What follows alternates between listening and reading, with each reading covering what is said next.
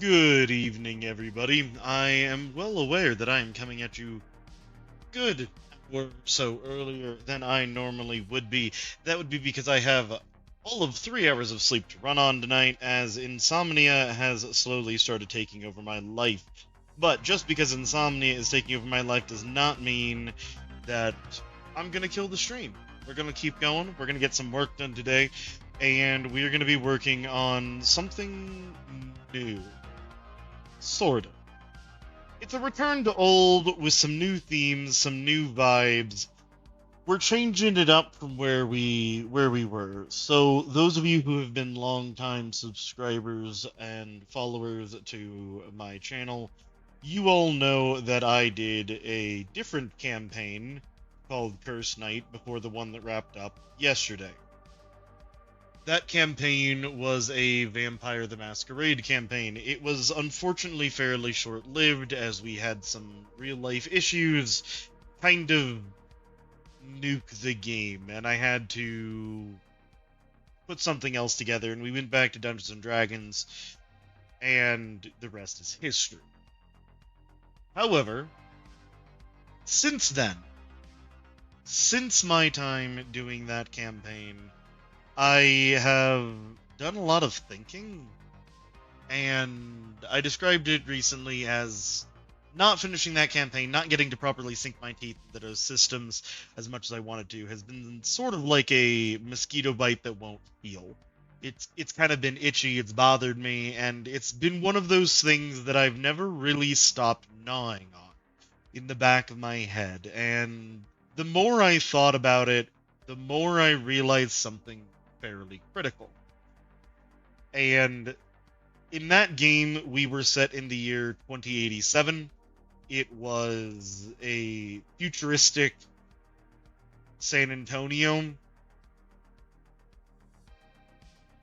Here's what I came to realize, though.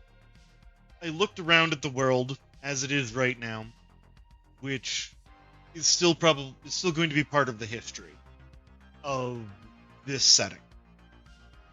But I realized that we were very close in reality right now to cyberpunk. And that by the time we got to even the year 2087, a lot of things would be much closer to the way they are in cyberpunk than how I was originally portraying. And so I wrestle a lot with how I might bring some of those elements forward. And tonight, we're going to be getting started on finally putting some of those pieces in play, finally starting to establish a firm timeline of events and history and how things have played out and how we're going to get to where that campaign will be in time and in setting by the time or when I eventually revisit that campaign. Now, this campaign, the setting that I'm talking about, is one of the ones that's on the table for the group that has previously been my group for the Curse Night D&D campaign, which just wrapped up yesterday, to play in. It seems like one of the more probable picks. It does currently in conversation seem to be the front runner of interest for that group. But I was planning on working on this campaign just for my own sake, just for my own enjoyment tonight anyway. So I could tell you that, it's because I think that's what we're going to do next, and that would be a lie. I don't know what we're going to do next. I wouldn't be shocked if it is this. But we're working on this tonight because it's just something I want to do. It's something that has been gnawing at me, and I pulled my hard copy, even, of my VTM V20 rulebook out of storage just the other day, and I've been kind of skimming through it a bit again. I know there's going to be a fairly large amount. Hey, Troop. Welcome.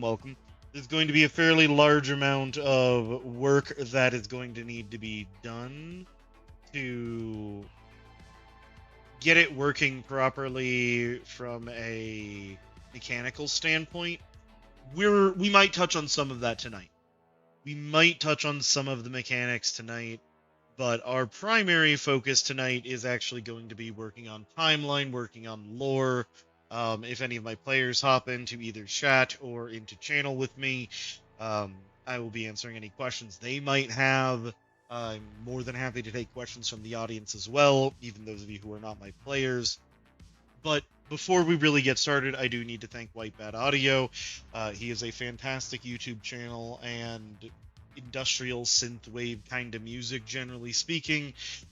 It's Twitch friendly, Twitch safe, and I really appreciate that there are artists out there making things for content creators like me to. So I just wanted to give him a shout out, give him a thank you before we begin and get started on the lore. So I know that there's going to be a lot of elements I'm going to be trying to draw in. I'm going to be trying to draw in elements from cyberpunk canon. I'm going to be trying to draw in elements from Ghost in the Shell canon. Nice. Congratulations. Next time I do something not TTRPG related, or when I have more sleep and I'm doing another one of these streams, I'll have that redeem turned back on, so don't worry there. But we're going to be starting with timeline. I'm going to be bringing in elements of cyberpunk canon, as I said, elements of VTM canon. There are going to be some changes to both, obviously, to get everything to work the way I need it to and want it to for the sake of my story. And I'm also going to be trying to work in elements of Ghost in the Shell as well. So there's a lot of things that we need to straighten out, a lot of things we need to kind of mesh together. Now, the method by which I'm going to be doing this, at least where I'm going to be starting, is I'm going to go ahead and go to Google Spreadsheets. And I'm going to just go ahead and start a new one. Fine, I'll do this the back way. Let me get this off screen real quick so you guys don't just get to look at my email. Because I have to go through my Gmail for this. And here we go, Google Sheets. Fantastic. My email is now gone from your prying eyes and my privacy preserved. We're going to go ahead and start a blank sheet. And I'm going to go ahead and get started by resizing some of these fields.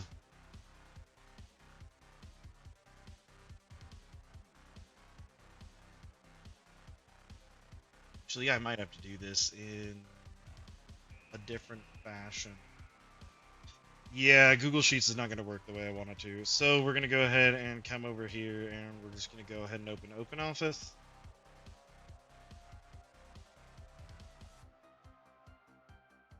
I don't know if I want to do it in Writer, though. OpenOffice. What is the... I guess Impress is what I'm...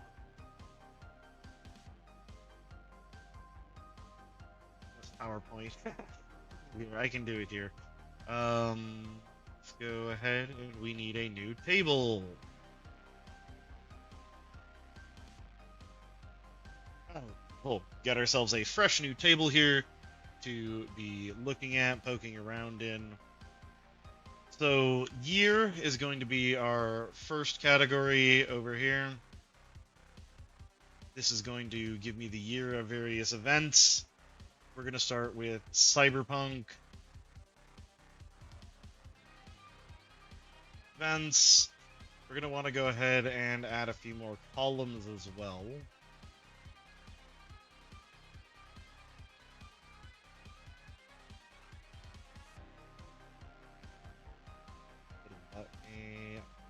Fine, we'll do a new one.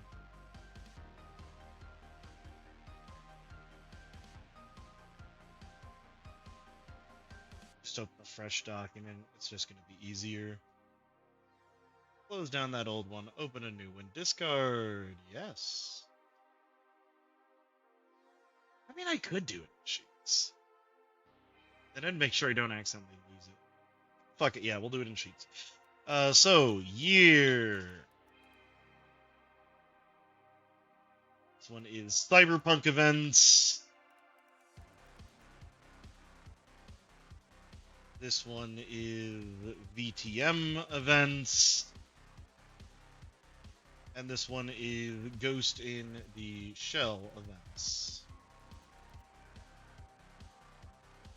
What we're going to do is we're going to go through the timelines of each of these, and we're going to start by determining the actual years various events in these canons happen. And from there, we can then figure out how we want to rearrange our timeline. So, let's go ahead and start with a cyberpunk timeline.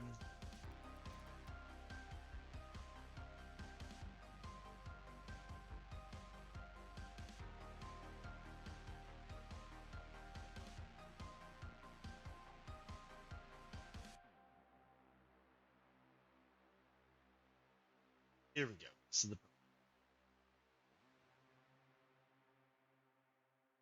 So we've got 1800s. That's Arasaka being born. It's married to Yui. Okay, so this is where our first main mainline story events start happening. So let's go ahead and start transitioning these into. So 1905 is when, or no, 1916 is when the Arasaka Corporation is founded.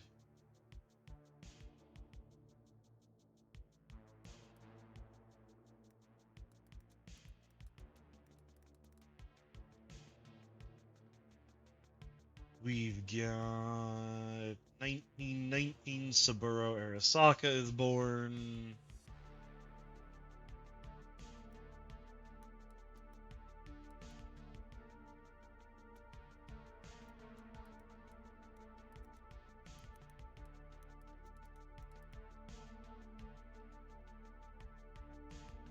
1939, World War II begins. 1945, World War II ends.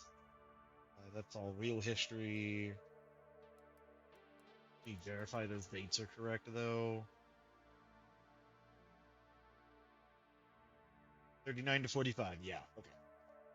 No need to put those in then. Neither of these are going to be super relevant. None of these are going to be super relevant for me. 1960 is my next big mark for the things that are going to potentially matter for my game. 1960, Saburo takes over Arasaka.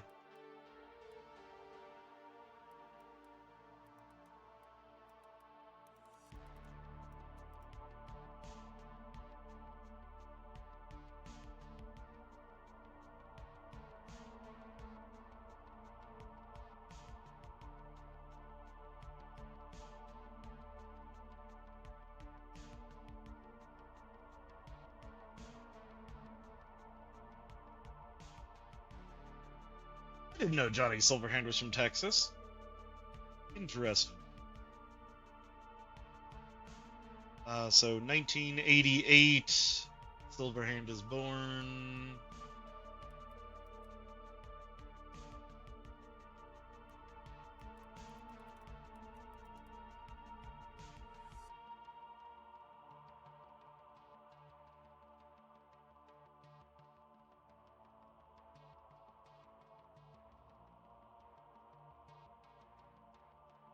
$1990, USA declares open war against the drug cartels of Central and South America.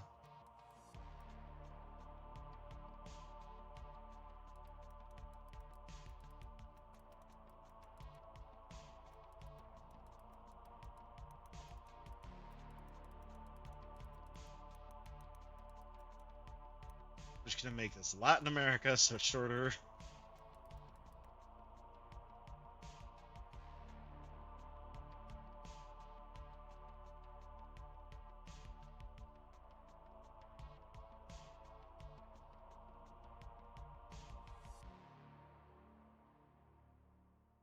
Yay, 1991. Eurospace, man, 1991 has a lot of interesting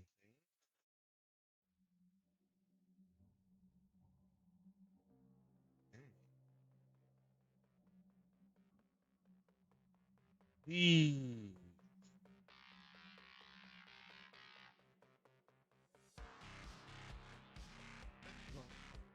in 1991. Okay.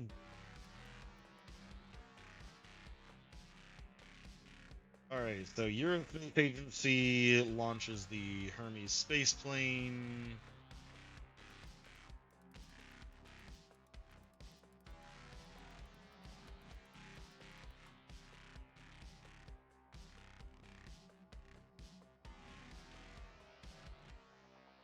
Biotechnica develops Chew 2, I believe is the replacement.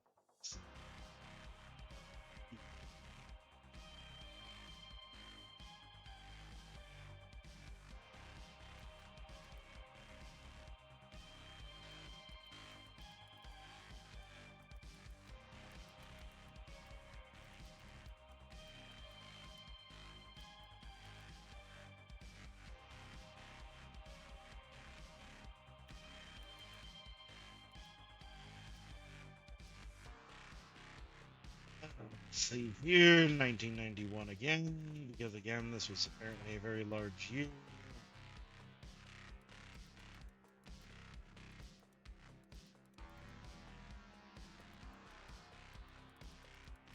Used against the cartels by the USA.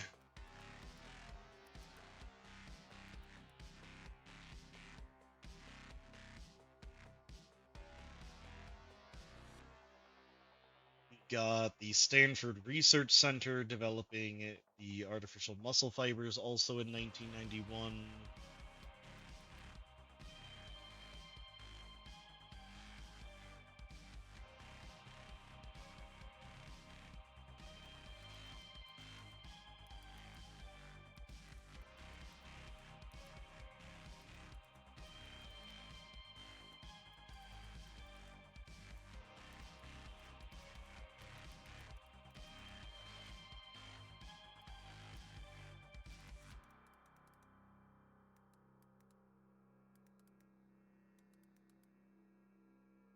Okay, there's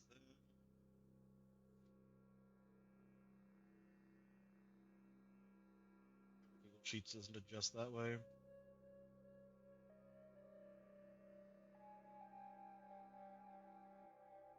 What the fuck just happened?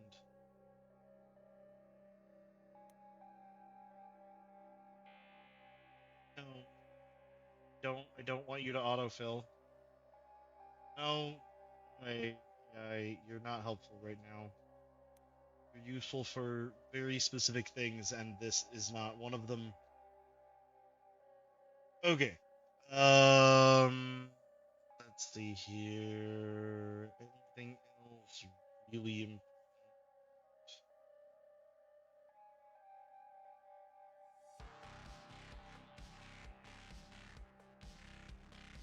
include the Chile Ecuador thing? I don't think it will become relevant. But just so I have it, we'll add it.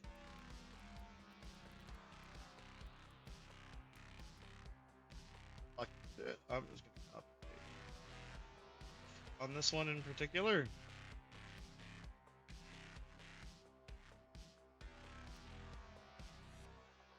Alright, so we're done with 1991.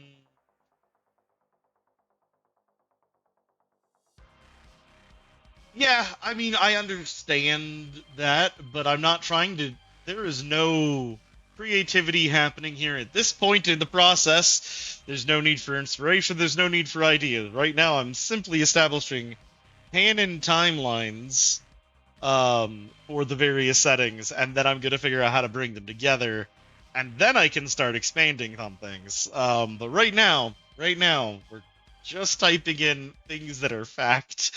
Okay, 1992 European Economic Community and the Eurodollar established. That is a big one. That's important. 1992.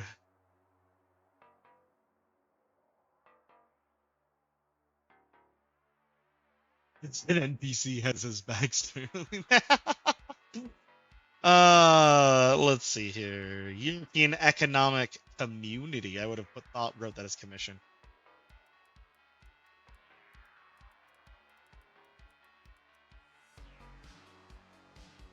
Nah, and Eurodollar. So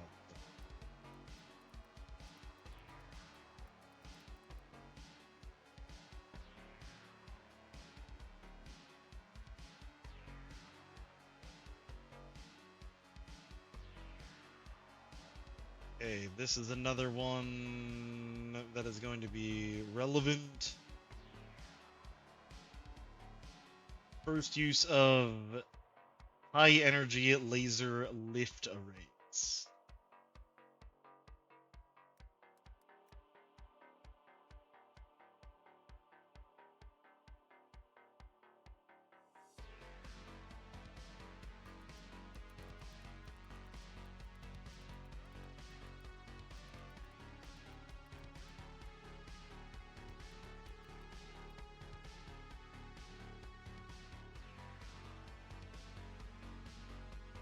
And first prototype master.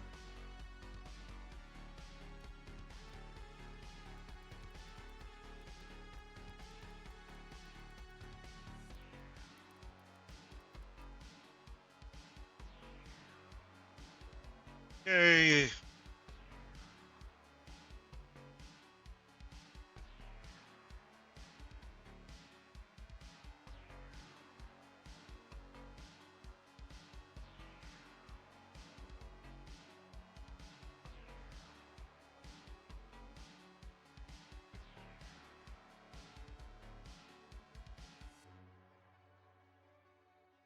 Again, don't think the Morro Bay Massacre will be relevant, but just in case.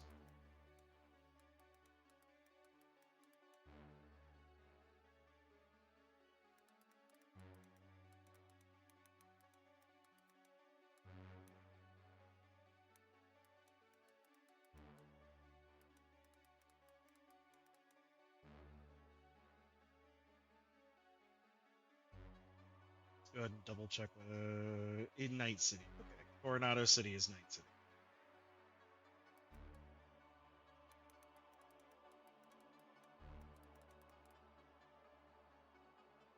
Okay. The Aldecados is probably going to be, or very possibly could be relevant as well. That's an extra 9. That is an extra 9. Go away, extra 9. There we go.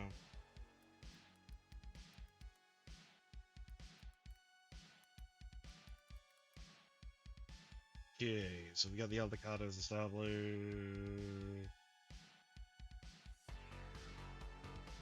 Oh, okay, I read that wrong.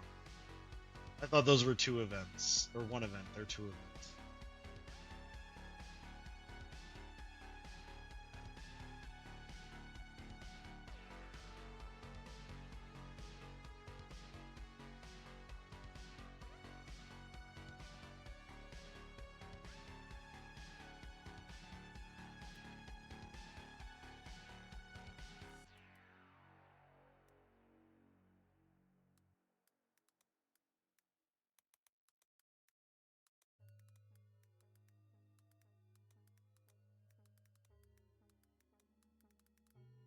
Okay, there we go.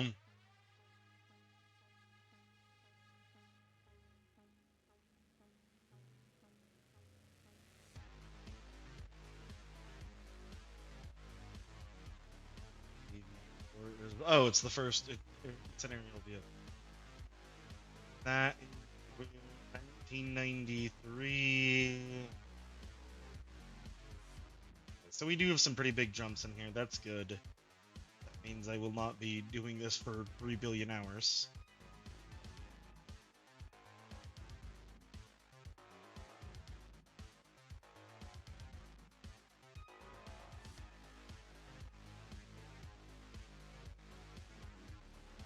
Okay, so 1993 is another big year. 1993, we have TRC doing developing biologic interface chips.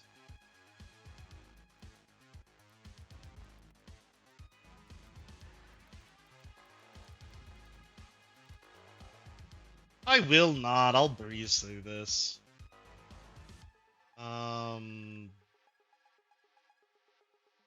The AV4 is invented.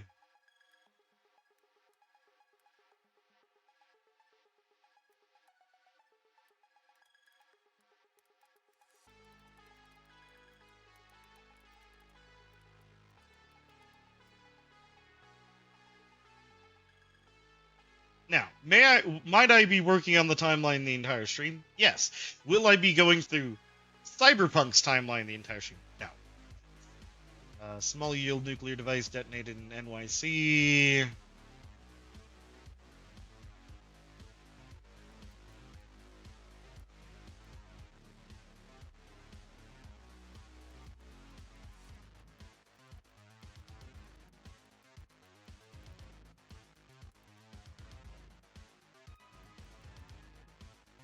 Hells.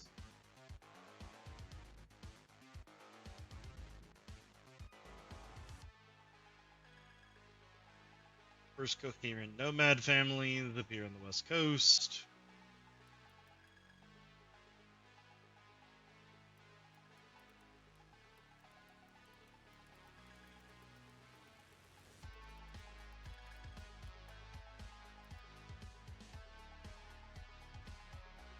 Still in 1990.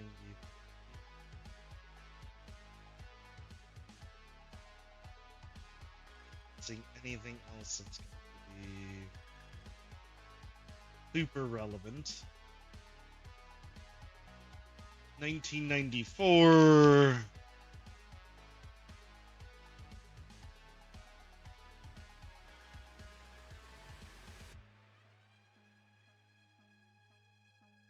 Stock market collapse.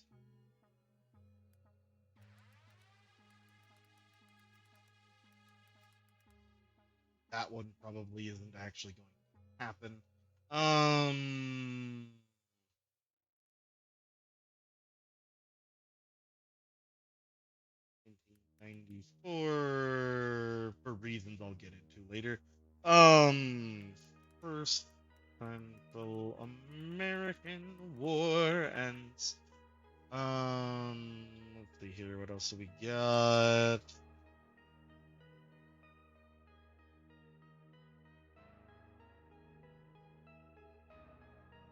Soviet Union ends, and the Union of Sovereign Soviet Republics is top face out.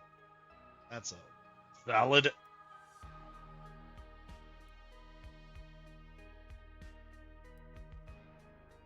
Oh, it's gonna fucking do that.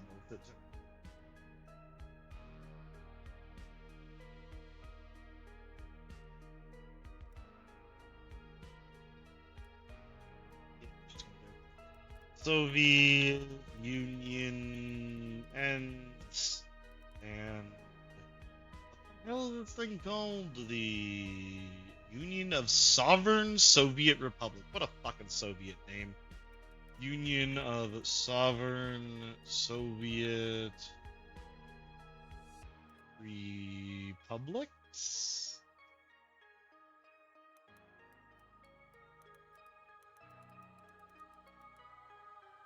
In the words of Sun Tzu, when life gives you lemons, squeeze them. I don't think Sun Tzu ever said that. In fact, I am almost 100% positive that that was never said.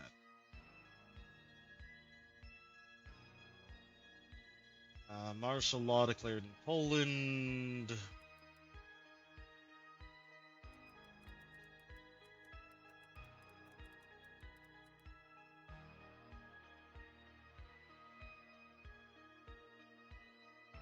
Night City construction. Night City is fine.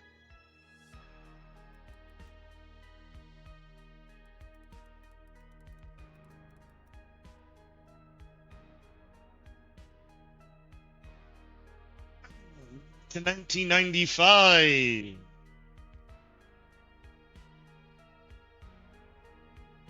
Oh.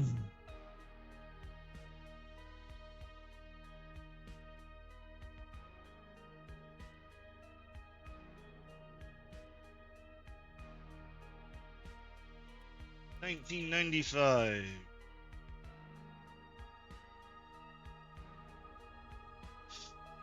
I'm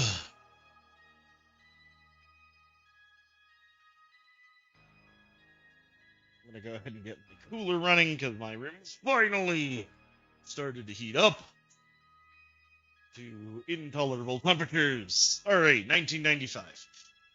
We have Yorinobu was born, I saw in there. Yeah, Yorinobu was born.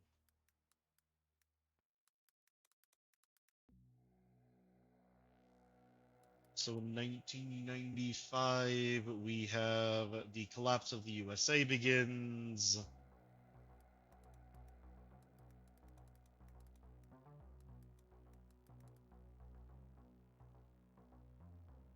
That is a secondary article.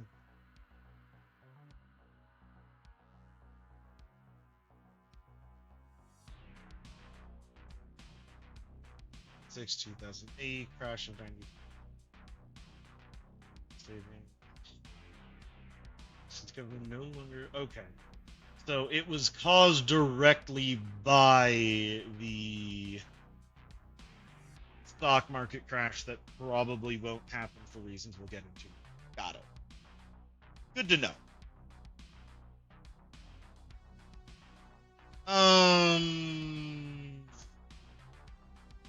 But that is actually 1996, so we can delete that for the moment. Bum, bum, bum, bum, bum, bum, bum. Back in 95, construction on the Kilimanjaro mass driver is starting.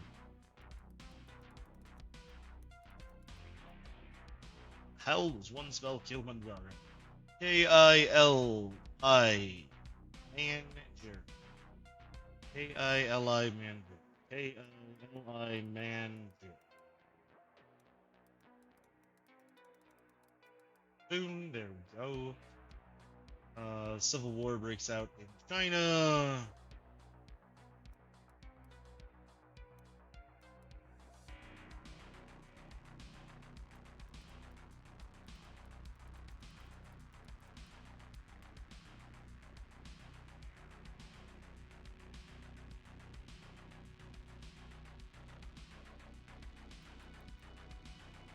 Also in 1995 is grand unification of ministries and agencies in Japan. That will become relevant.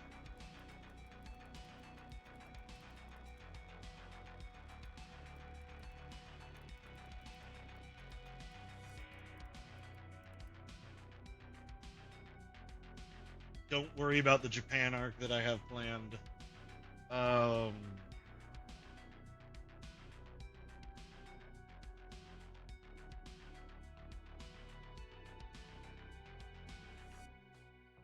Bloods gain control all of Miami.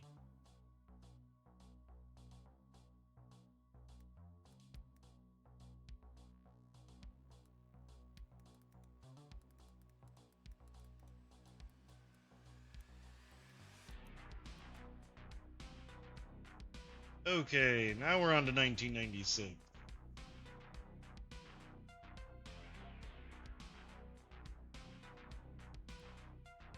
The year I was born.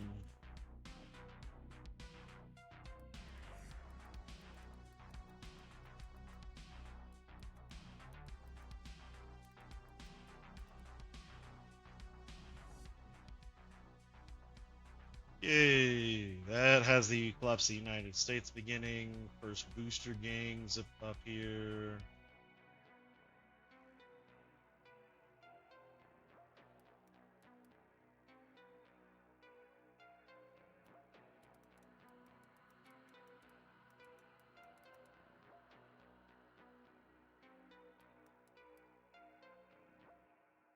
I believe that is the President of the United States.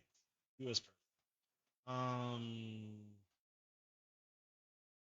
U.S. President James Richard Allen.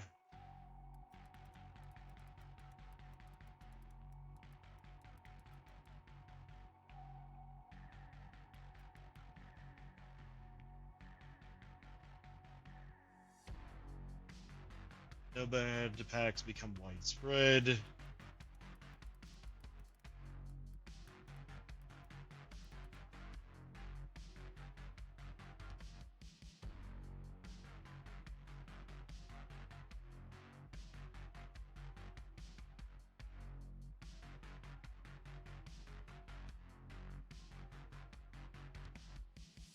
What is Article the Japanese Constitution? I legitimately don't know. Is a clause in the Constitution of Japan outlawing war as a mean to settle disputes. Oh, okay. Yeah.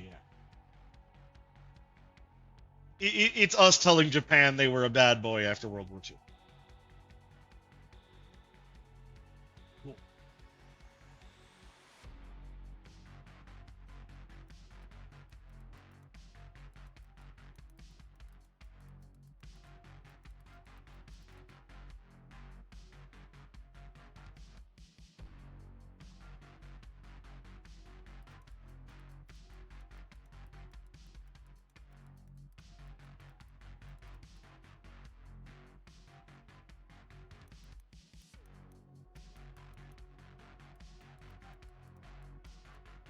I don't care if that's spelled right. I know what it says, and I'm just doing some rough working here.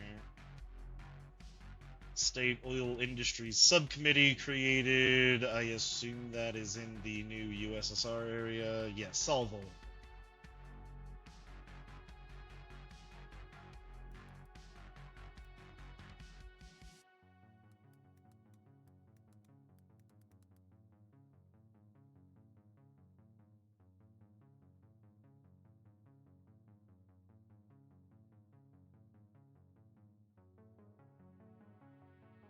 FASC.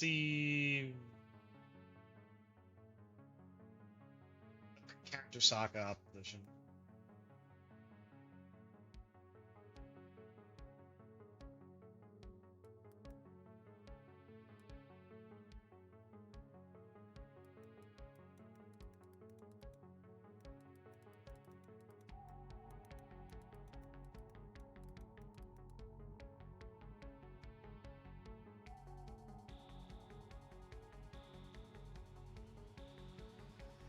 Alright, 1997.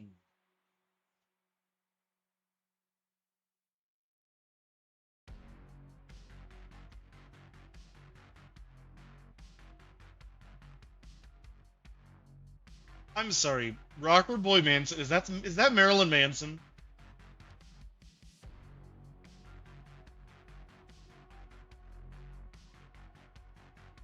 I think that's supposed to be Marilyn Manson. That's really funny.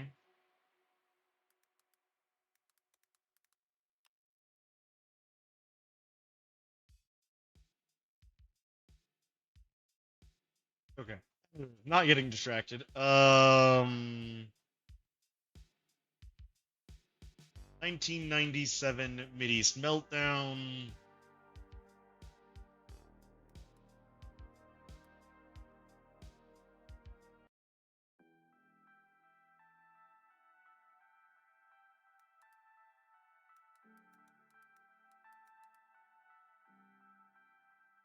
The Mideast. Mideast Meltdown. Nuclear exchange makes most of the Middle East inhospitable.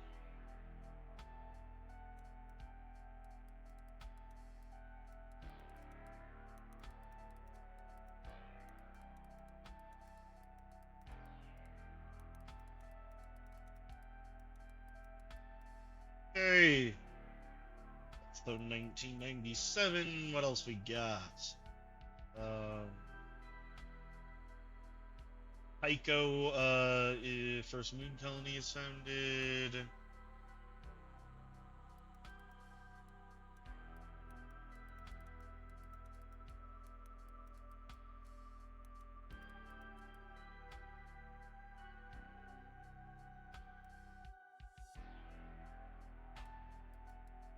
Got some infighting in the Japanese government, I see. Japanese government begin.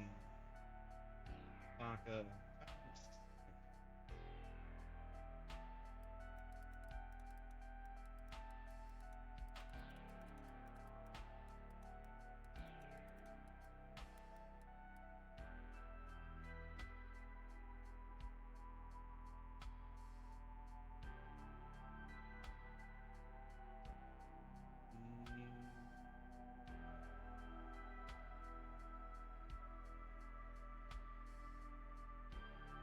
toxic spill occurs in Pacific.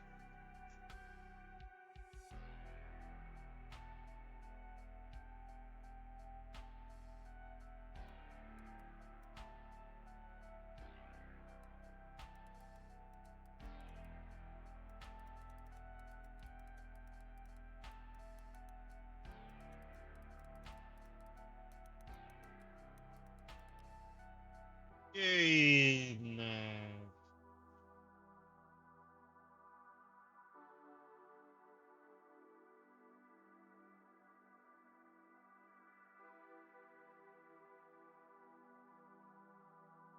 Don't think a change to the name of the U.S. military is particularly useful.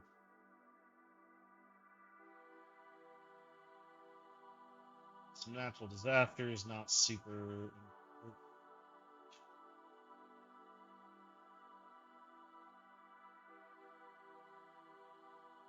This is the Gang of Four.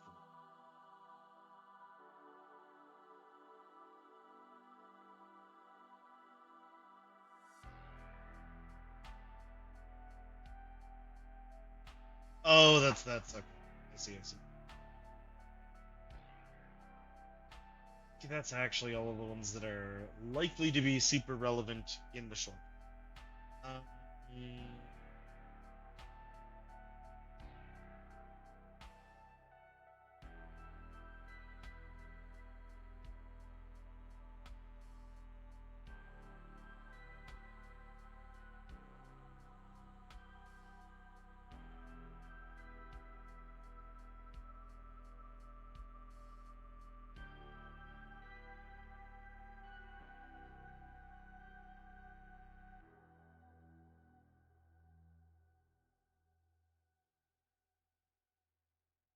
that one is the first one to be relevant in 1998 for me right now.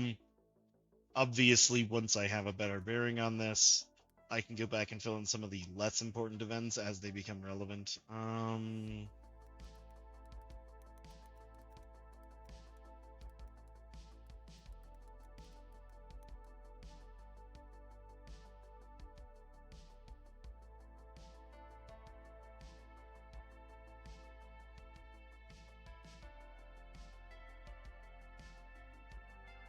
That one is relevant from a technological point.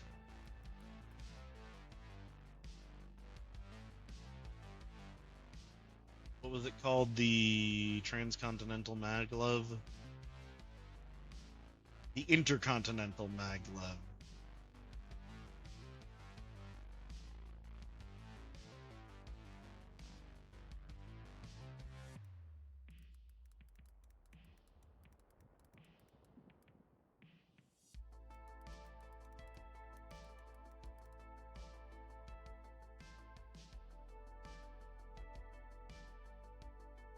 That begins, or yeah, begins.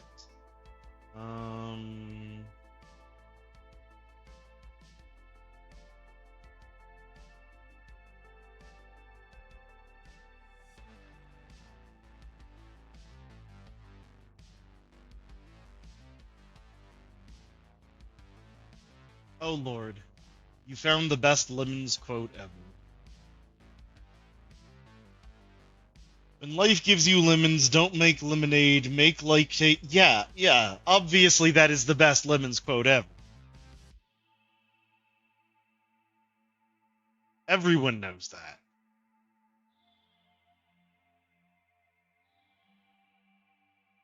Federal weapons statute.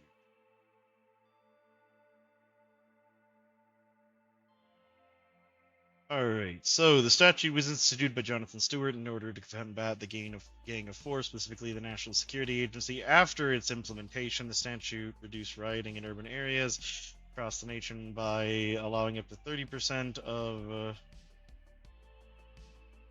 by up to 30%, allowing remaining U.S. military assets to take out in USA. In addition, the statute form caused the state of Texas, former state of Texas, to pass the Ross Bill, which proposed overturning the national legal precedent and laws in favor of state laws. being informally declared invalid by the state within the borders, causing Texas to secede from the Union. Statute dictates that should a gun owner a gun owner's gun be found, utilized, and identified to be theirs at the time, they are liable for that crime. Ah, yes. Infringements on the Second Amendment causing Texas to threaten to secede. What else is new? That's just been happening like as long as ever.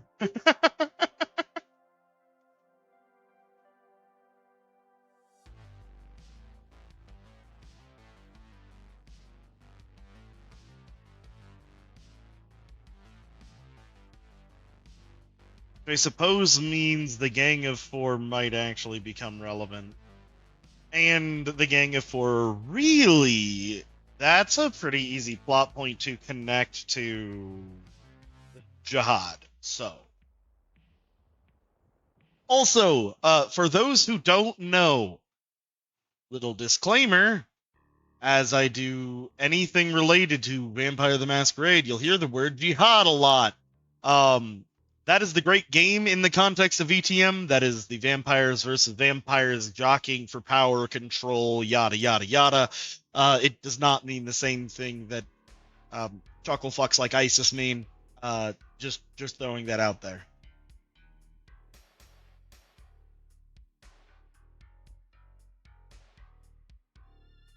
I don't think I have America.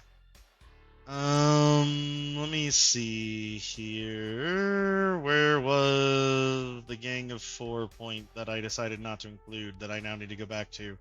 1997.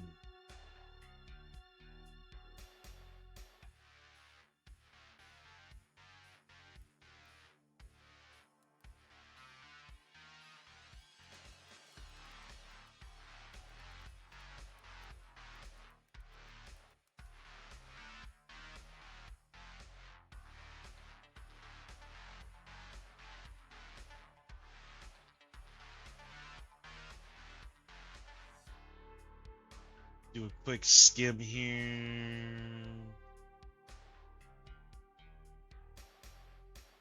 Um.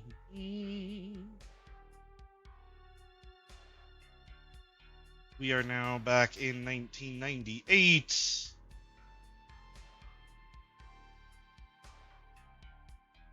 No, 1999.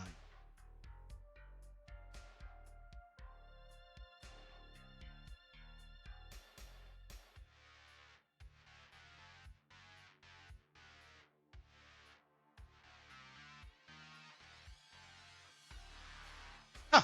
Interesting fact. Thank you for sharing, America. I did not realize he was an Avatar.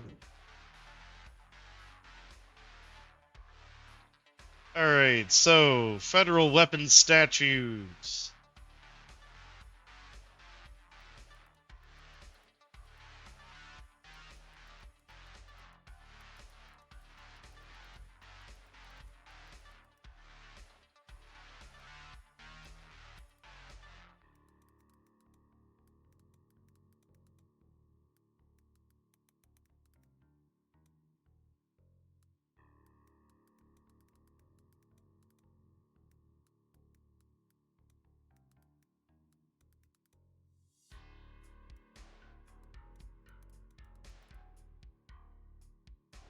I love Texas. It is home. But yeah, I'm gonna call him out like that. Texas threatens to secede again over 2A issues.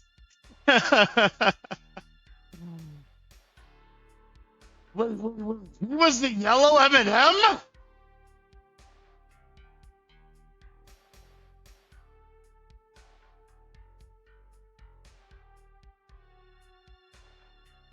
Now I need to see the yellow M&M yelling about making life take the lemons back and demanding to see life's manager.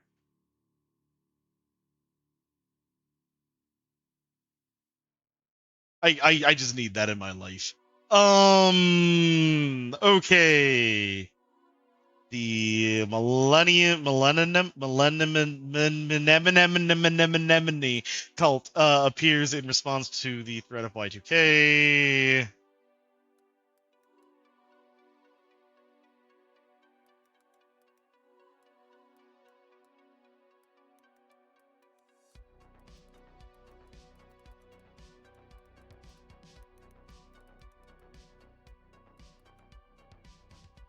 Yeah, I know, right?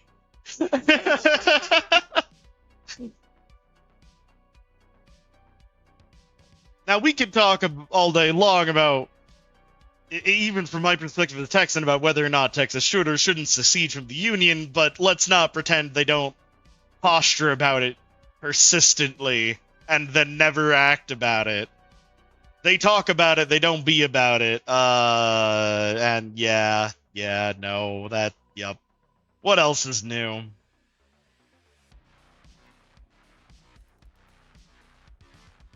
Let's see here.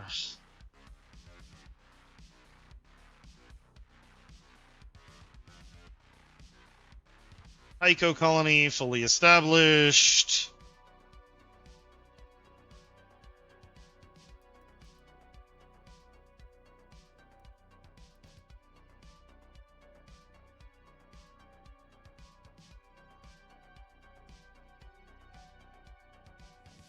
Wait, really? I didn't even know about that. That is really funny.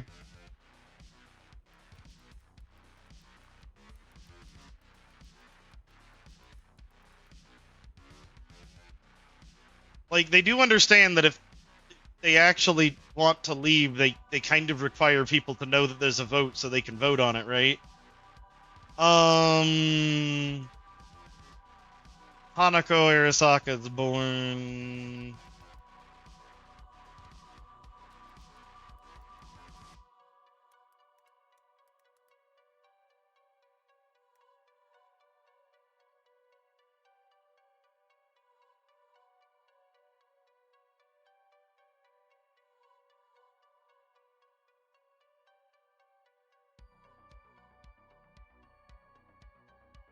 Second Korean War begins in 1999.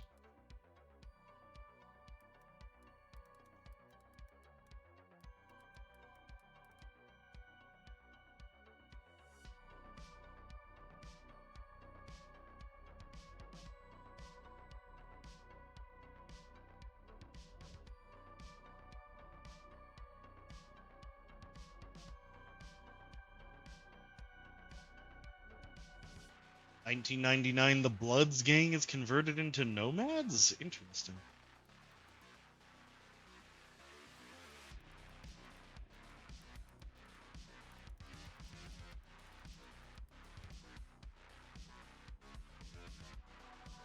"2000s.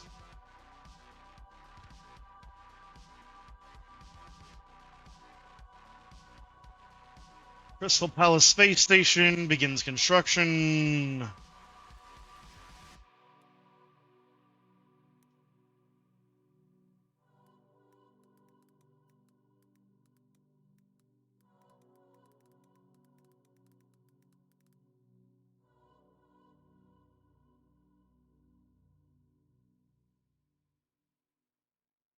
I read that wrong. I read that as Dundee and was like, what the fuck is Crocodile Dundee doing in Cyberpunk?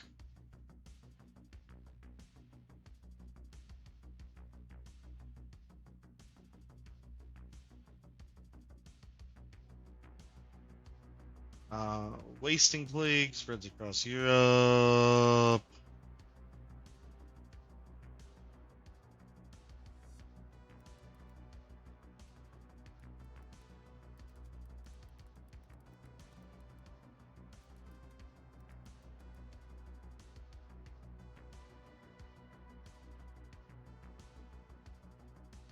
Orbital Air begins construction of a spaceport in Cape York, Australia.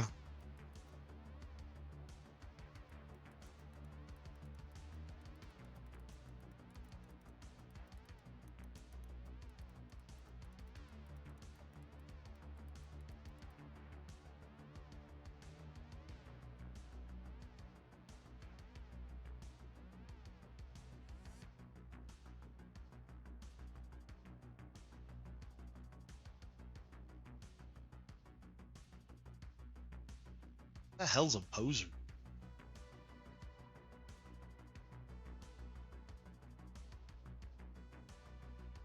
That's insane. There's an entire poser gang and emulating the Kennedy fam. What? Okay. Weirdos will be weirdos. Not they don't make the timeline. Um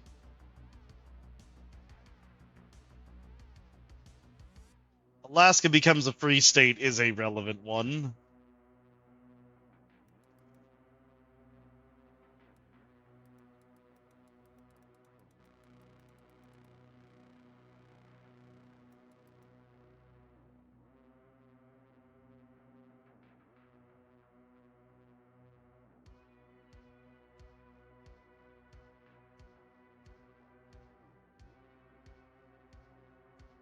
Civilian Justice Code is going to be a relevant one.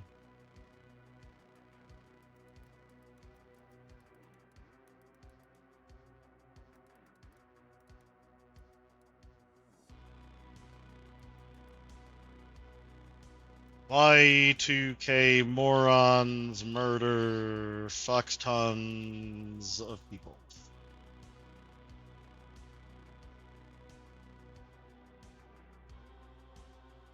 Well, alrighty then.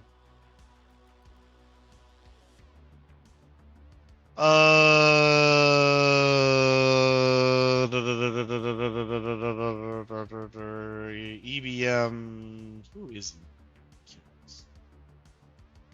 Euro Business Machines Corporation? Okay.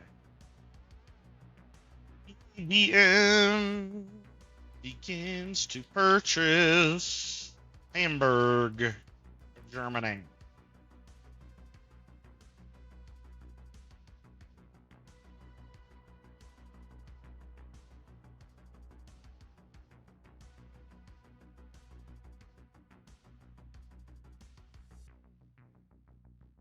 Oh, god damn it. I need to go backwards. Find Armatech in the list of events. Control F on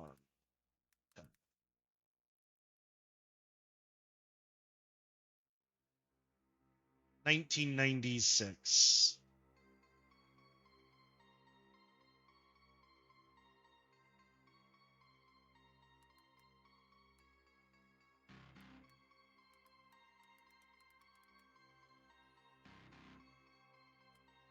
(2001) Armatech is renamed Militech.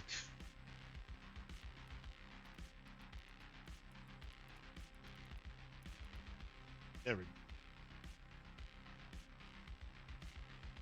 All right, back to 2001. Japan Aerospace Bureau is established.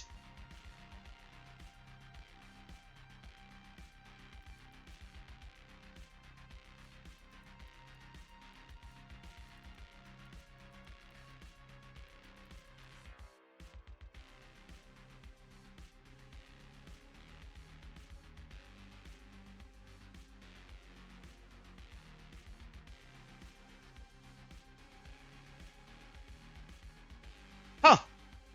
Now that's very interesting, America. You learn something new every day. World Sat Network is constructed, and that is the framework for the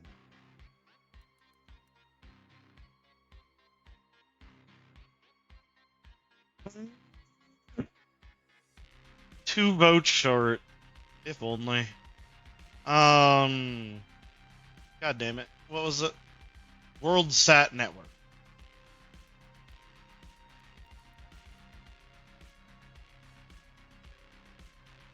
And that is constructed, and the framework for the net is set up.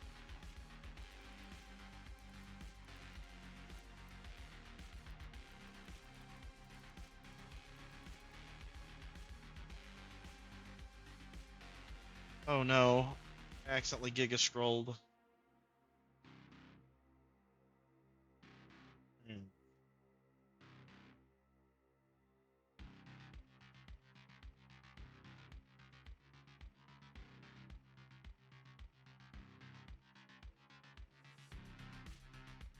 Holy crap, I still have so much to go.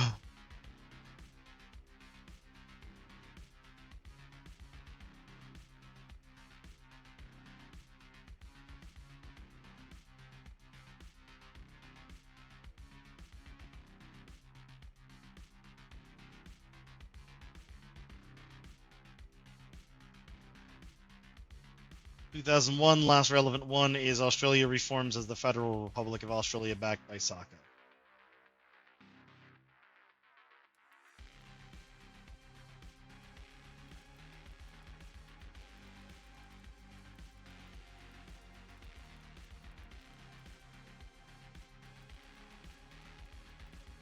Okay.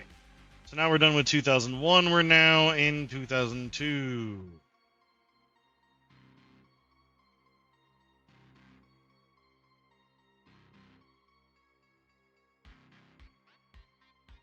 Solve Oil declares itself independent is relevant. Second moon colony being founded is relevant.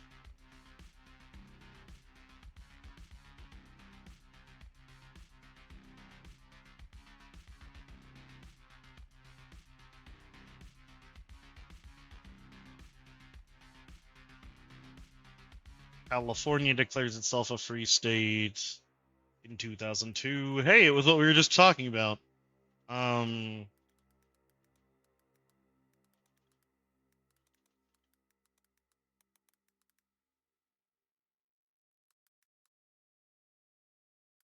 Second moon colony established.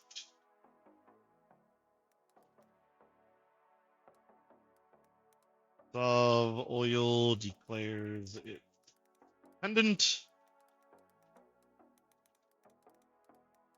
of the USSR. 2003. Oh no, I need the food crash in there as well.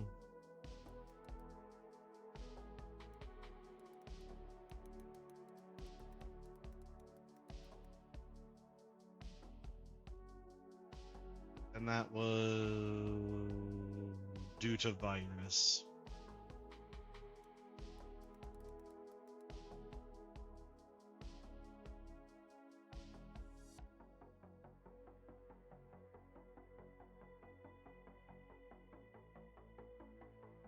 Alright. Now we're into 2003.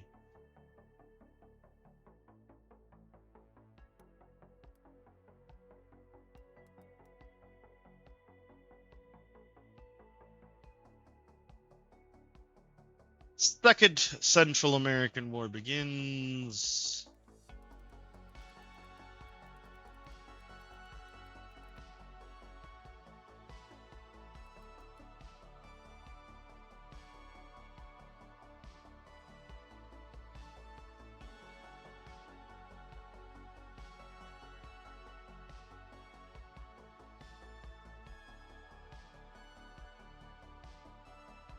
The game of four begins to crumble. Okay.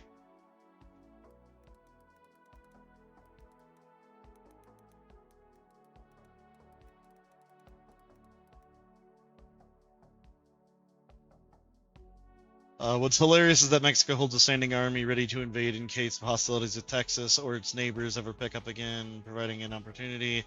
That and China has a standing army ready on naval station in case they get an excuse with Singapore. That can be easily repurposed in case of coastal state secession. Not too worried about Russia. Yeah.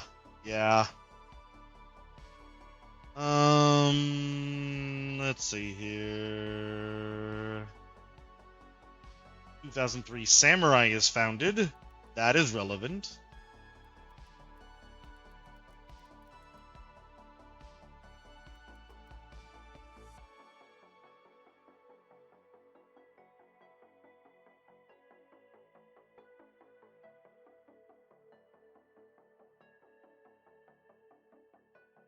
US president murdered again.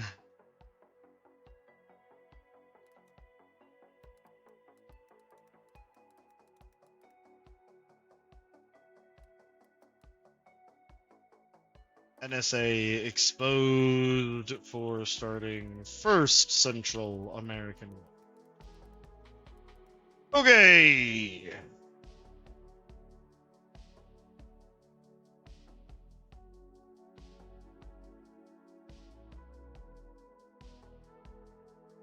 Two 2004.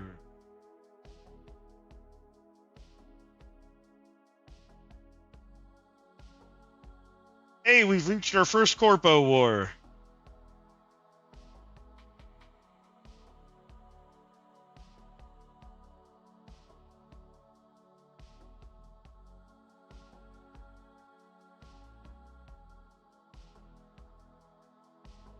Italy legalizes the Sicilian mafia and the Neapolitan Camorra as legitimate political parties to curb bribery in the Senate.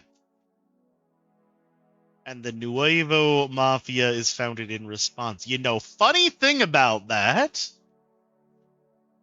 there, as I pick up my Vampire the Masquerade book, only to realize you can't see it through not my camera, let me pull up something potentially interesting. A place where we might be able to tie some things together. Every once in a while, you'll just see one of those through lines where you're like, this is going to be perfect. Let me find Giovanni, I think they're called. No. Let's see if I can find them. I think they're going to be on starting in page 232. I think they're under the bloodlines.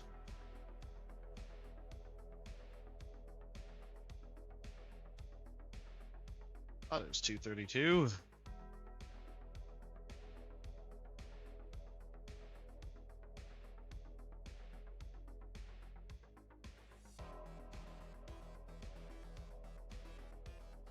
Maybe it was 292. Yeah, it was 292.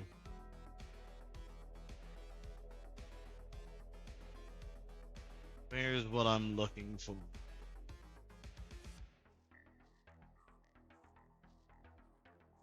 I think they're here.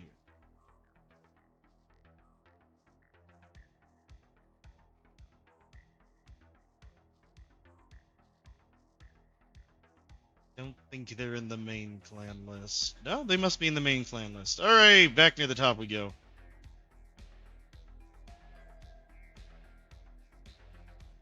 Yep, I just saw one of the pictures. There we go. Alright. Mir Toreador. Pambra. Giovanni! These motherfuckers basically are the undead mafia. So I 100% could tie that whole nonsense to the Giovannis.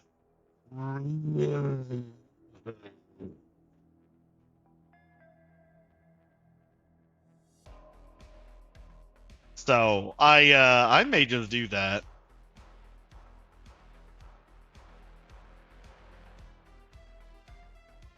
Alright, so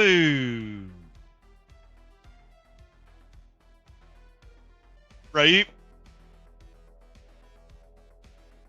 Like that's one of the main reasons I'm doing this, because I know that I have a number of different things I'm trying to stitch together here, from VTM lore to cyberpunk lore to I want to also incorporate Ghost in the Shell lore.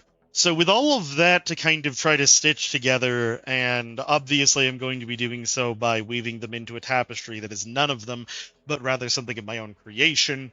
I'm looking for these through lines. I'm trying to find the places where things line up well, and I love finding those because those are the threads that you can use to start really forming a foundation of the tapestry, so to speak. So, yeah, that's a good one. That's definitely a good one. Hi, Alexi. Yeah, somebody said mafia, but it's the Italians, not the Russians.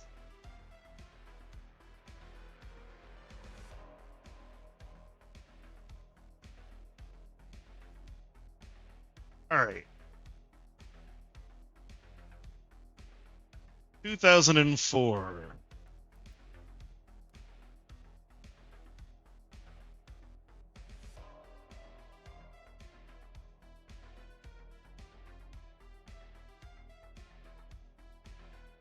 Yeah, there's gonna be some events that get cut as I figure out how to weave everything to where we're going. So it occurs to me now that we're talking about this, that I haven't actually gone into what I have so far. So I have a foundational premise.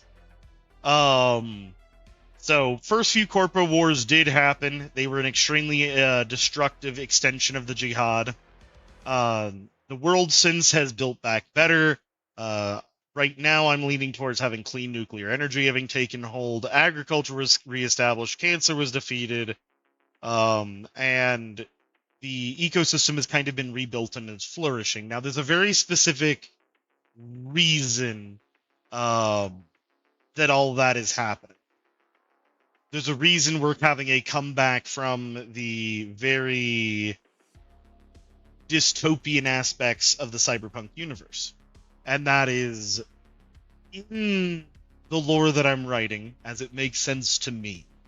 The vampires, which have infiltrated, obviously, the highest levels of society through groups like the Ventru, and they largely run the Corpos, they eventually realized that the blood wasn't as good when people were eating all of this synthetic crap. And space wizards are a thing in World of Darkness and BTM lore. It's my favorite World of Darkness faction. Well, I mean, we have space stations and moon colonies for them to come from now.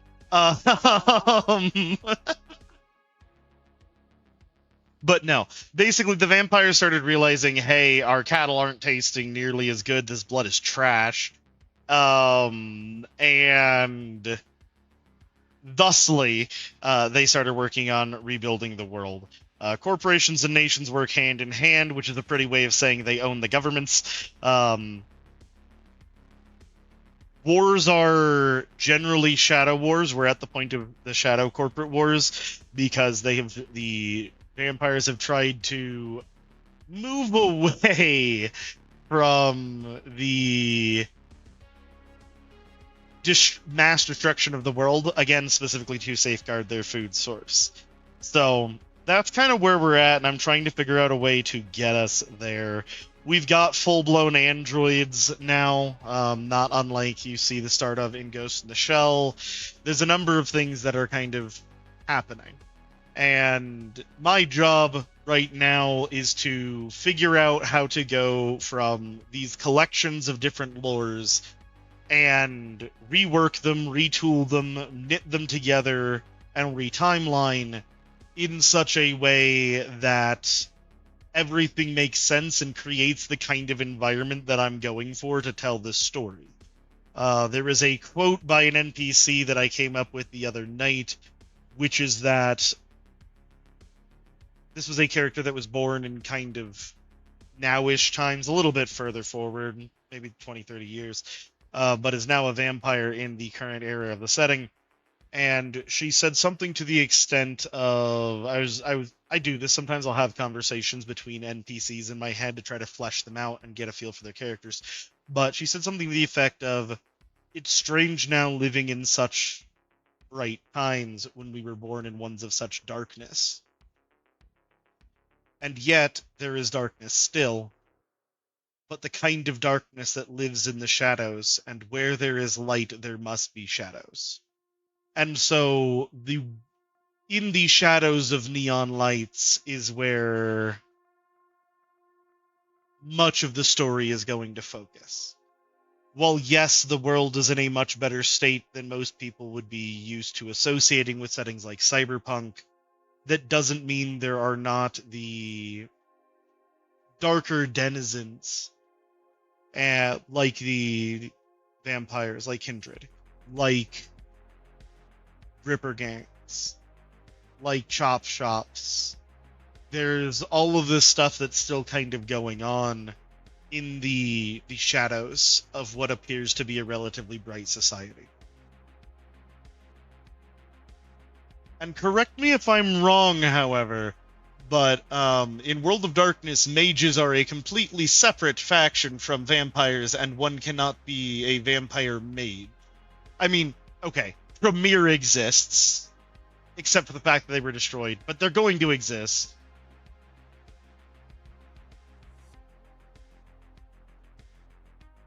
And I know all of the players are going to be kindred in this. Eventually. We'll get there.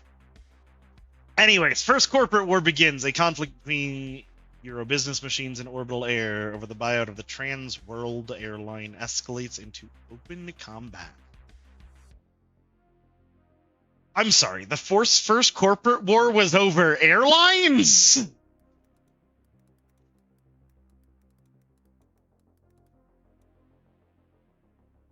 Dumbest reason to fight a war.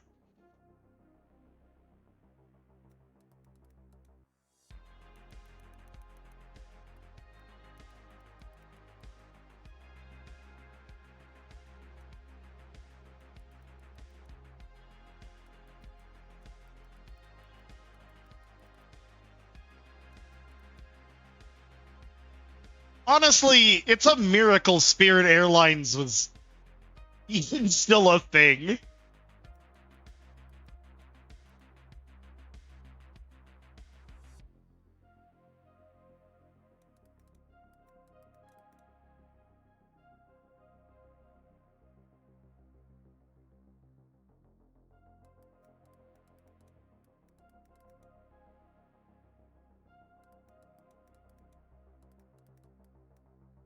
Yeah, but like, true.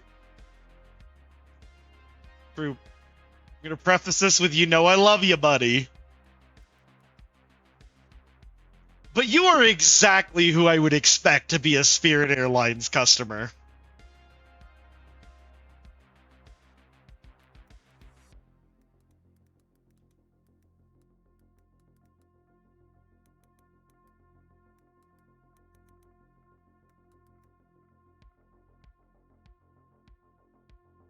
Okay, let's see, what else happened here? CIA and Army unite to finish off Gang of Four.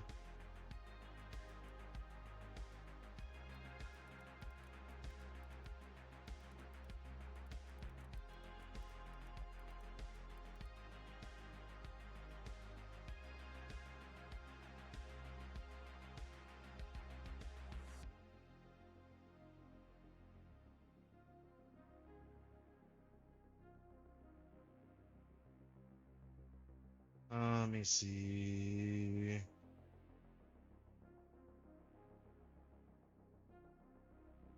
Italy legalizes Sicilian mafia. Right.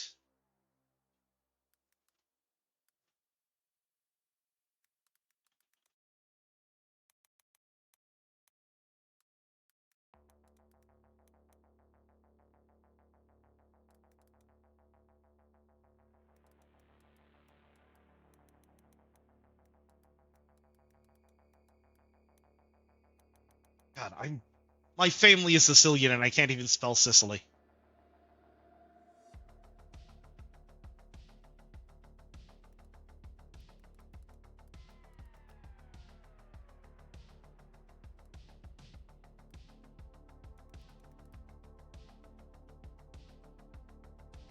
Neapolitan Camorra.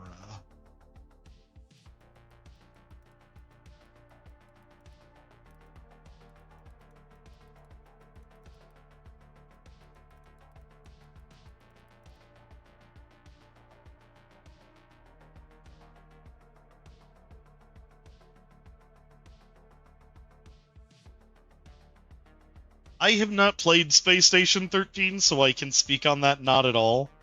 I know in a lot of ways, though, that the life of the wizard has become vastly easier in this setting, and there's a reason for that. I was learning about it recently because I was talking with Ty, who is currently playing in a Mages campaign. There's something called consensus, which governs mages in if it's not just Comstar Word of Blake, I'll be kind of sad. But no, there's something called consensus which governs magic, and consensus is the principle of what the world believes is possible. And the further outside consensus you go, the more reality fights you back when casting spells as a mage. And because this world I'm weaving is one that is already so far beyond the imagination of what man would think possible, you reach a point where consensus itself starts to become much more meaningless, and you start to be able to get away with a whole bunch more shenanigans because of basically the principle that, technology sufficiently advanced becomes indistinguishable from magic.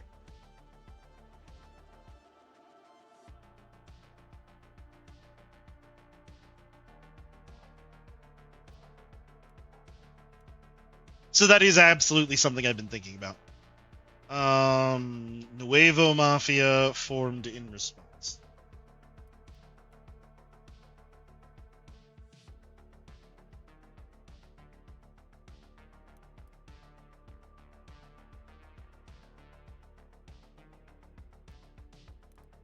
Nuevo Mafia.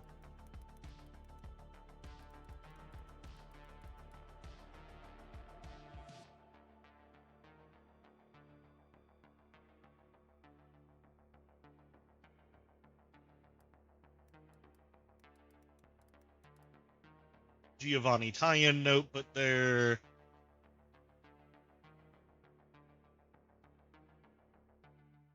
I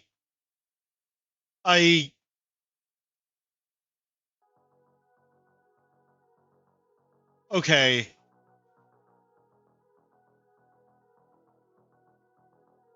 I need to show everybody what I was just sent.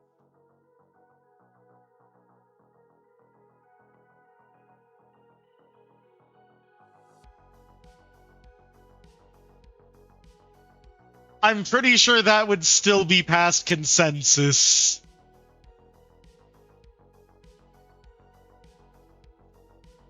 That's absurd. Thank you for stopping in, America. Thank you for sharing this masterpiece with me and now with everybody else. I hope you have a wonderful day, brother. Good talking to you again. It's been too long. What did I even just look at? God damn. We're on 2005. Okay, cool. I mean, if you're back in an hour or so, awesome. Cyber modem is invented? The hell is cyber modem?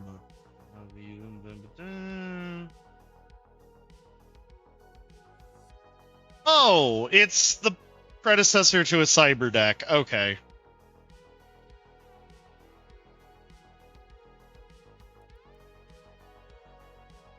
That makes sense. Alright, cyber modem invented.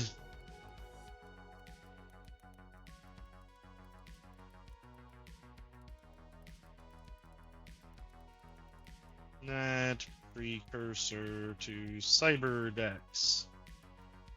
Alright, there we go.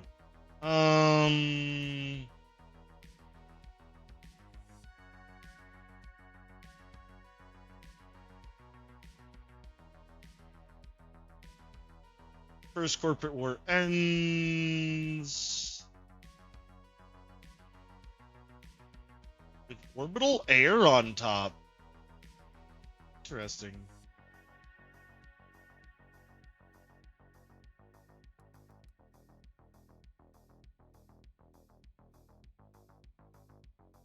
I am not shocked that you want to play that, whatever that is true.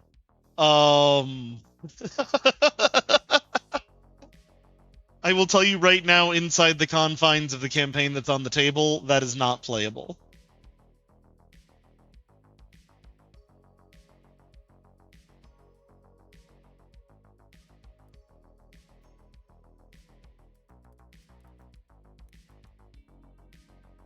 Looks like Burt Reynolds Wizard.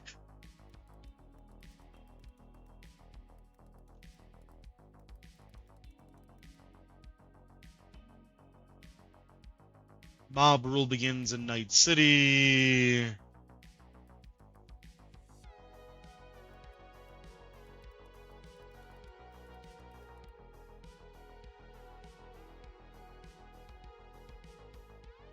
Second Korean War ends.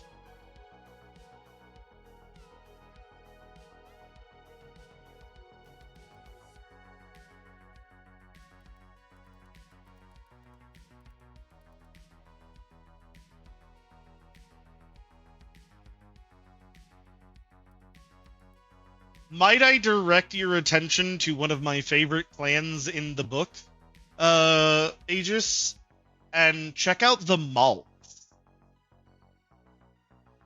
So I think I'm actually still in the right basic place. No, I rolled back up. Let me try to find it again here.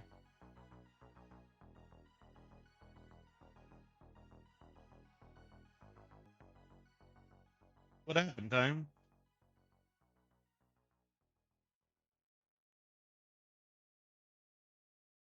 There we go.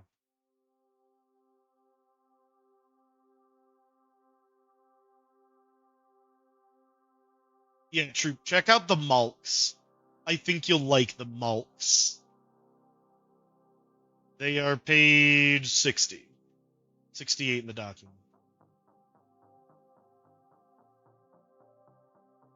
I don't know who that is.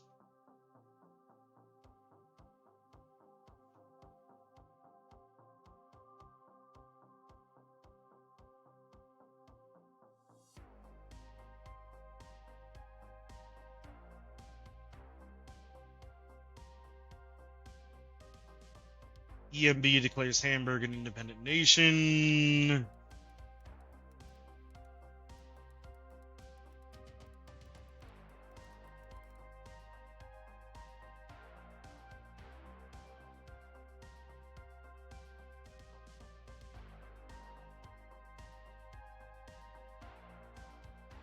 Maoists have taken control over all of southern China.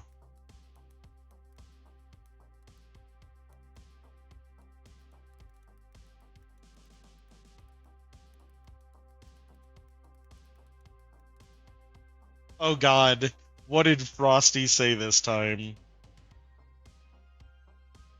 Let's observe chat in its natural habitat. In the wilds of Scald's Hearth chat, a fascinating ecosystem thrives. America, yeah, debates the geopolitical fauna of Texas and California, while Aegis Bane flirts with the idea of space wizards in World of Darkness lore. The chat mourns the loss of Dat King 1 to streamer burnout, a rare but poignant event in this digital habitat. The fuck, Frosty? As chat rolls on, new creatures and idea emerge to take their place. Ah, sorry to hear that, Time. That is not somebody that I was familiar with really at all, though. I mean, I know I don't feel the loss, but it sounds like for you he was a friend, and I know that, not having him there really kind of sucks. It'd be like for me if all of a sudden I found out you stopped fucking streaming.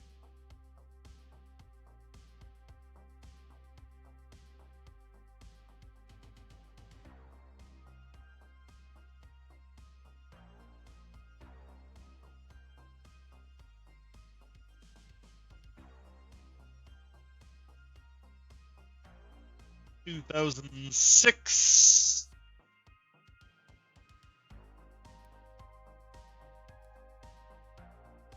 Nope. Nope. Stop.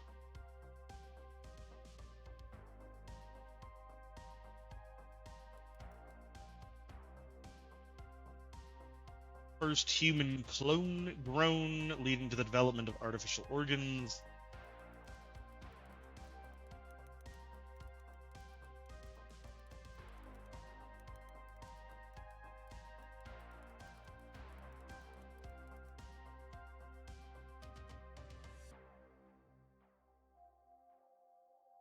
I mean, if you rated him, I'm sure he was.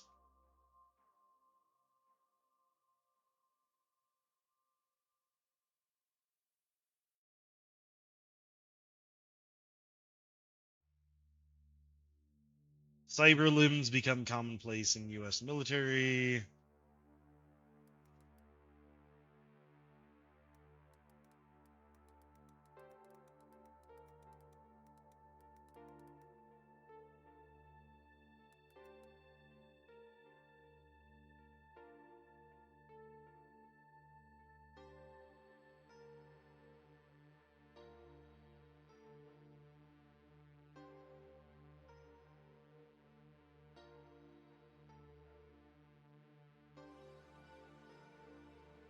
In preparation for planned European/Soviet mission to Mars.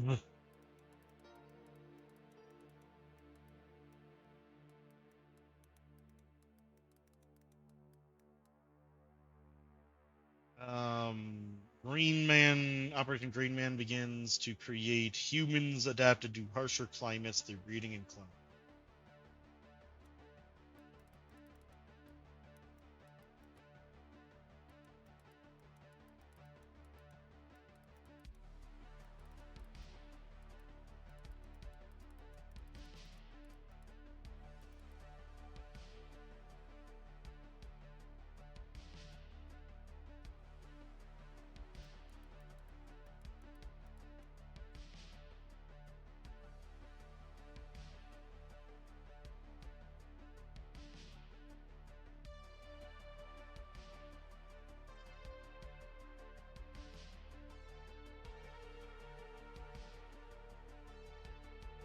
Greek government is overthrown by army of corporate backing.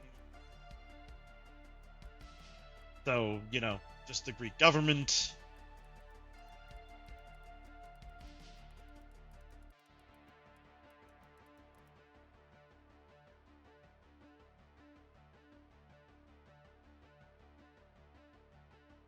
In 2007, we're up to Corpo War number 2.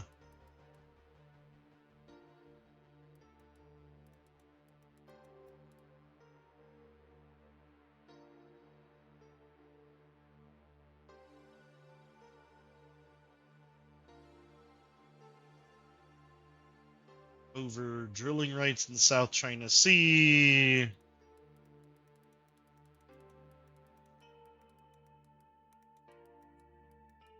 Between Petrochem and Sol.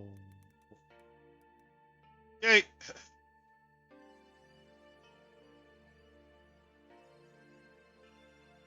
Rain dances are invented in 2007.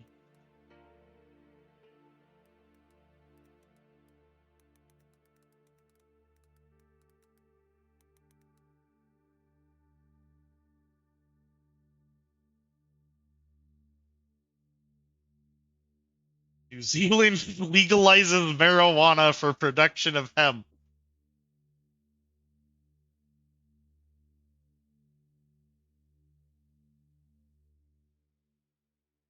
Yeah, I'm sure that was so necessary to add in this timeline. Maoist loyalist cabal capture Hong Kong.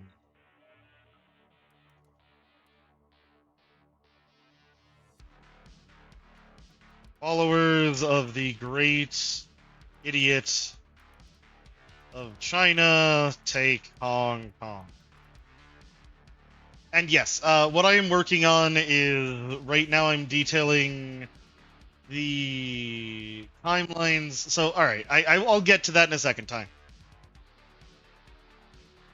Right now, very specifically, what I'm working on is I'm taking down the timelines of Cyberpunk, BTM, and Ghost in the Shell. Then I'm going to be knitting them together with real history. And then I'm going to be using them to kind of lead into my own amalgam setting,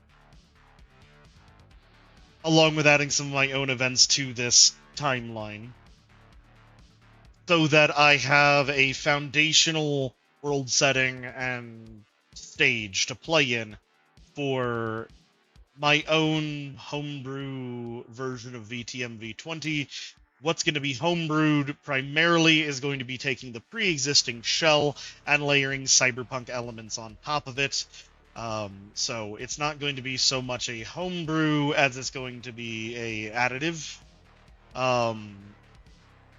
And yes, so as for whether or not this is going to get run and when, as I said a little bit earlier before you were in here, Ty, this is something that has been bugging me for a while, something that I started on, it crashed and burned, and since then I haven't really been able to stop thinking about it in the back of my mind.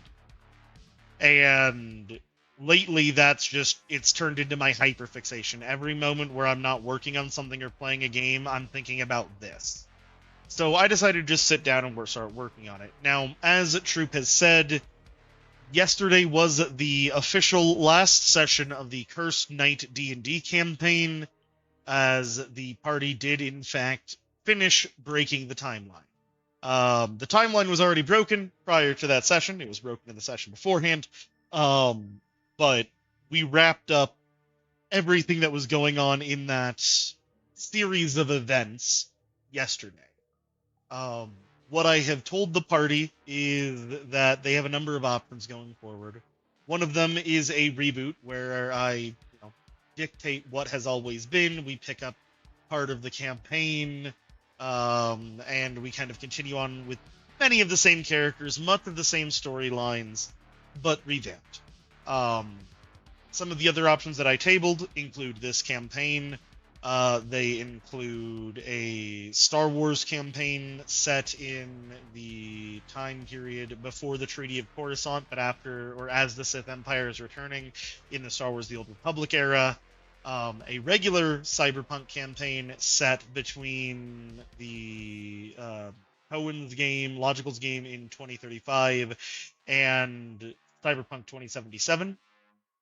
And right now, based on current conversation between the group, this does seem to be the most likely pick. It remains to be seen if that actually happens. If it's going to be this or if it's going to be something else. At the end of the day, don't know what's going to happen. I just know that this is a project that I've been wanting to work on. I needed something to stream today, and I decided, well, this is something I want to work on. It's something that's interesting. It's a great example of some in-depth game master work. Fuck it, I'll just do a behind the screen of it. Whether or not this ends up being what the party goes and does right now is irrelevant, because at some point I will pull this work off the shelf and I will run this. So that's what we're working on right now, and currently I'm going through very specifically the Cyberpunk timeline, and I'm getting all of that detailed out with all of the major events that I think have potential to be relevant to my version of the setting. And then I'm going to go through and I'm going to work on the timelines for Ghost in the Shell and VTM, so that I have all of those in a single document complete with years. Once I have all of them in a single document complete with years, then I can start figuring out which events I'm going to connect, what events I'm going to remove, what events I'm going to move, where I'm going to move them to, and start really knitting these three very rich world lores together to create something wholly new.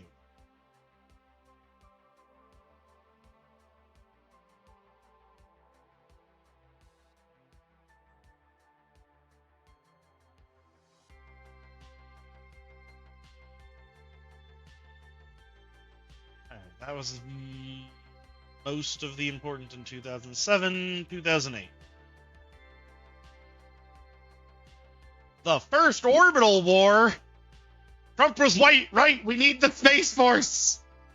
United States forces attack the Soviet space station. The Eurospace Agency joins the conflict on the side of the Soviets. The conflict only lasts for a few hours, but ends with Tycho dropping a rock on Colorado Springs. What an insane piece of lore. What an insane piece of lore.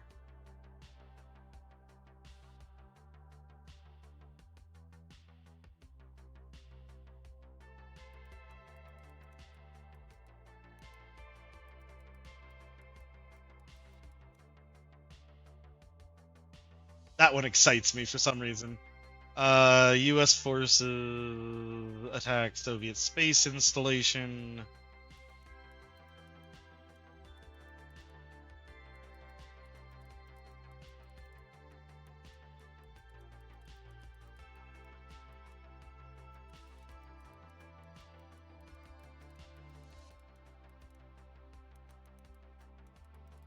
There we go.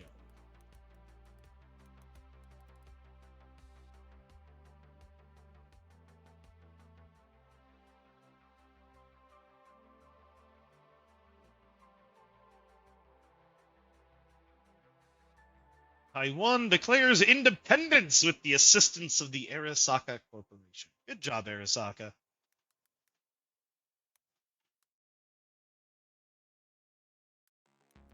Taiwan. I spelled Taiwan wrong. I was closer than I thought I was.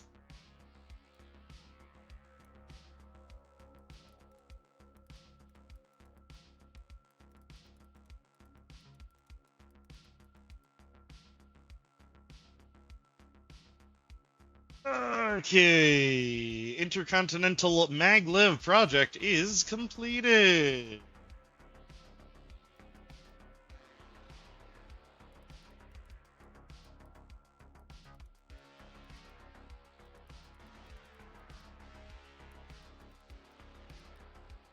Beautiful. So hold on. Hi, did you say I was running 5 campaigns? I'm only running 2.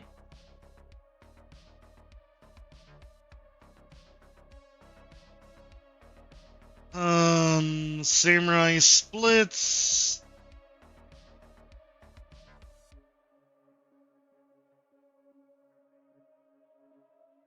Oh shit, Alice Springs got hit too. Okay, hold on. We go ahead and insert 1 row above because that's a tight event.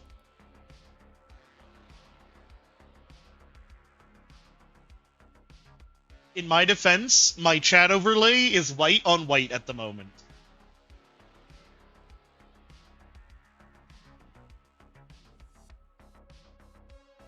Alice Springs in Australia is also hit by Taiko Mastery.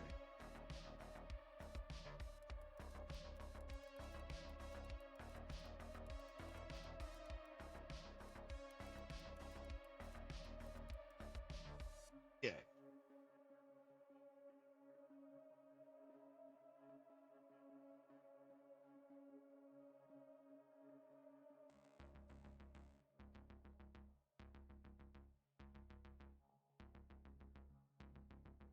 No. You see how there's double chat right now? One on the left-hand side, that's the main chat, and then one over my monitor? Yeah, that's my Twitch chat overlay for my desktop because I'm streaming my desktop right now.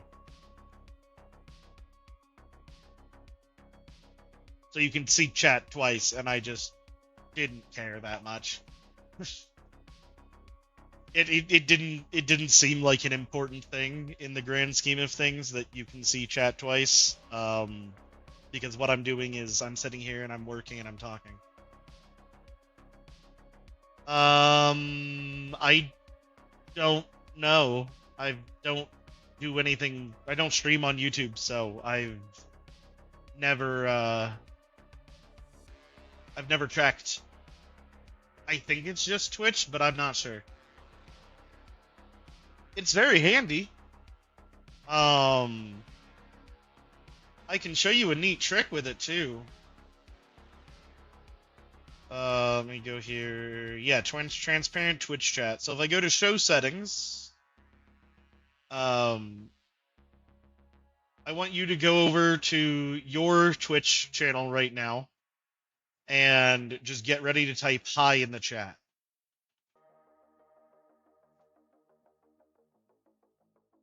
Type hi in the chat in your Twitch channel, and you shall see it appear right here. Because it does not require any form of login, you can just have it monitor any Twitch chat you want. And so, like, when I'm streaming or when I'm guest starring on somebody's stream, and I'm not streaming myself, so we don't have shared chat, I'll just point this at their channel so that while I'm playing with them, I can still keep up with chat. I've done it while on your stream before.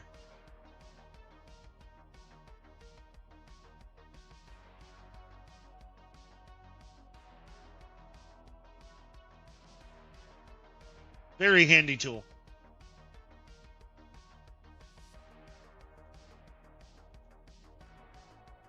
Alright, now it's pointed at my channel again.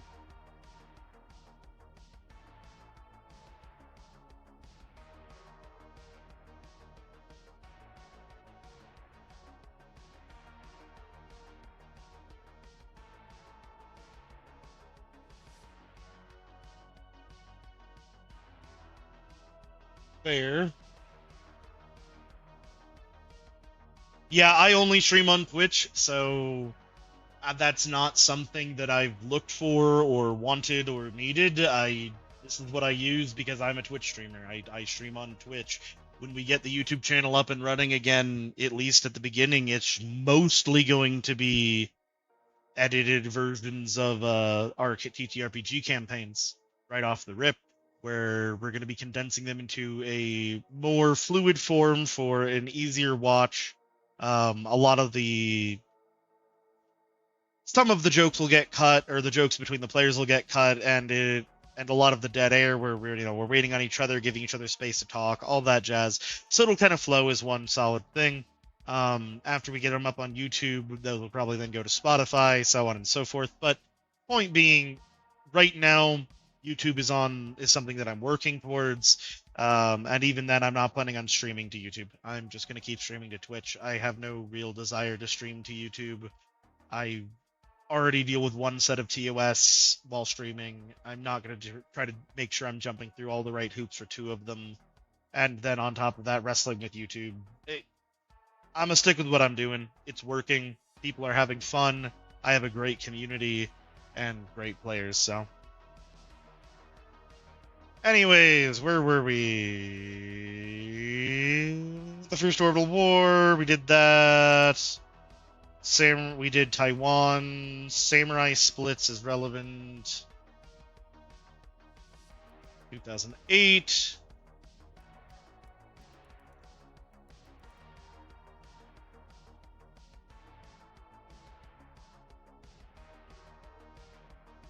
Corps attempt to buy up farmland in Iberian Peninsula.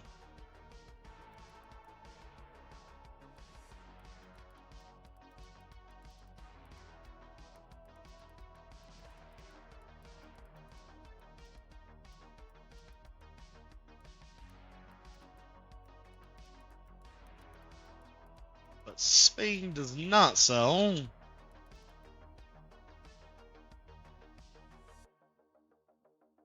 Alright, so now we're to 2009.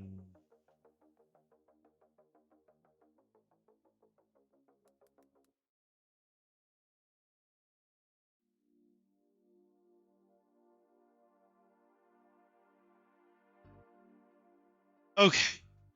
We are starting to get to the really summarized portions. Alright, joint Euro-Soviet mission to Mars begins.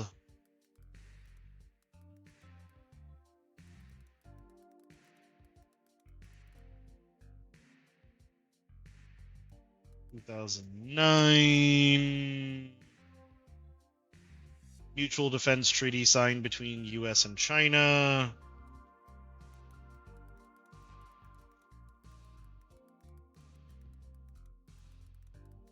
I'm going to go ahead and add an addendum to that. Being, yeah, right.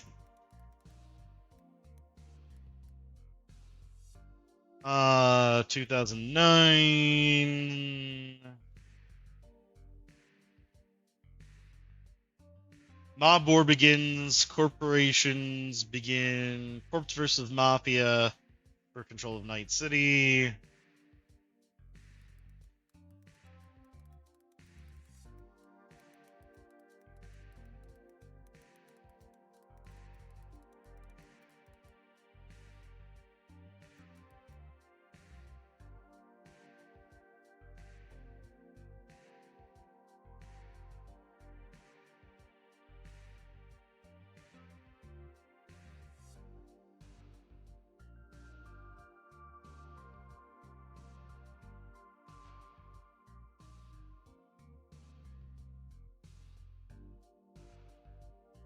Not a lot of that's particularly relevant. I will be shocked if Indonesia or Papua New Guinea come up at any point in this campaign.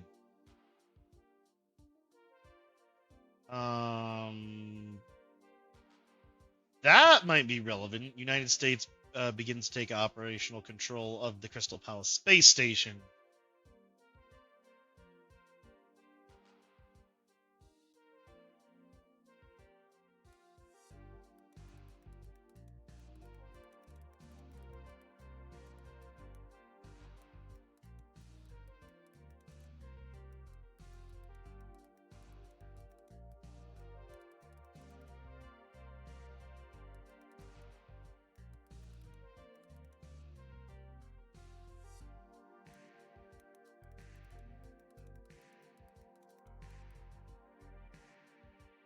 All right, U.S. government starts to take ops control of Crystal Palace Space Station, and Tycho shoots Warning Rock off coast of DC in response.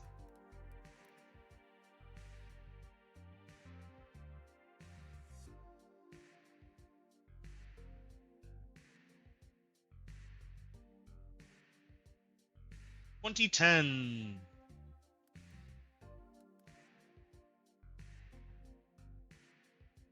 Second Central American War ends.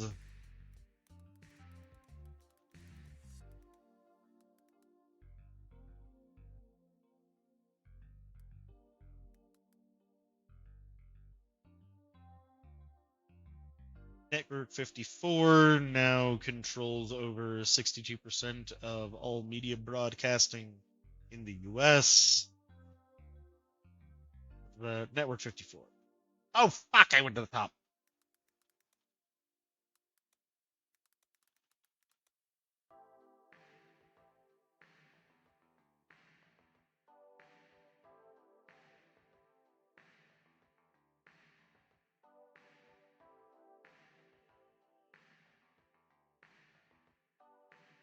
(62%). That's the number I was looking for.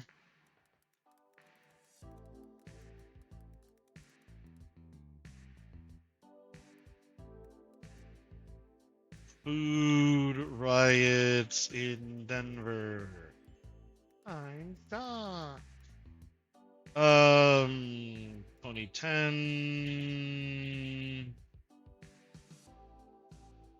Lazarus Group is formed.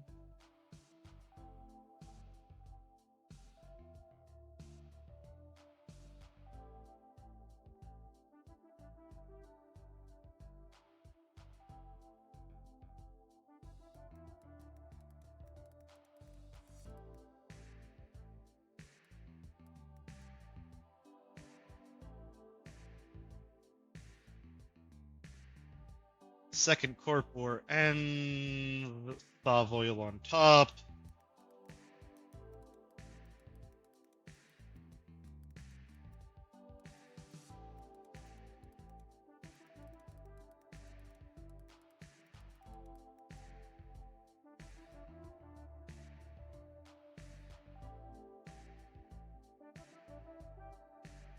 Construction of another moon colony begins.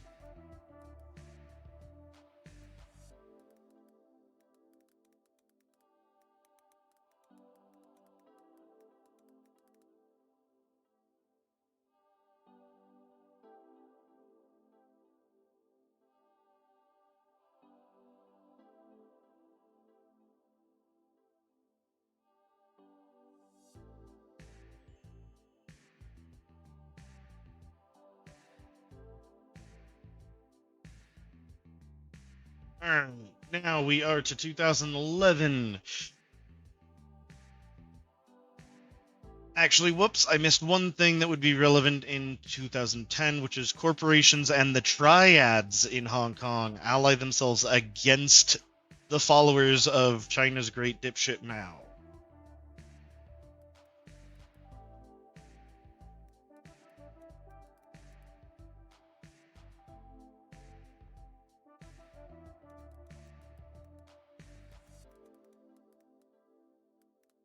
Rare Triad W.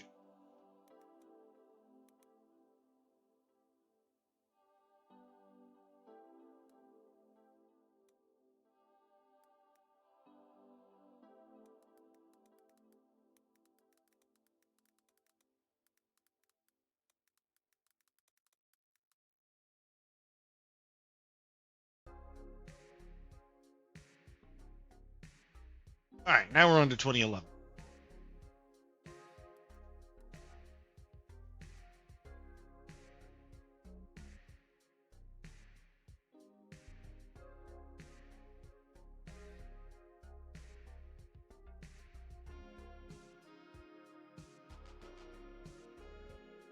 What is the Poseidon Fluid Breathing Suit?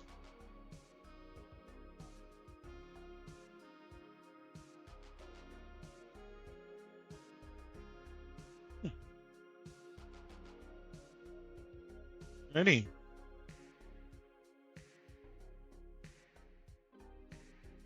Interesting. It equalizes lung pressure so you don't go boom underwater. Well, it's still...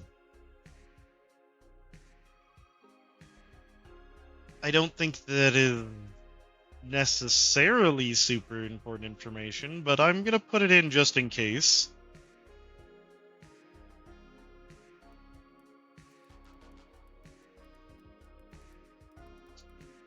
I'm just going to put it as the breathing suit because that's the most relevant part for what I'm working on.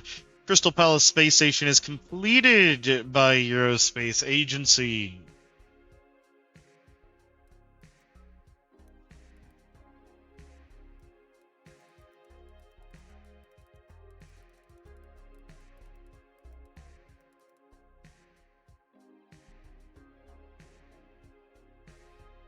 Joint Euro-Soviet mission to Mars is a success.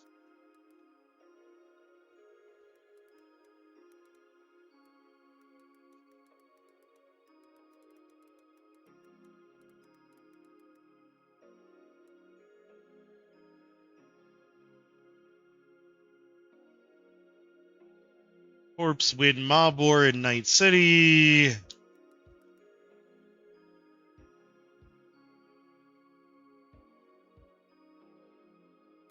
Alexei sad noises.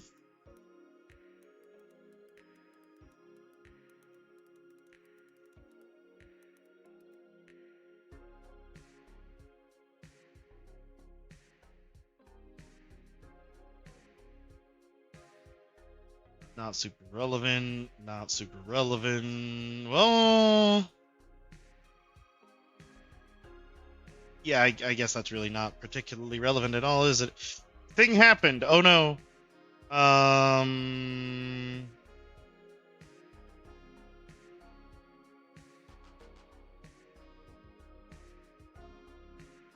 The Northern Separation War happened. That's relevant.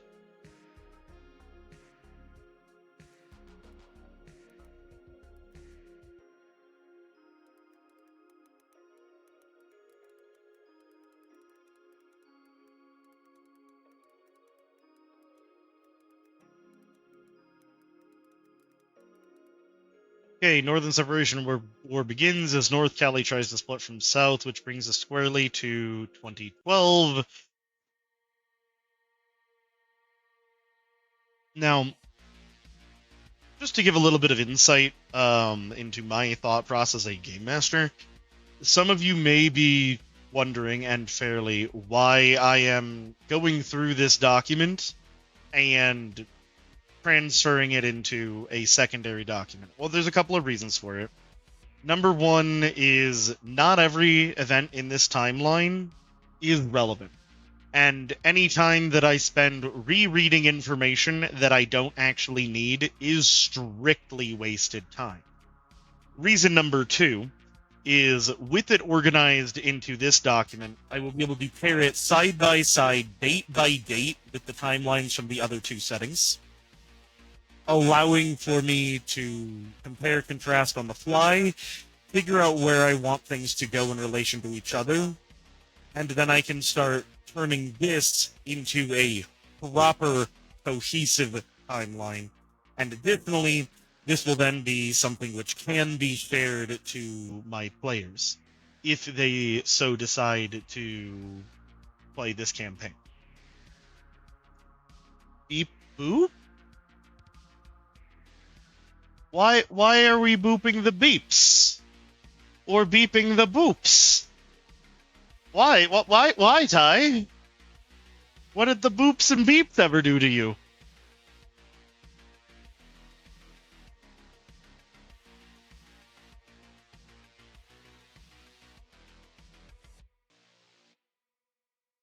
Getting something else to drink. Refill my glass. And then we will be back at it as we push into 2012 for Cyberpunk specifically. Oh, I'm not sure why. Yeah, I was just saying I can cut down on what time waste by putting it into this document, prevent from having to reread stuff that I've already read that I determined was non-relevant. And additionally, it allows me to put it in context and then from there move it and create a shareable timeline. So yes, I could in theory do all of this work by simply looking at this document and then looking at several more. And I will be saving this document and all associated documents that I have opened in their own little folder so that I have them to reference should I need them. But this gives me something much nicer to work with, something I can change, modify, move, and pair with the other settings. Alright, so 2012. Wasting Plague unleashed in Chicago. Oh no.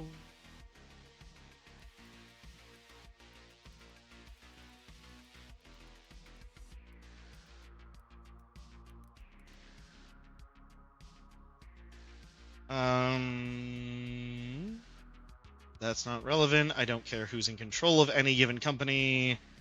Nanotechnology breakthrough is achieved. That is relevant. As it speaks to technology base.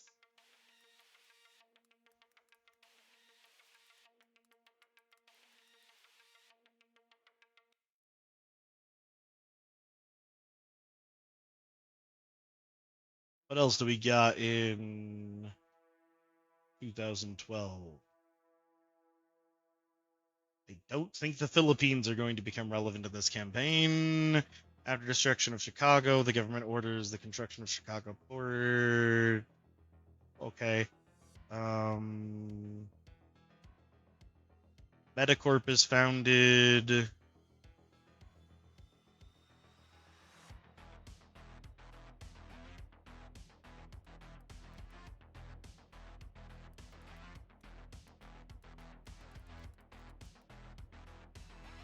Now it's got me curious.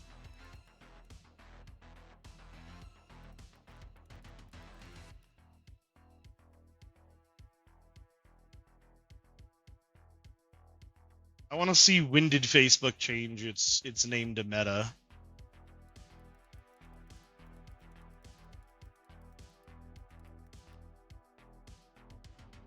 (2021). Okay, when was Facebook founded? 2004. Damn, it would have been so funny if it was actually 2012. I just had to know.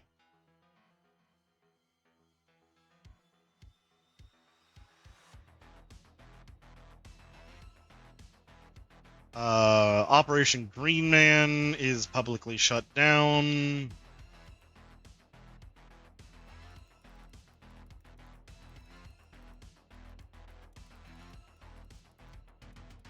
Leaks, but continues on in private.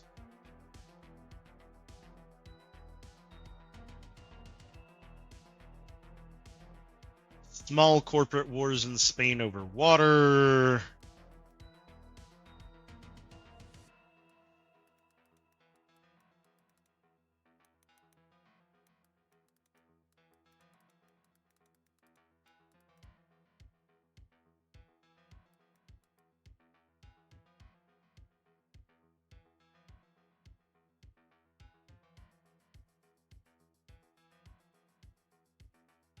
There's something else I saw. Italy officially organizes itself into 4 states.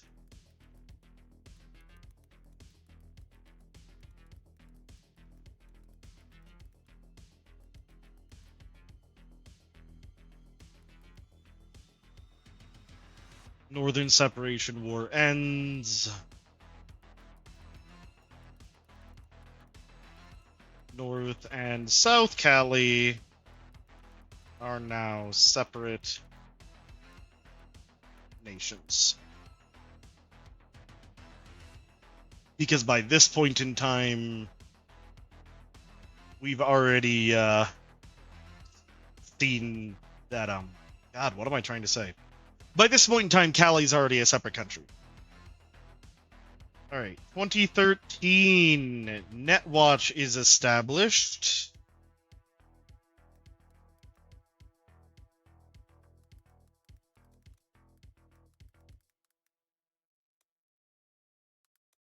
US and Euro.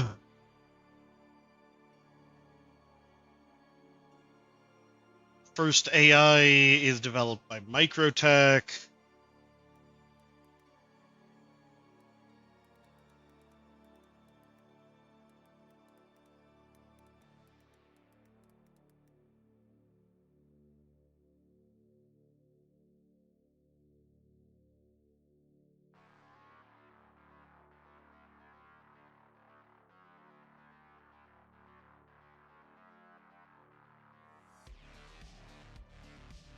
Johnny Silverhand provokes a riot to invade Sokka Tower.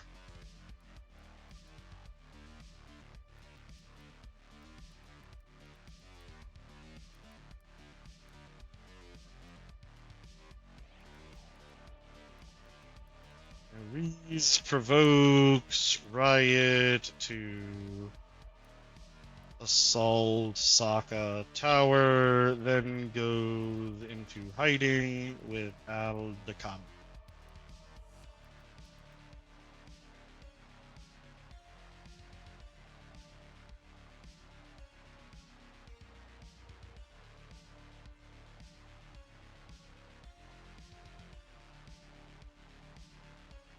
The hell is Street Temps? It's an advertising agency, not relevant. 2014.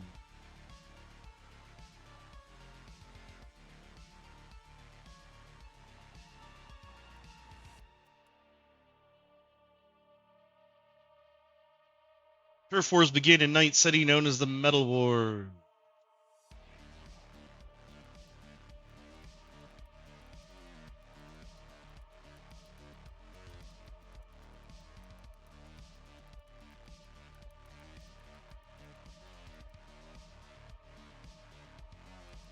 Combat zone established.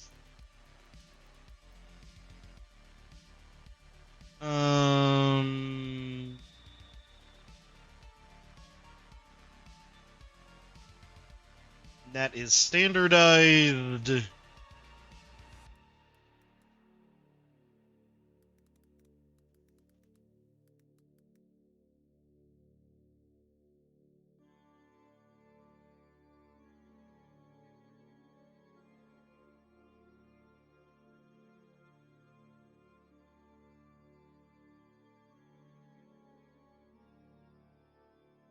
This is a good thing, yes?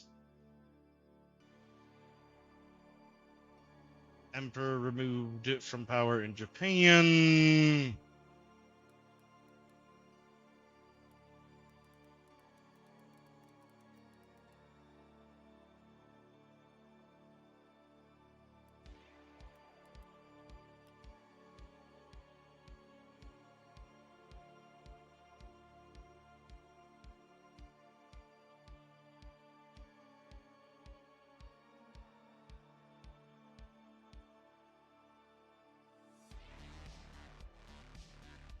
Hong Kong is liberated.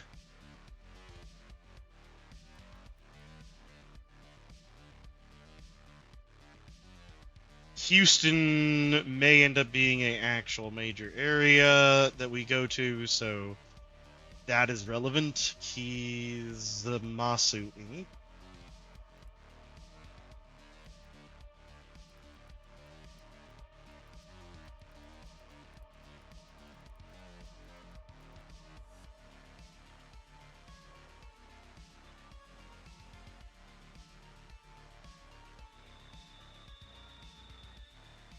Hell yeah, brother. So we like to hear green stompy on their face. We full-on turbo nerds here. We don't just do D&D, we do Magic the Gathering. We're looking at VTM, we're looking at Cyberpunk.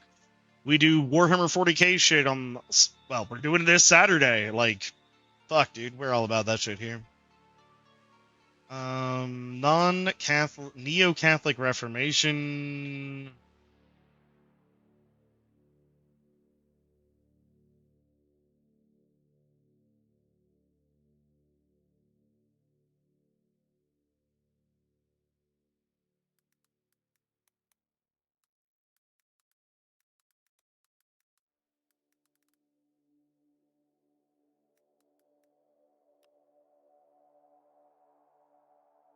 2014 or 2015 we're now on to.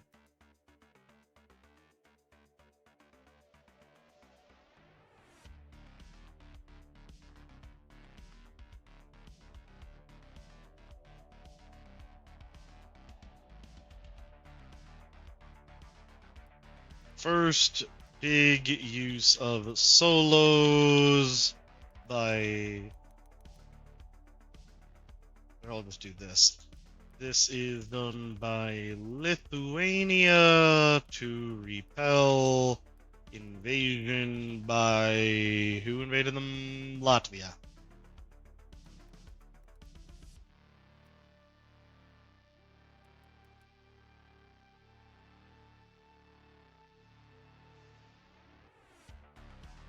Fair enough. Food is more important than magic cards. But if you got the food, and you can get the card,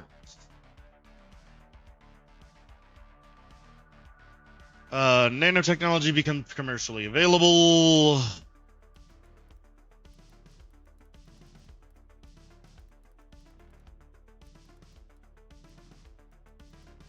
Yeah, dude, they really fucking are. There's a reason the modern precon costs as much as it does. It's because they're actually worth it. Japan removed from EEC after 10 years of conflict.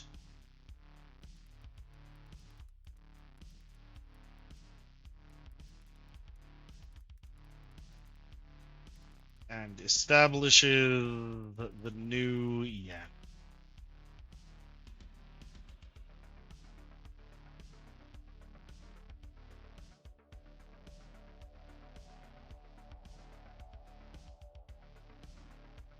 I thought Metacorp was already founded. It said it was founded in 2012. Why is Metacorp founded twice?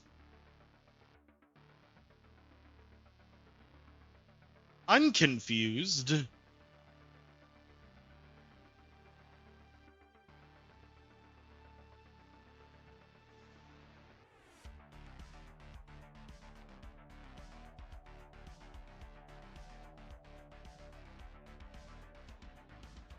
Okay, the second one is an error.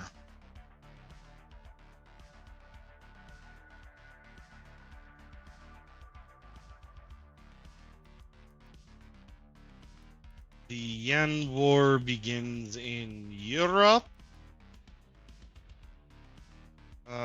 with Germany aiming to limit international corporations in Europe.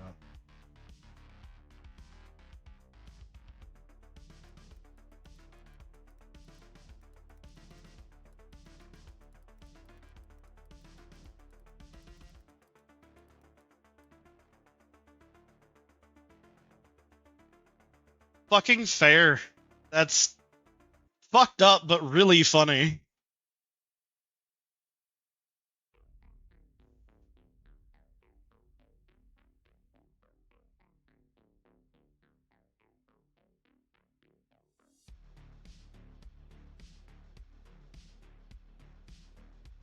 Nah, that shit's always fucking funny. One of the guys at the local shop, he has a deck that has several band cards in it, and we let him play it because it's fucking fun.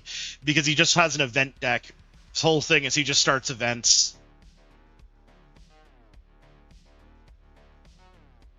EEC declares that all non-combat oriented cyberware held by civilians must be registered.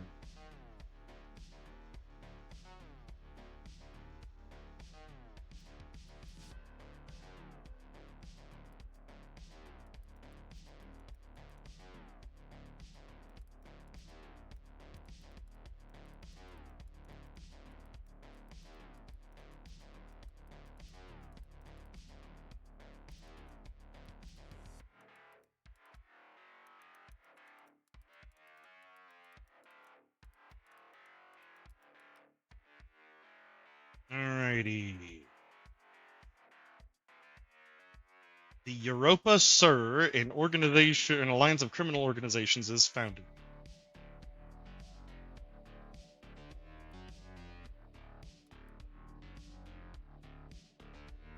Europa.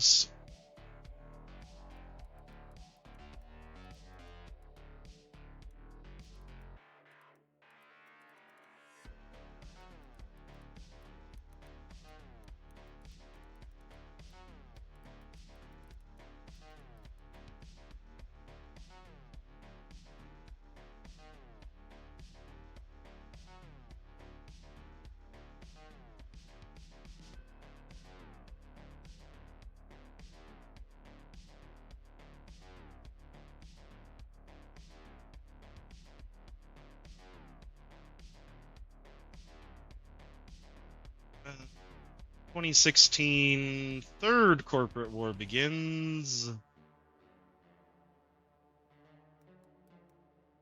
We're carving through it, people. We are up to 2016 now in the cyberpunk timeline.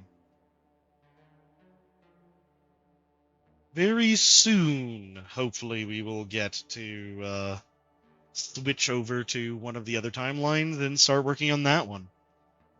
I'm well aware this is going to be an ongoing project. I wasn't necessarily, when I started this, I thought I might actually be able to finish this stream. That's not fucking happening, but we're trying. I mean, let's put our heads down, let's get to work, and maybe we can do it. Third Corpo War, that's where we're at. Third Corpo War starts. What is this one about?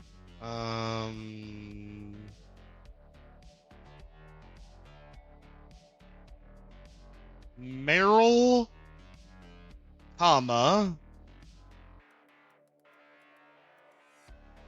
So those are two separate groups. Asukaga and Finch.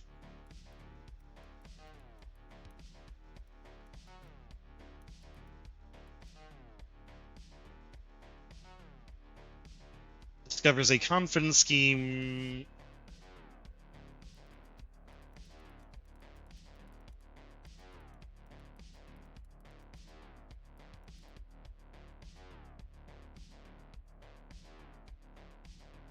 Organized by the Rothstein Fund.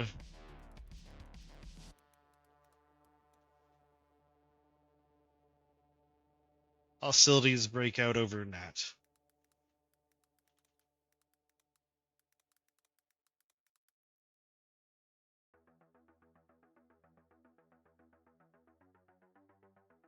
Shit gets weird when Maiko starts. Yeah. Yeah, Commander is an interesting format. I'm not much partial to it myself. It's not my style, but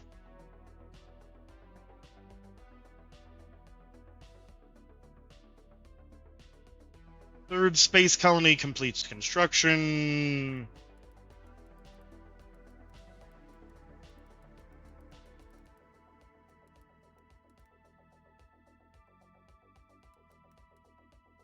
I will be getting my new Commander deck up and running tomorrow, though, which I'm excited for.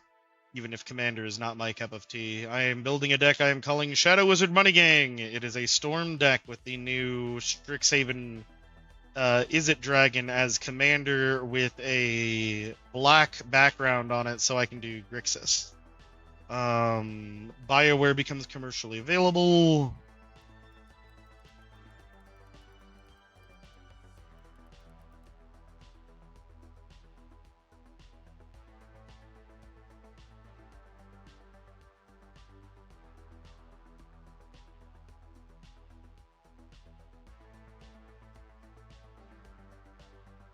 Okay, so this is like muscle grafts and stuff. Scottish Uprising begins. AKA Braveheart 2 Electric Boogaloo.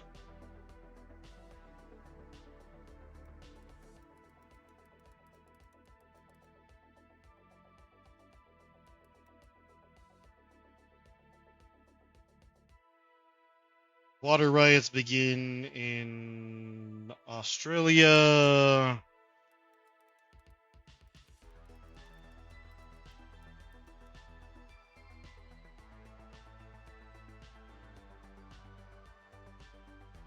Sokka funds construction of desalinization plant.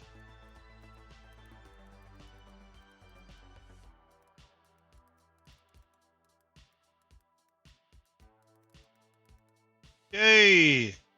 Moving right along here. Firmco incident. I'll go ahead and throw that one in as well. Has it stopped? No.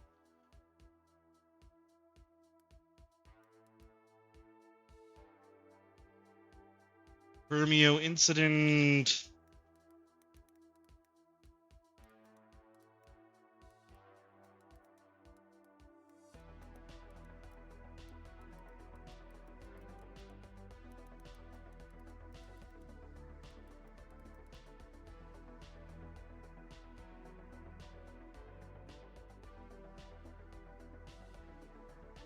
I'm going to leave out the jihadists begin to preach against a westernizing Morocco and Tunisia for a very specific reason. Jihad, as I've already brought up in this stream, is a term used in Vampire the Masquerade, and it does not mean anything related to jihadists. And while they are spelled differently when you're narrating a story, you can't hear spelling. So I'm just going to ignore any lore that has anything to do with jihad as it relates to Middle East politics. Put it nicely. And that will just keep that from being a problem. 2017 is what we're on to then.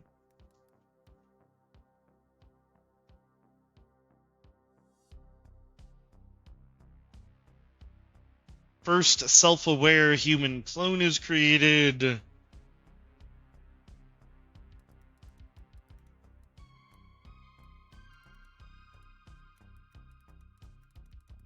We actually had an incident with that recently at our shop, Ty, where we had several people with the same color sleeves and a couple of cards got swapped by various cards, and we had to sort the decks afterwards because people accidentally shuffled.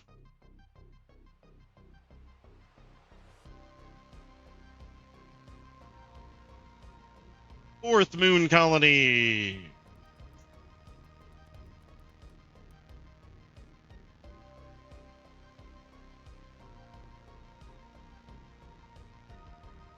NASA launches mission to Mars.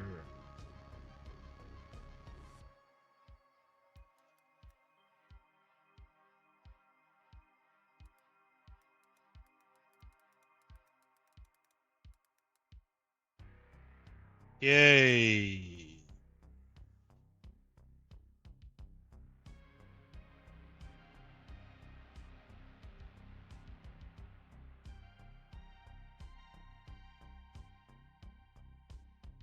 Okay, that doesn't seem like it's probably super relevant to me.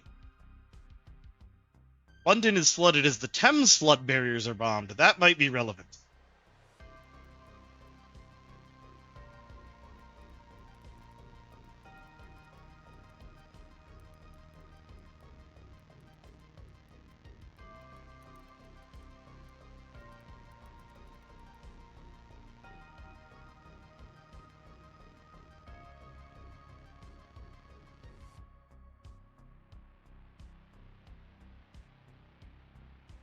Arasaka discovers precious natural deposits under Militech, or under a facility in Africa.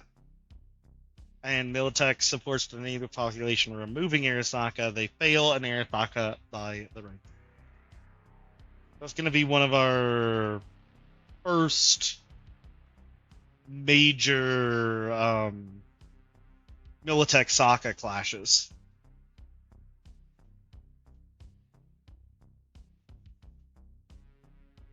And that is in 17.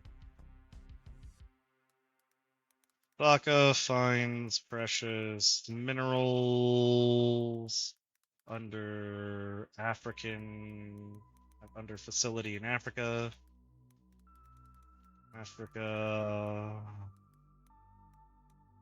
Militech helps locals fight. Sokka wins by right to.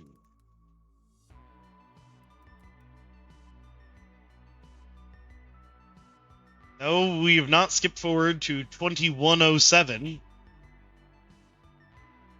The 7 nomad nations are officially established in 2017.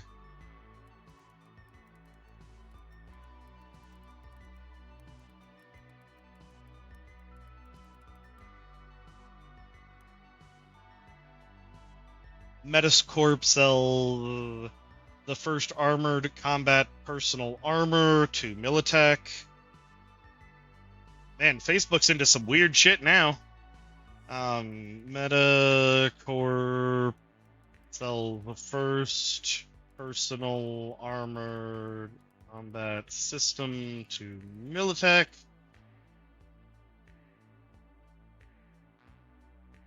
neurotoxins spill into Latvian town. Lithuania is to blame. That doesn't seem particularly important to our campaign. Germany signs a deal allowing their troops to change. Also not particularly important for our game. The odds that I'm going to be dealing with the interpolitics of the leaders of Germany and Hungary are low. 2018. We are cooking, baby. We are cooking. We are cruising right along in lore. 2018. We see the Eurospace Agency launch a mission to Jupiter.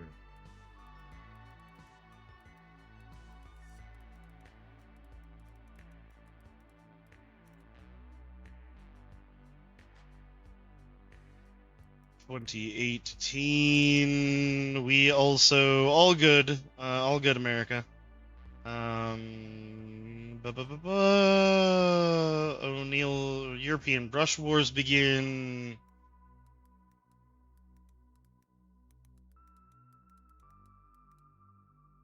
Another moon colony is finished. At this point, there's so damn many of them that I'm done with numbering them. Moon colony is finished. Welcome back, America.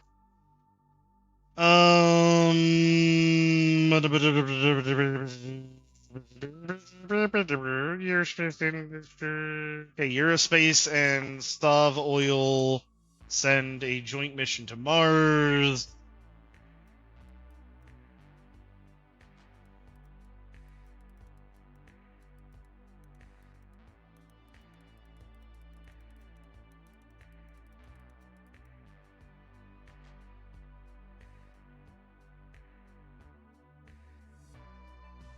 Human cloning laws are passed in Europe.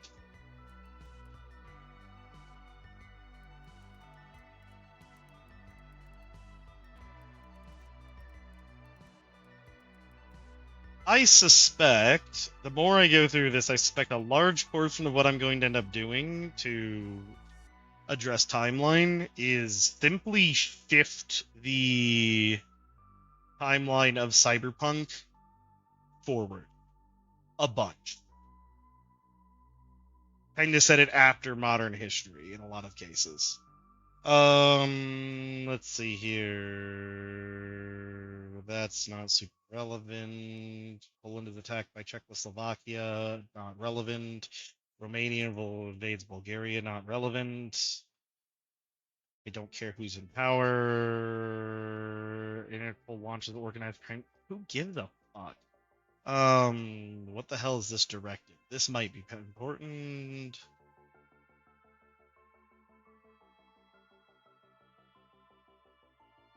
Not really. European Space Agency begins a mission to Jupiter. We already have that. First laws against cloning of sentient. Yep, we already have that. Terrorist attacks are performed in Italy. I mean, I can note that it's probably not relevant.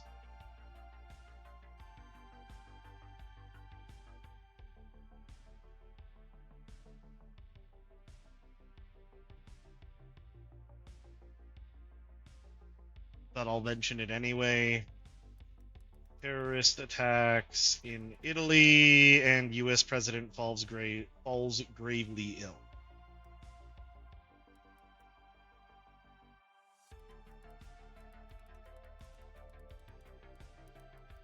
Which brings us into 2019, where the president dies.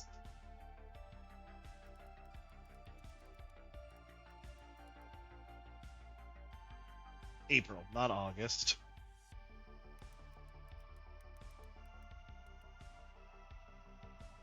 (2019). Now we'll get into the major events of 2019 that were not just a tide over. L5, space colonies revolt and declare independence. Space colonies start to revolt and declare independence.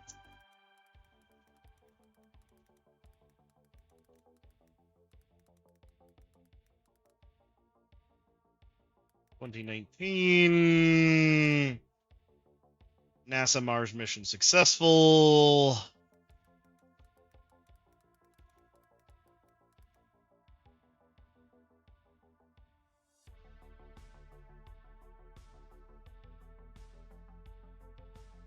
A new emperor ascends in Japan.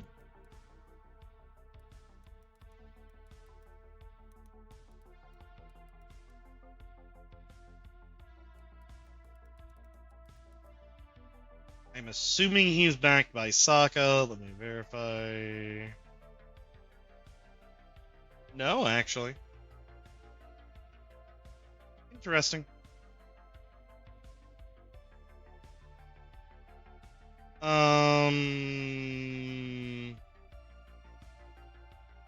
Opium production begins anew in the Golden Triangle.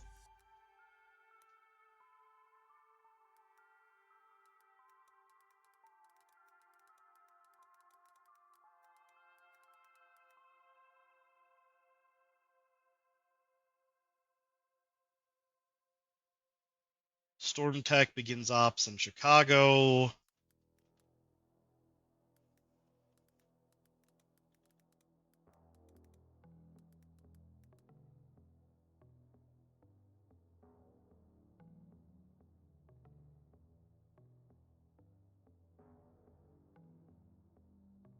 Albania is annexed by Yugoslavia. I don't think that's going to become relevant, but it's worth noting.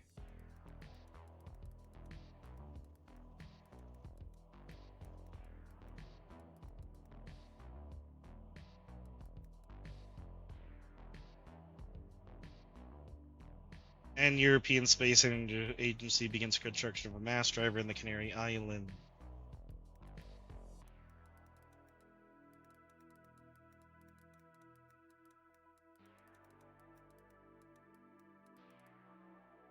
Yay! 2020!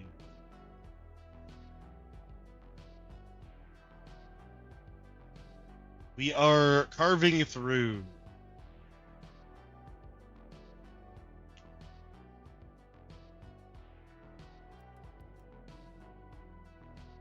Second joint Eurospace and Solvoil.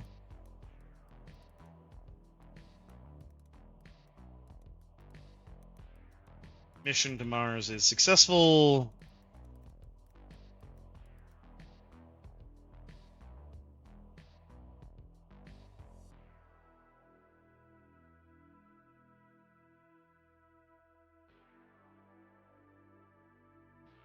Storm Tack helps with reconstruction of Chicago.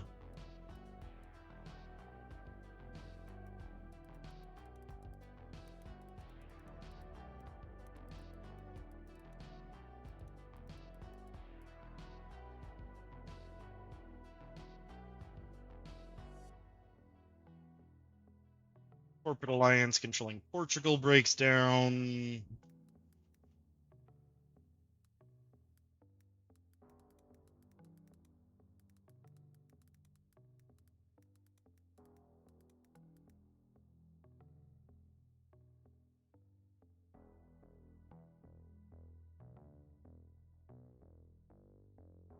Carbon plagues ravage Night City for 2 weeks, then mysteriously stop. What the hell are the carbon?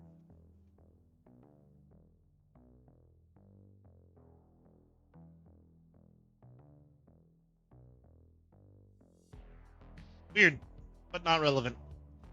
NASA crewed Pathfinder mission to Jupiter launches and is expected to reach in 2025. I don't like the sound of that. Expected to reach. None of the other ones have said expected to reach. Something tells me that one fails.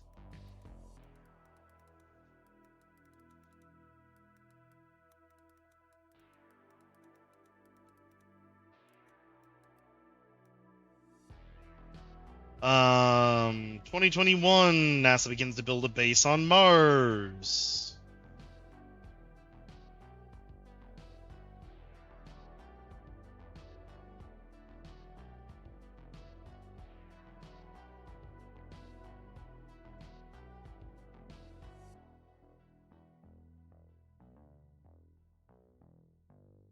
Ah, okay. That would make sense.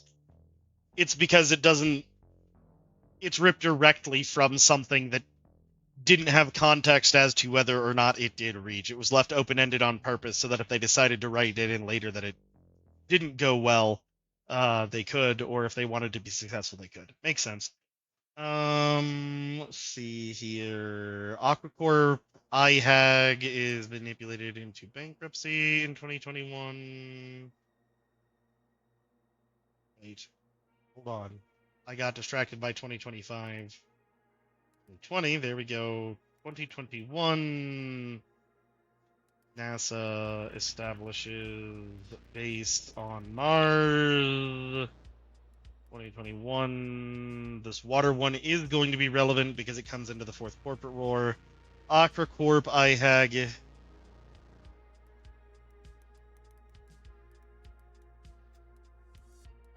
is manipulated to bankruptcy by Eurobank.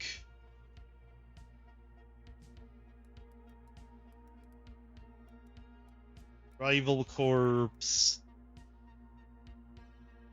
OTEC, and Chino.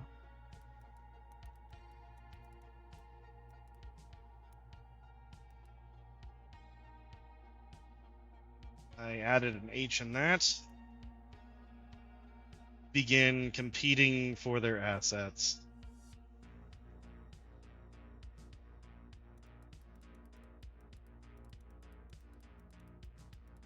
With Eurobank hoping to buy all three.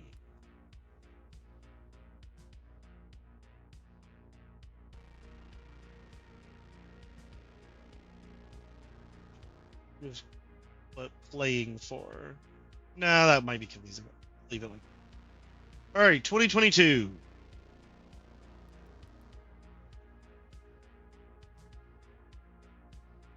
Fourth corporate war begins.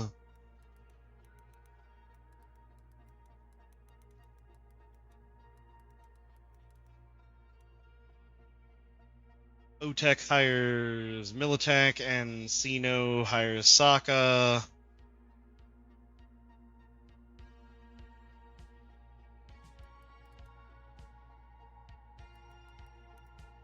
Hiring Militech and Sino hiring Saka.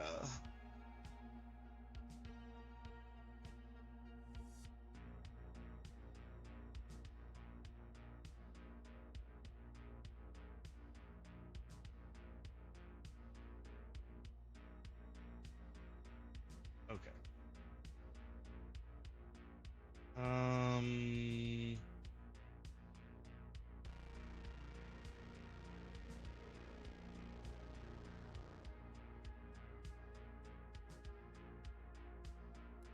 22 in February. Eurobank forces a ceasefire between them, but Militech and Saka keep fighting. A shadow. Woot, our first Shadow War! What else we got here? Bartmoth's killed in corporate raid. His dead man speech unleashes the data crash virus.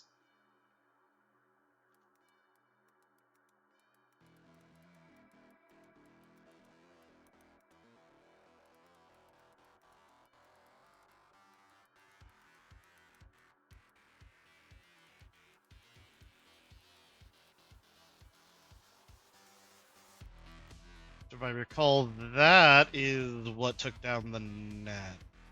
Yup, it is right here.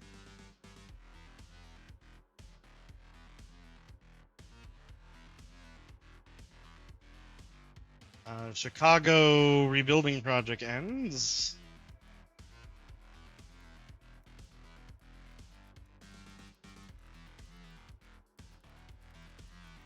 Saka blows up. What did they blow up?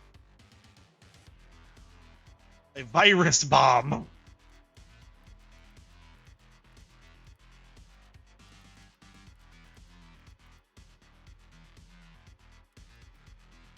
Man, 2022 was spicier than I remember.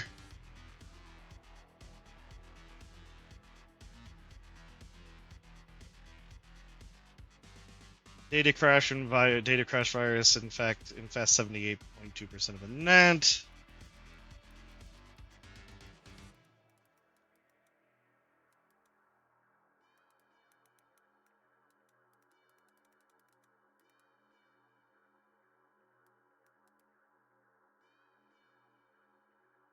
Industrial factories appear in orbit around Mars. Man, 2022 was spicy!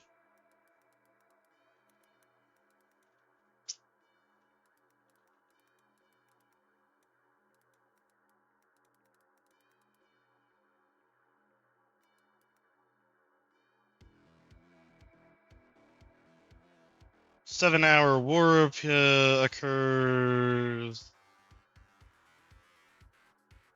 with another moon colony getting. That's fair. That's fair.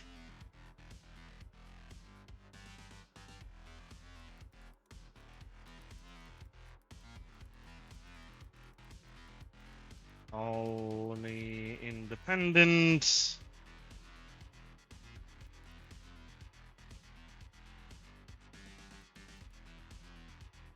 What else we got here? Yeah. Eurospace and Solve Oil build a base on Mars.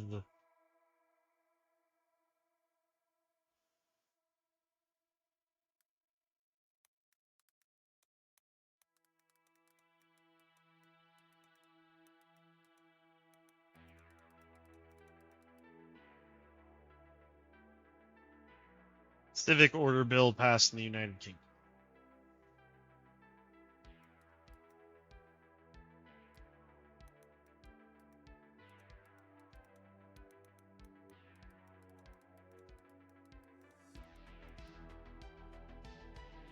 Okay.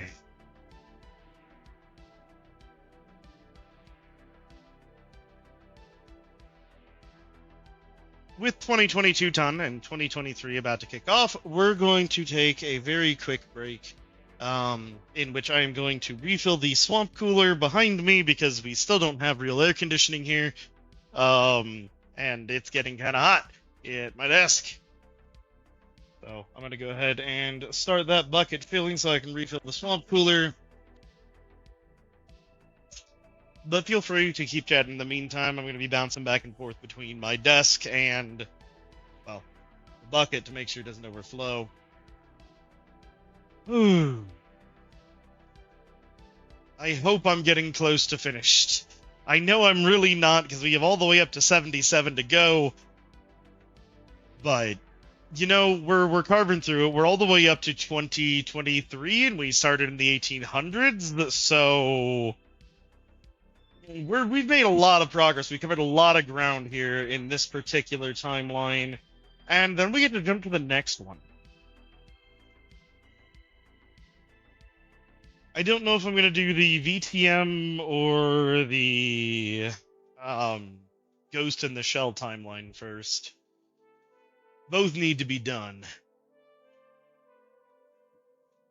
And then once I have all three timelines detailed out, we can start moving pieces around and starting to lay the real foundations for this particular campaign setting.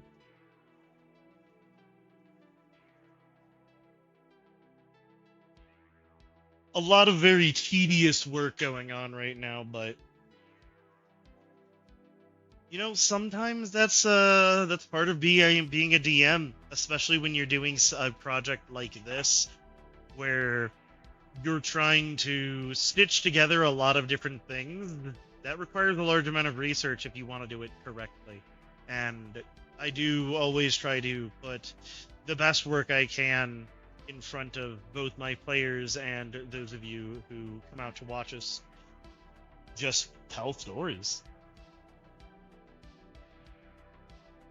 And so in that case, it means I've got a lot of research to do and continue doing, and I will keep doing it until we're done. Alright. Here we are.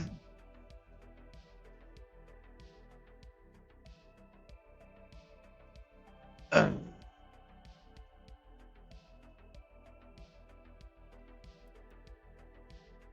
are we on? 2023? Yeah, 2023. International trade breaks down.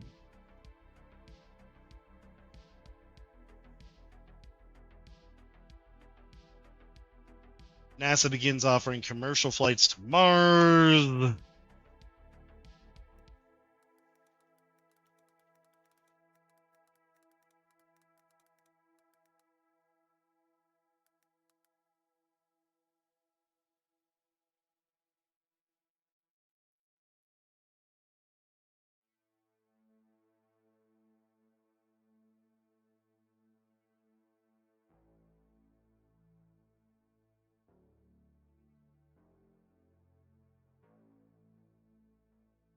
Johnny blows the tower.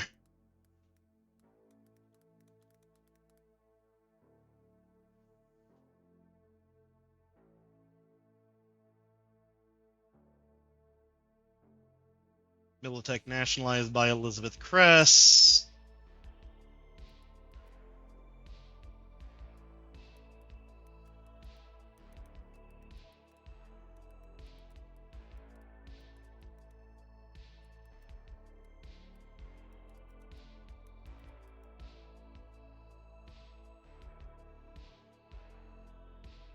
Arasaka forces expelled from continental United States.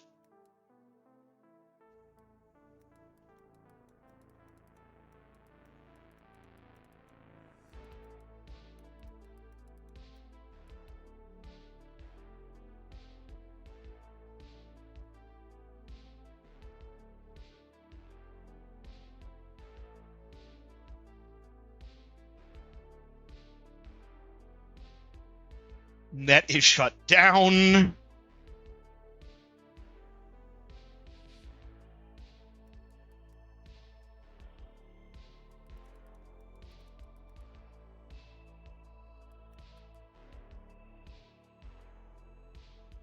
Japanese government nearly collapses.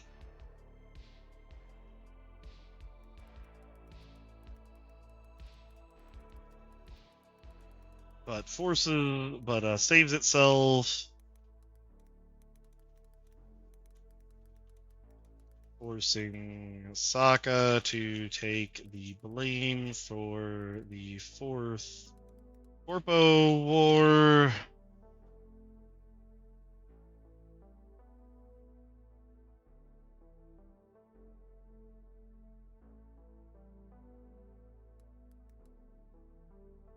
Saka forced to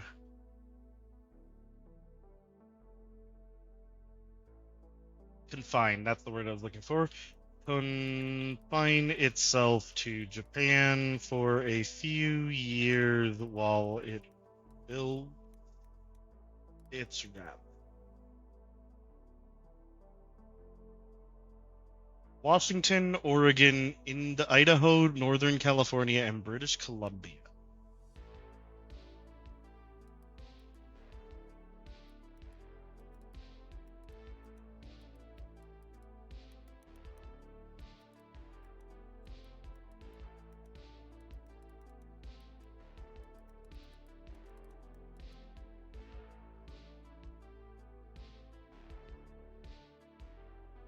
Unify into the Pacifica Confederation.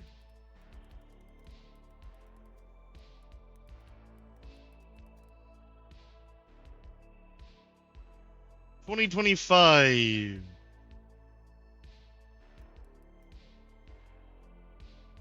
Fourth Corpo War officially ends.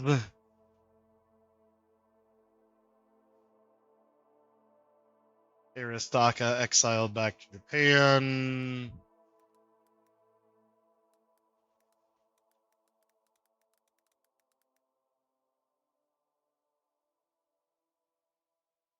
NASA and Japanese Aerospace Bureau launch a joint mission to Saturn.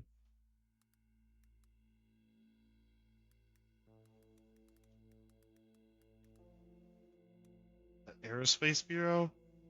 Yeah.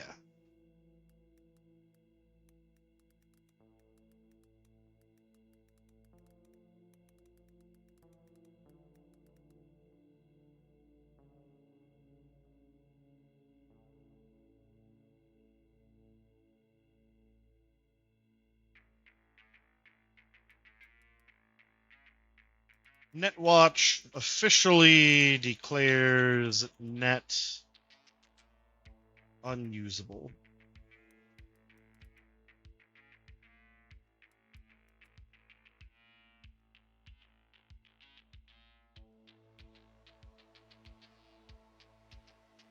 Don't expect Ghost World is going to be relevant.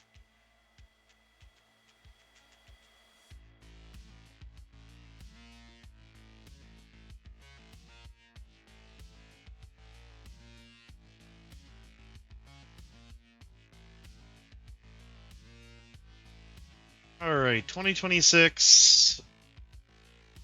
This where it begins. Groups plug.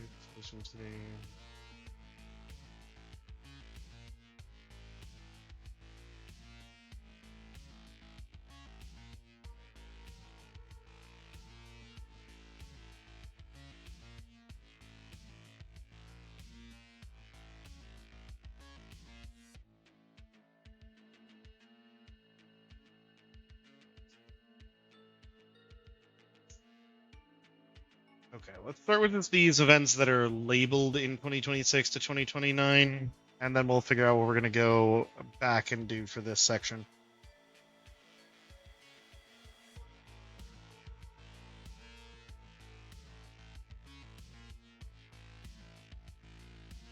Alright, so 2026, signing of a belated truce for the Fourth Corporate War.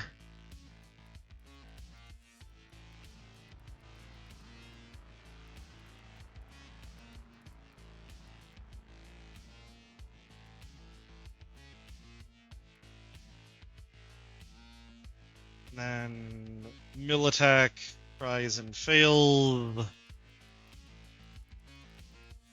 to re-establish contact with NASA's lost mission. From what year was that mission? 2020.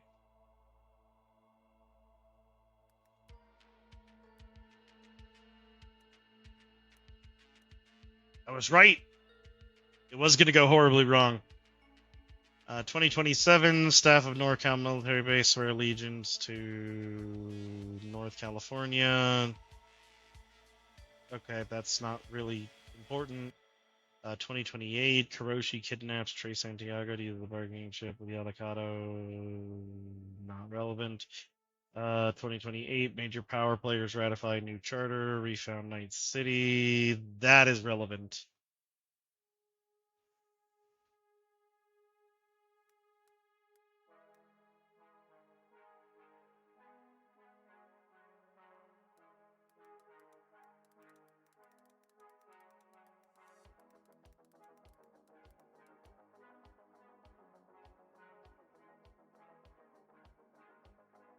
North Oak, Westbrook, Haywood, and Pacifica now officially exist.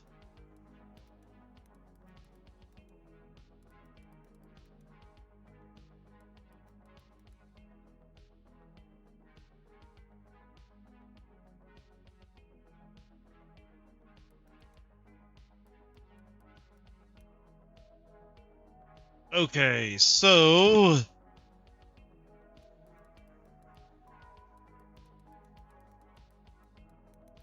established some of those foundations.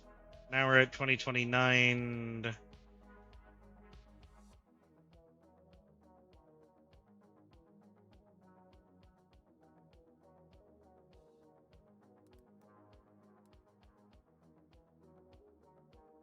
The Second Coming amidst lots of terrorisms in Night City. Max Tac reformed as non-governmental agency to deal with crisis. Okay, so then we can go back here.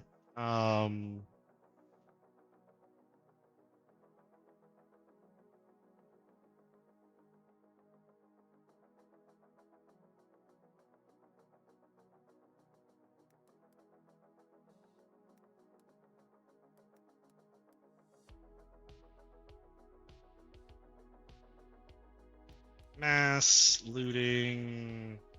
US becomes dictatorship under press.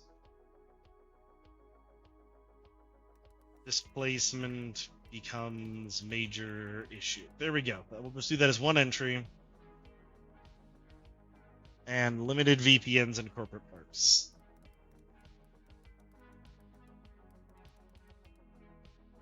Alright, cool. That means we get to move into the 2030s and the 2040s.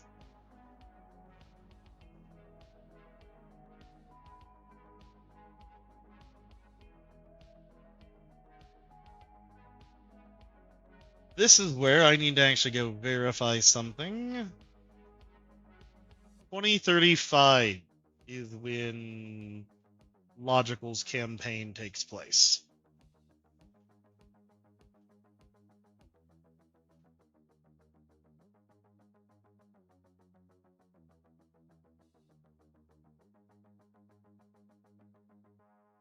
Oh, there's been a lot of discussion happening that I have not noticed in my players chat, so I'm going to go take a moment and read over that.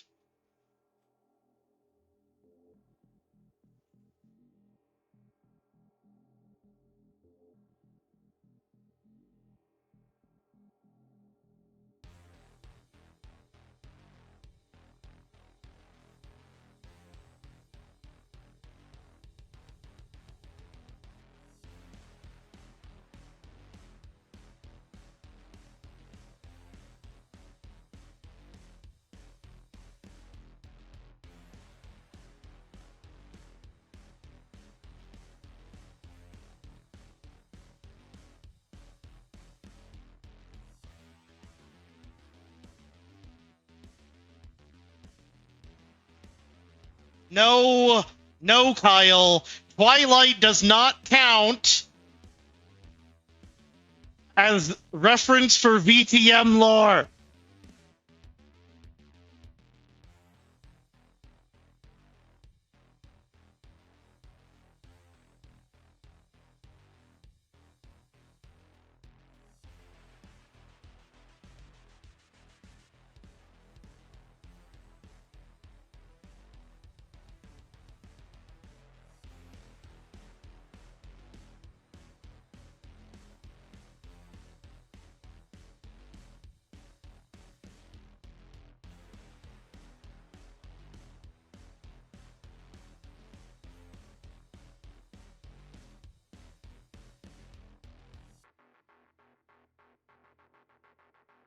No, first of all, no sparkly vampires. Second of all, I can dig the theory put forth by one of my players, which is that the Twilight vampires were Fae. That checks out to me. That makes sense. I need to get more water. I am thirsty. Popping stimulants like a motherfucker to stay up and at 'em with my 3 hours of sleep. I'm not going crazy. You're going crazy. They put me in a room, brown rubber room with rats. Rats drove me crazy.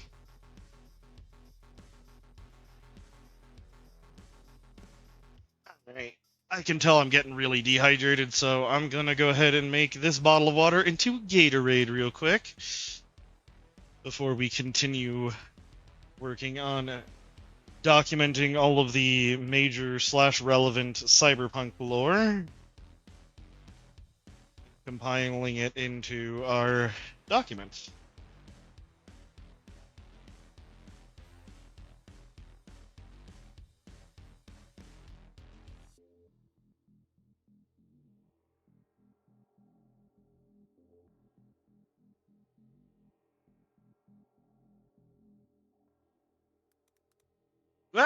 that's not what I meant to do at all.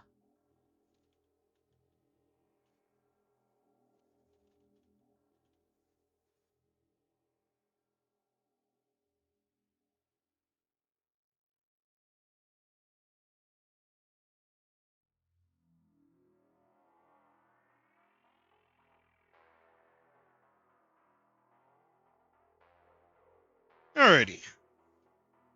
Let's scroll back up to where we meant to be.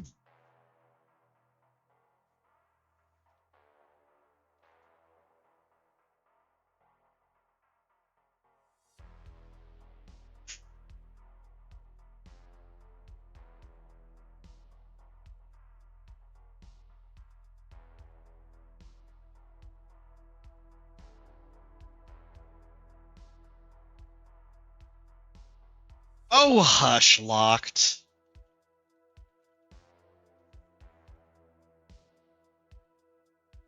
I was telling my players that they're free to hop in and ask questions because I'm very questionable.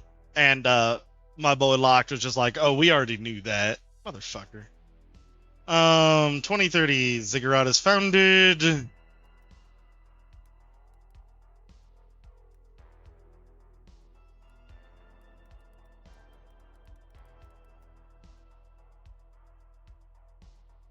Ziggurat develops the first city net and data pool in Night City. ',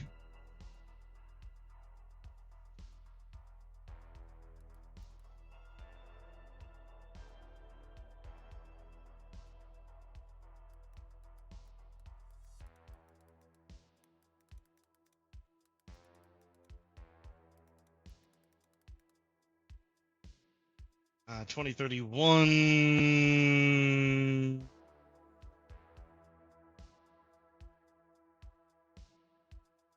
Not particularly relevant. Let me check what this even is.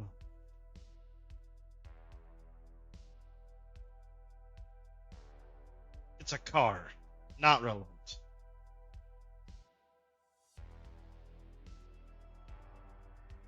2033, earthquake hits Night City, setting back reconstruction by years.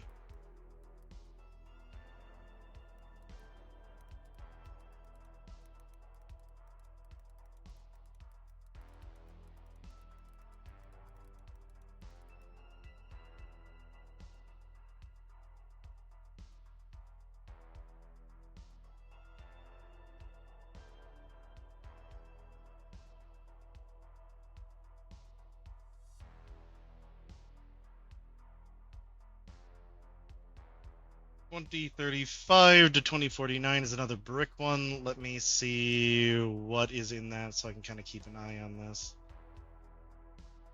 First wave, city, start reclamation, building, rebuilding old factory, even tax, siting the Black Hand, net watch, times to clear out rabbits that fails. Most cities in the United States now have data pools courtesy of Ziggurat. First mega buildings construction, events of Black Dog. Okay, so we'll circle back to 2030, that section, in a hot second. And just do year by year for now, like we've been doing.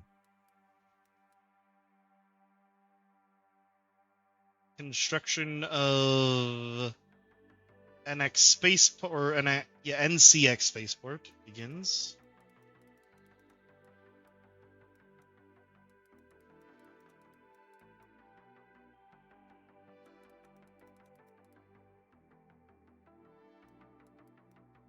The other thing in 2035, Night City Council establishes Haywood Industrial Zone as its own district.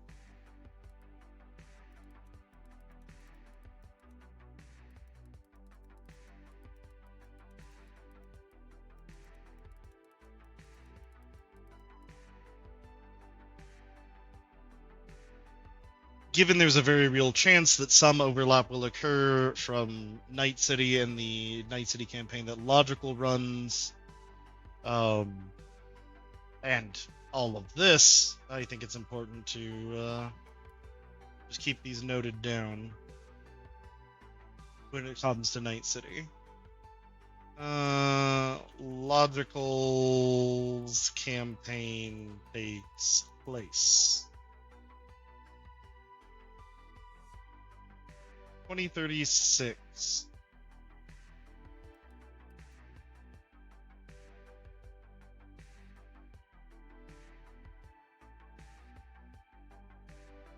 Night City ravaged by epidemic.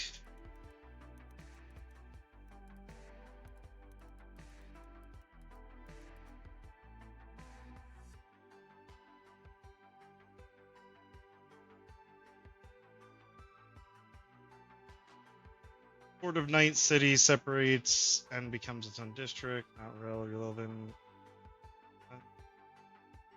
Yeah, that's most of what was relevant there.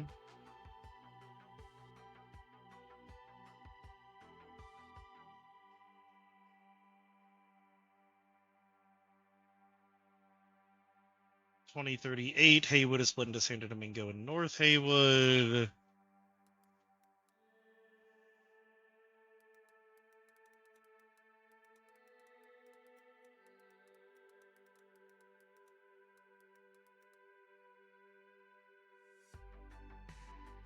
$2039.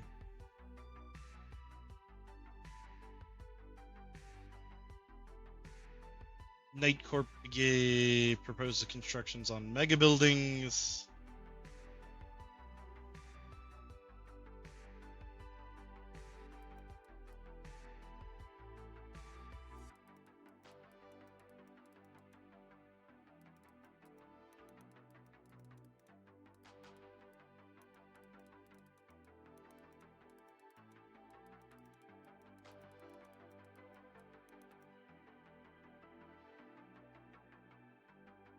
$2040. Construction of mega building H10 begin.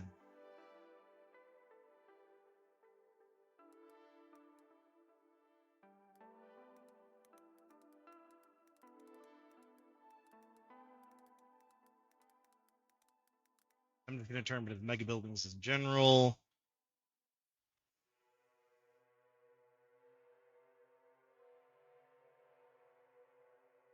$2041. Badlands incident, almost a war.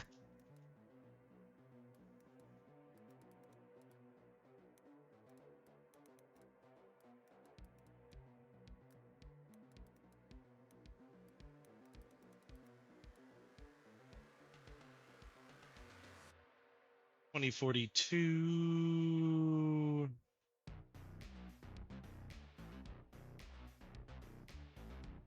Not relevant. $2044.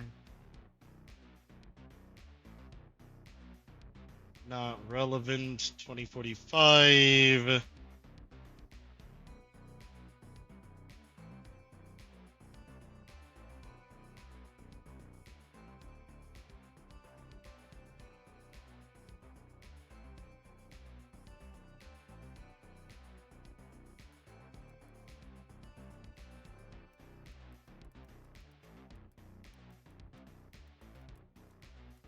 Is the Cyberpunk Red official setting.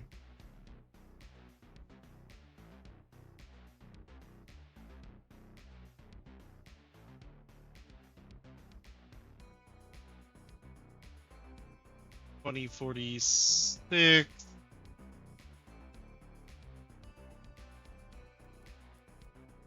Is the first mention I've seen of Kang Tao, so I'm going to go ahead and include it. New head of Kang Tao appointed by government of China.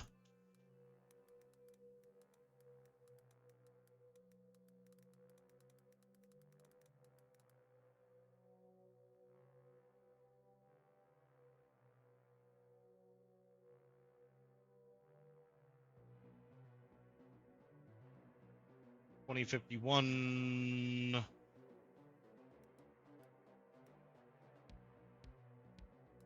Bird flu kills in Night City.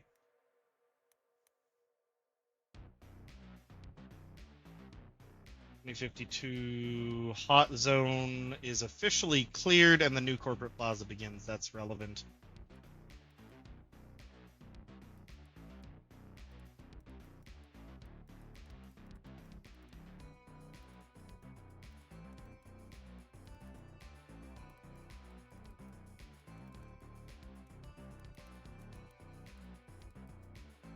Okay, 2053. B is born.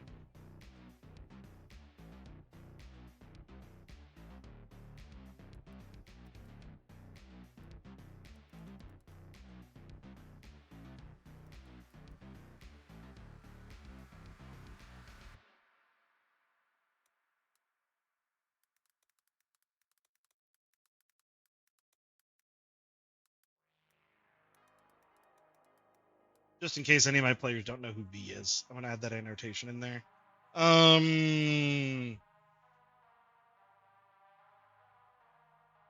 United States of America officially becomes NUSA.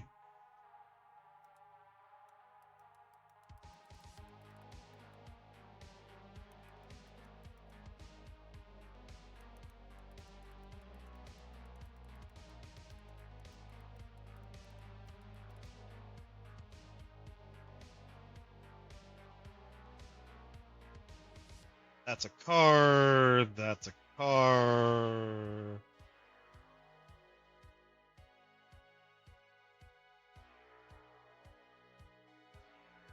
$2058.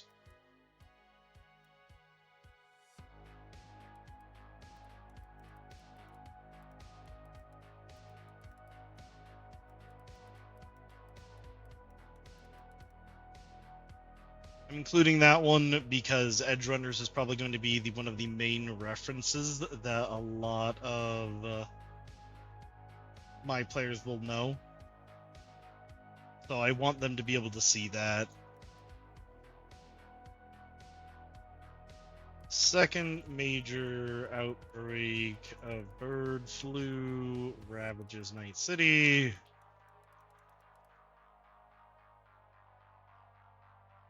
We are up to the 2060s.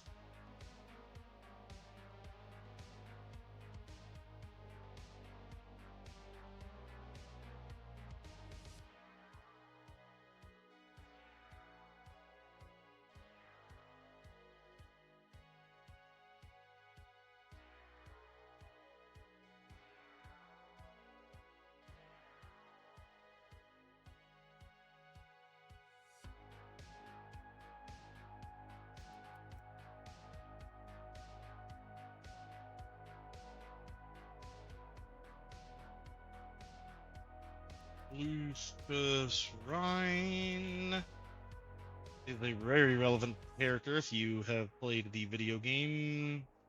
He's elected to the Night City Council as a member of the Devolutionist Party. Oh.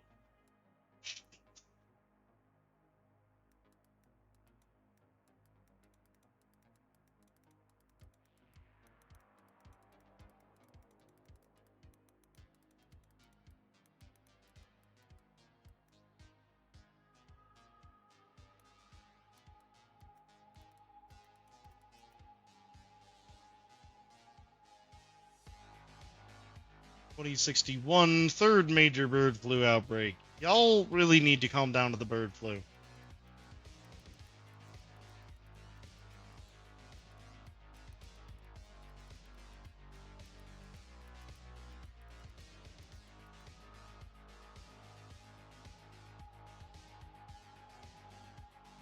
$2062.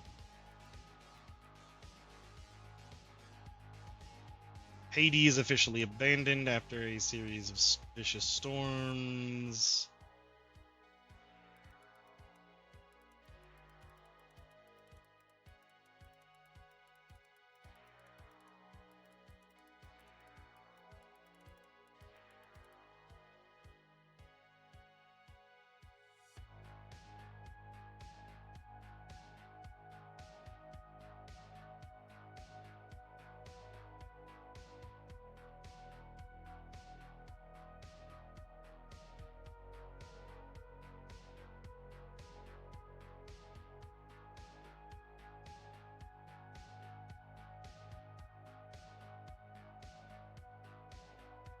$2063, the Avian Extermination Act.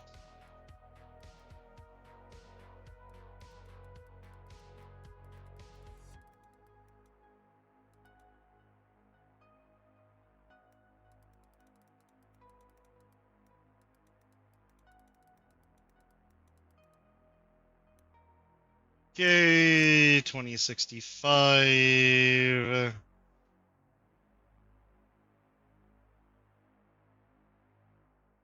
I don't know why Mark DeSantos winning the 2065 Global F1 Championship is at all relevant to anything literally ever. But okay. 2065.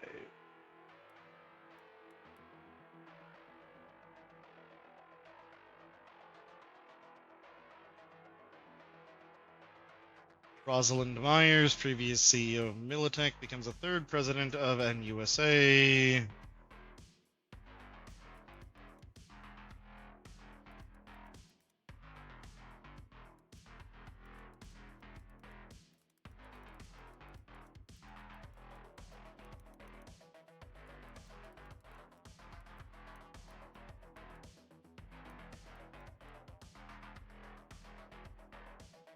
(2067) Mox is formed.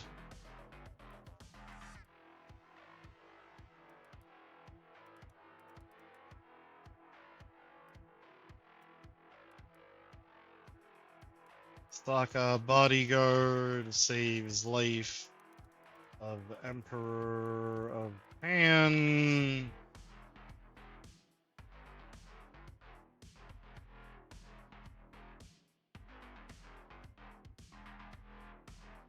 (2067) first human settlement event. First permanent settlement in Antarctica. 2067 last wild shark dies. That is relevant because I am trying to determine where some of the turning points are going to be in the lore. So that gives me a very good benchmark of how bad the environment has gotten in 2067. 2068.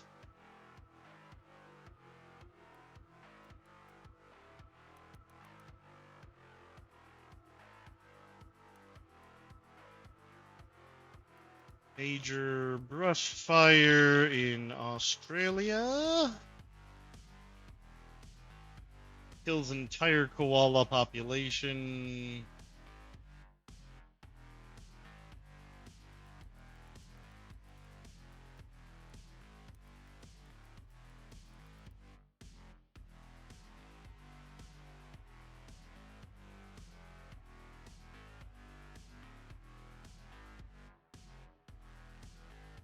(2069) The reunification wars begin under President Myers to bring free state back into the Union. So that goes well.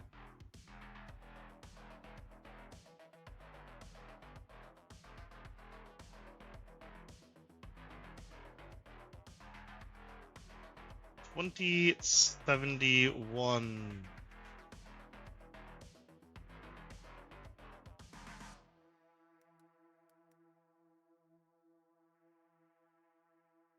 SOC of security prevents mass riot in San Fran.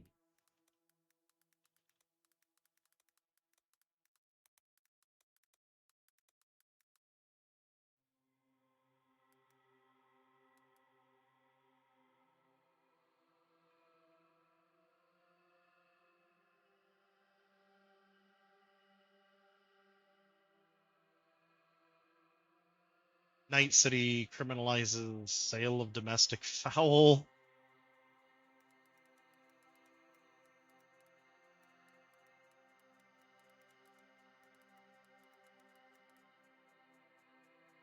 (2072)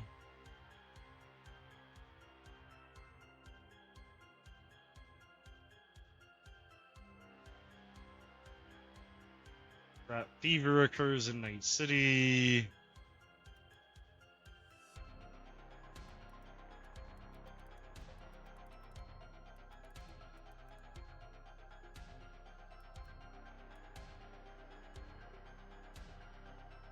Voodoo Boys become de facto rulers of Pacifica.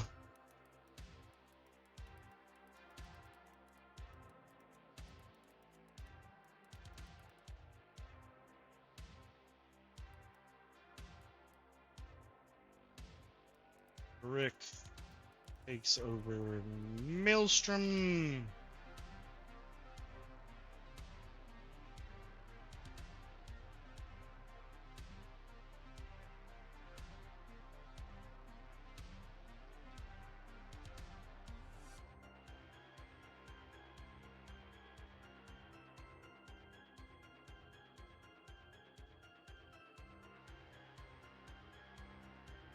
None of this is particularly relevant in 2074, 2075.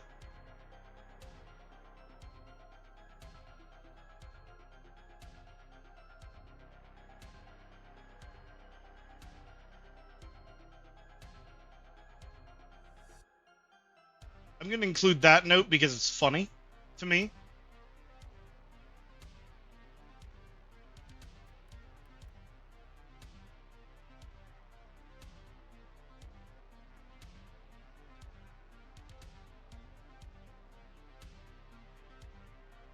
Maybe stop doing that? I don't know.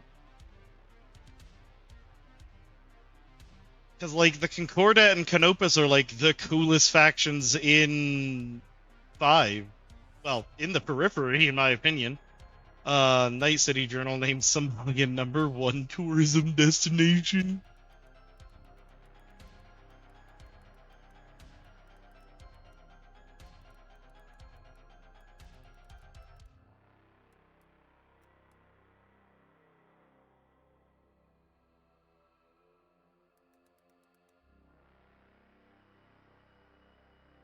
And first half of Cyberpunk Edgerunners takes place.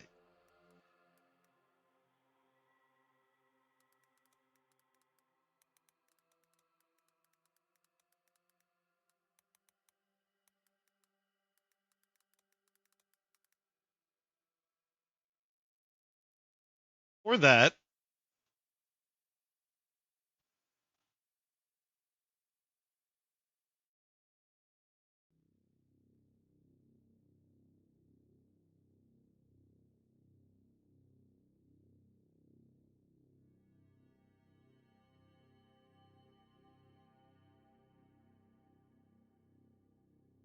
Alright, so now we're on 2076. We are very quickly running into the end of the current timeline for Cyberpunk.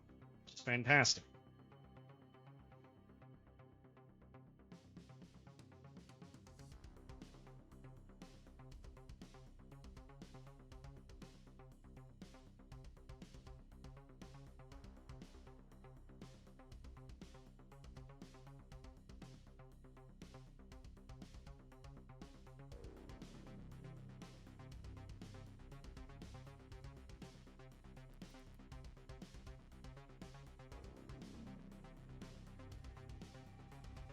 Be 76.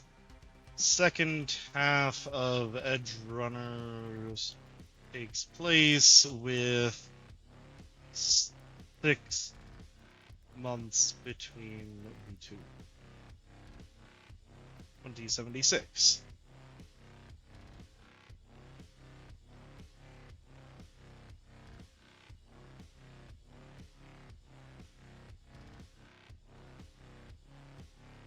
Cyberpunk 2077 prologue takes place.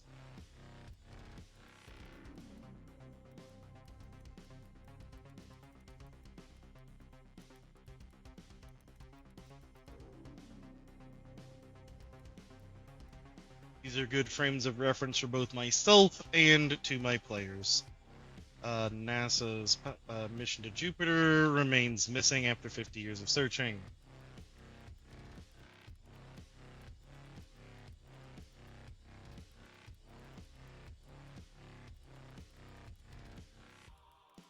I knew that was going to end poorly.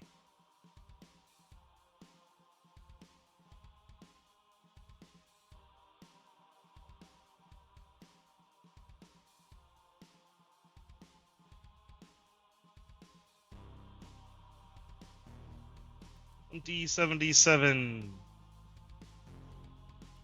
Stalker announces Relic.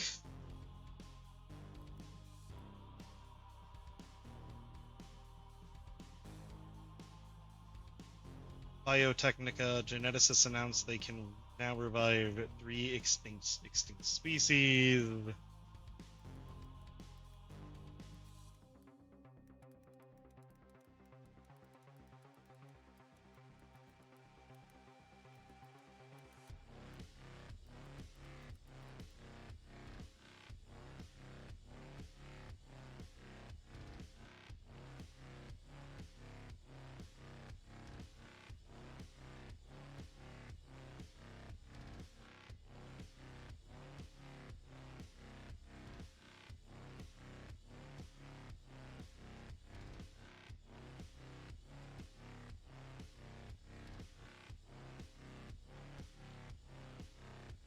$20.77 starting in April. The events of 2077. Nope. 2077 video game.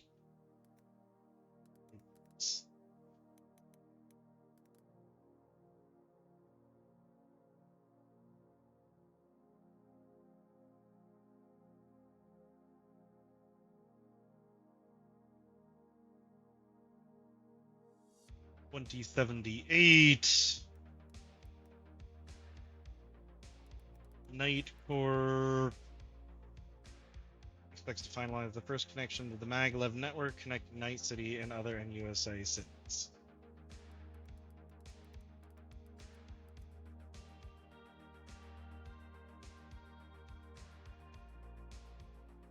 Did I write that right? Yeah, first connections.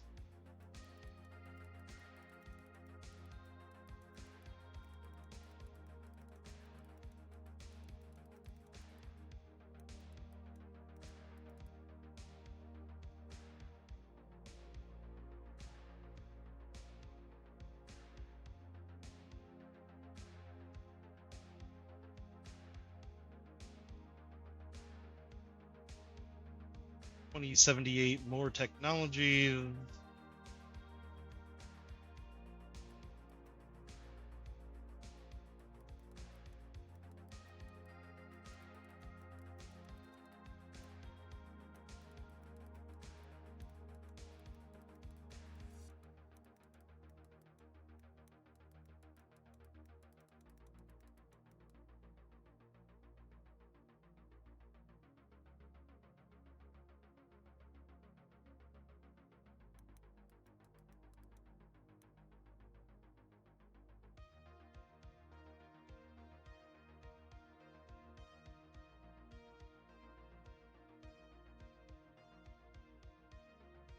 $20.79 Phantom Liberty epilogue takes place.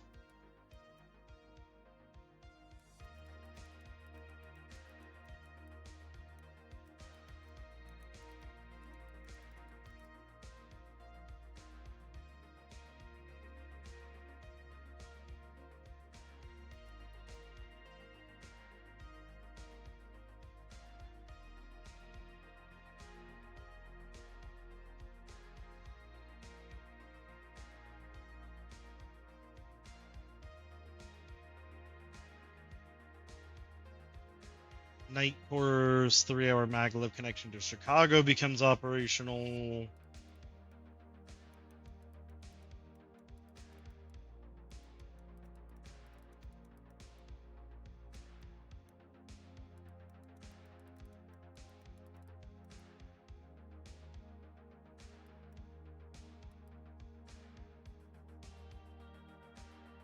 Leading AI analytics predict 74% confidence.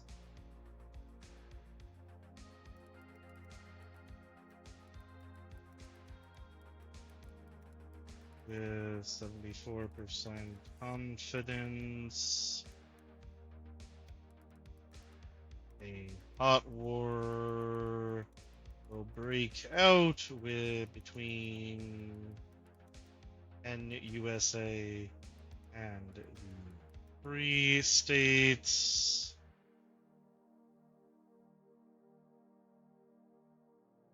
And then 2095. We have Orbital Air launched a space probe equipped with an AI that is expected to reach the extrasolar planet.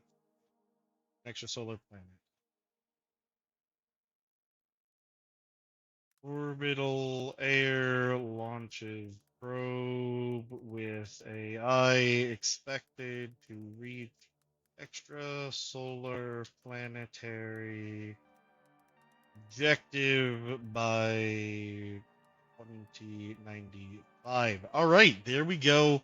We have made it through the entirety of the cyberpunk timeline as it exists in canon. We have all of the major events that I believe are going to be relevant here and detailed now. So that means that we can officially move on to a different timeline. So we're going to go ahead and create a new tab in Island. Go ahead and just move all of these tabs into this island so I can kind of just shrink her down.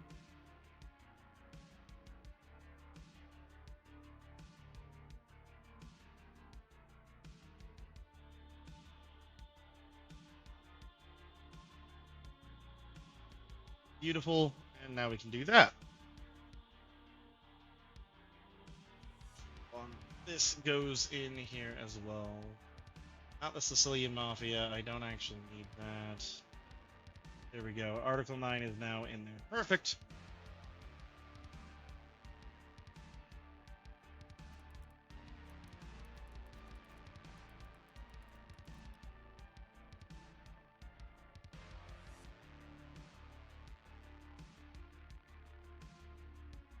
Gonna go with the standalone conflict timeline because that is my, or standalone complex timeline because that is honestly my preferred. It looks like this one is gonna be a bit easier to comb through.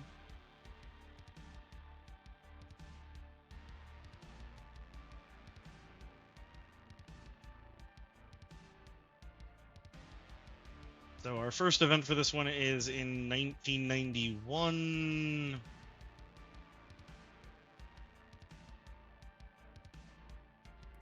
Soviet Union break up.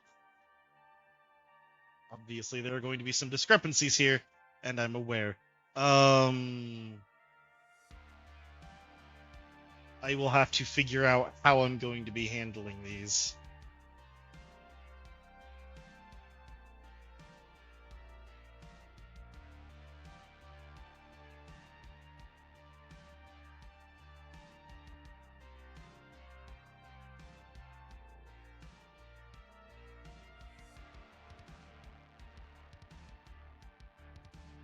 $2,000. Go ahead and put it at 2,000.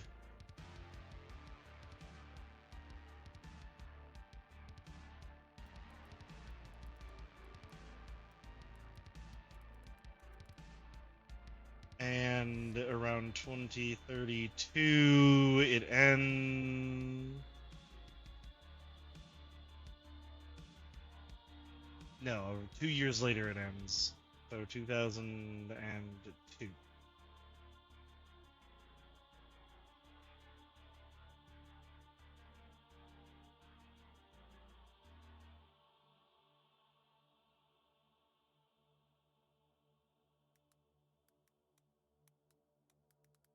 And the 2003.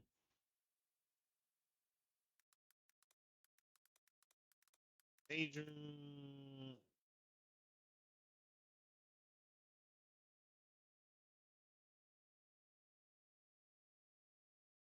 2009 is when the Major was injured in a plane crash.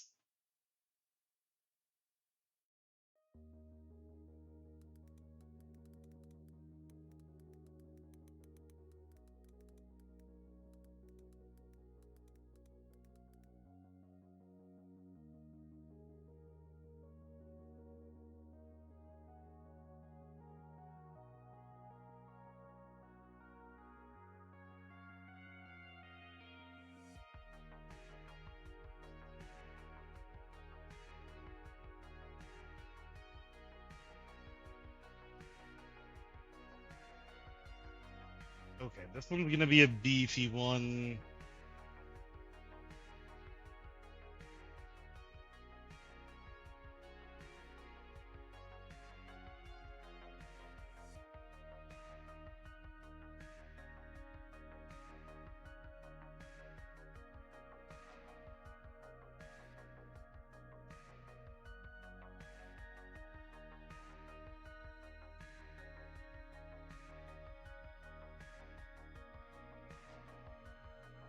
And I'm trying my best to interpret these because this document itself is conflicting because it ends approximately 30 years before 2032, but also it's going on in 2015.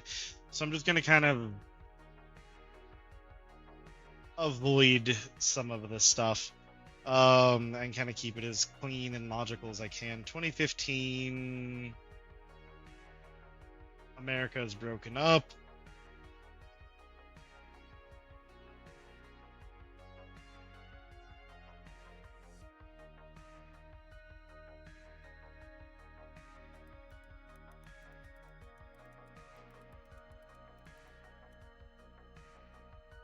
Into the American Empire, the Russo-American Alliance.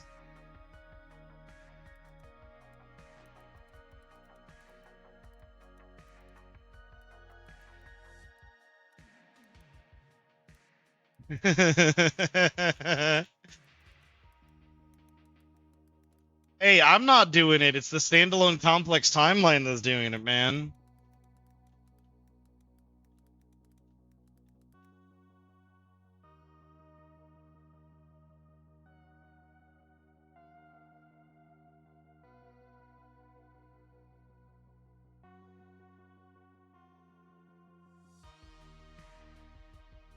Yay.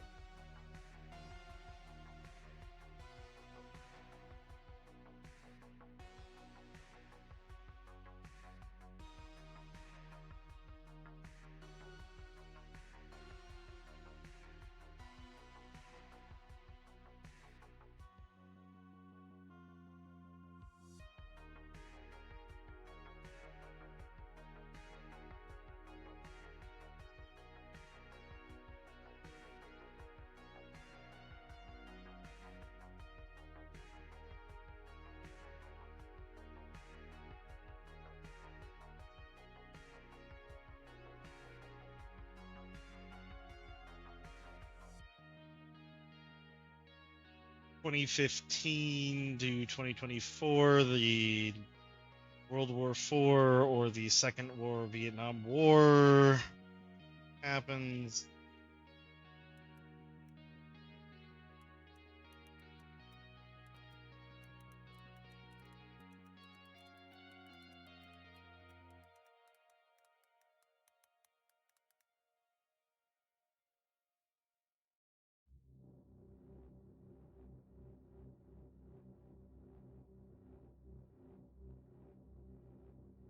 By summer of 2020, Europe and Asia are deadlocked.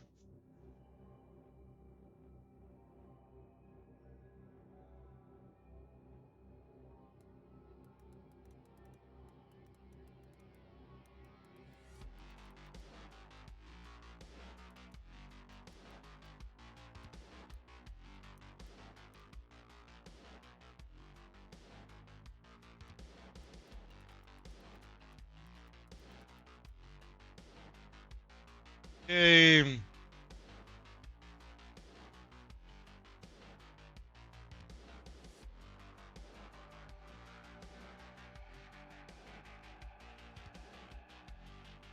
Looks like none of the faction mods have been updated since 2024 for MechWarrior 5. The guy working on the expanded universe says he's dropping sneak peeks and now and then on YAML Discord, but those are all test branches, so yeah, fair.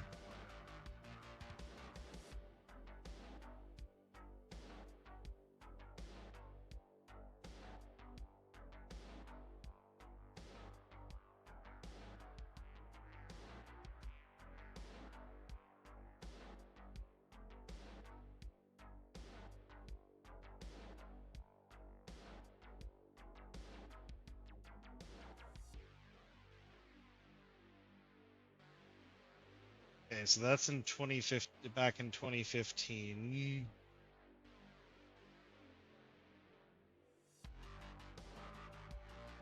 The Nemoro landing operation occurs.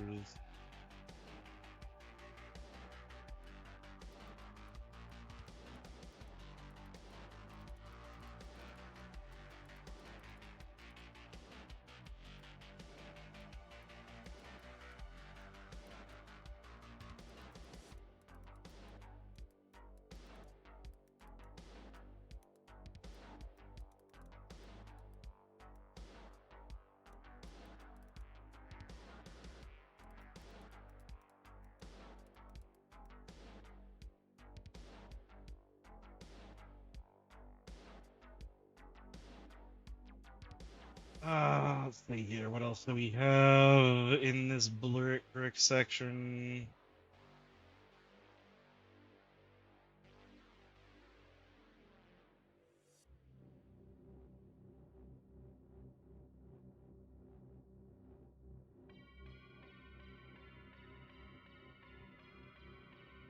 Oh, I got something wrong.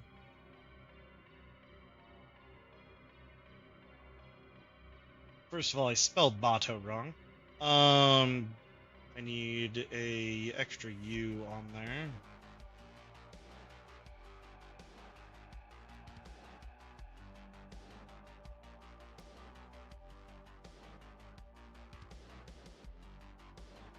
Okay, 2022 to 2023.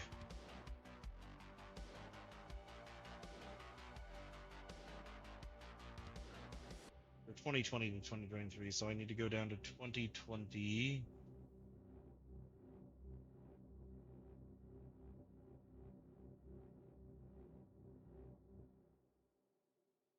Here is the second line in 2020.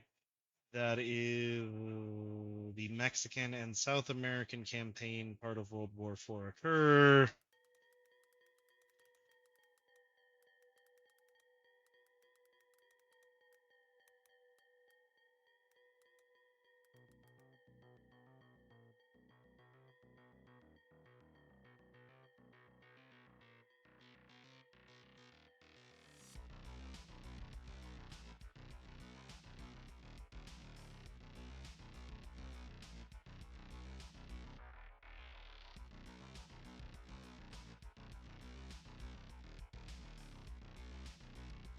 This at 2021. American Empire and UN forces resort to war crimes to stop guerrillas.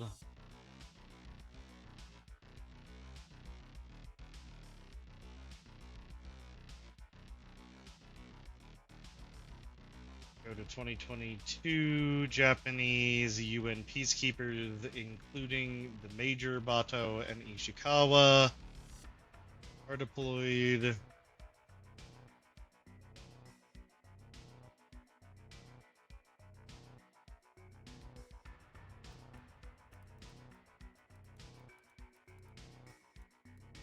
Ew.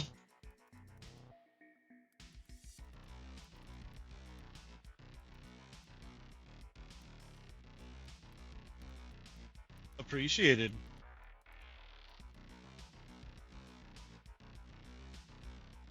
Yeesh.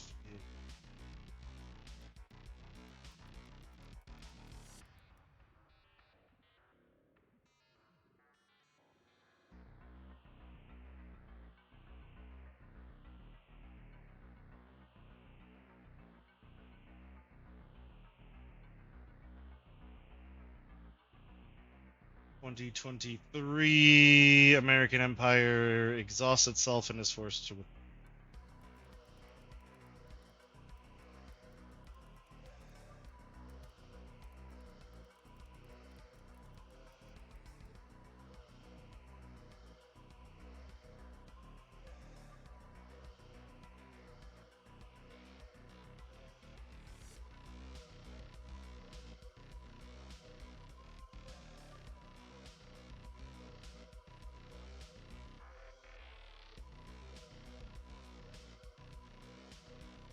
2024.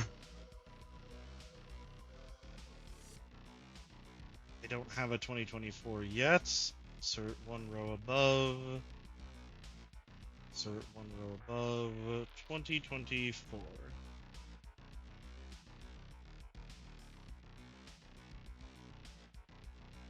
Oh, Lord. That's fantastic. Okay, this is when World War IV ends.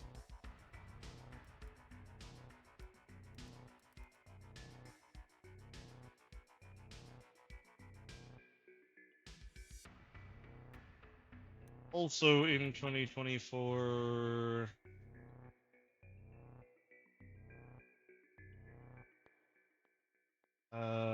Second Korean War occurs.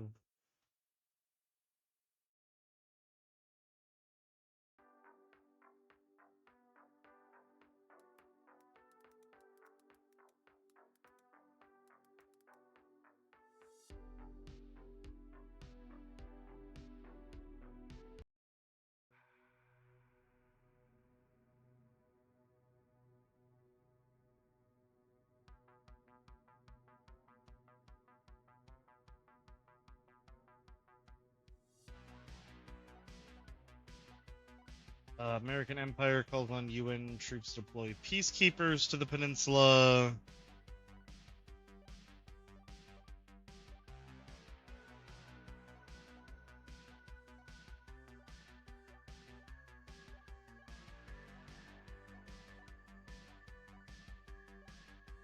So we are still in 2024 here on the Ghost in the Shell timeline.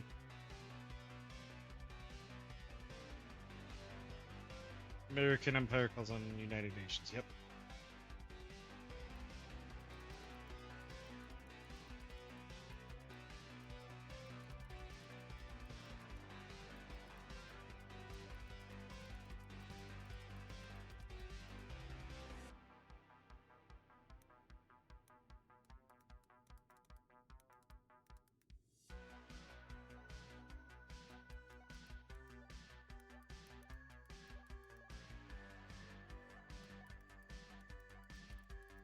Forces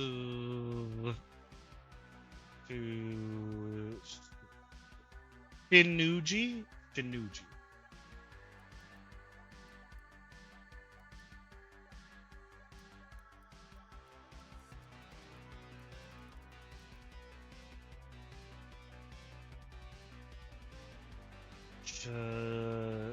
Shinuji refugee camp.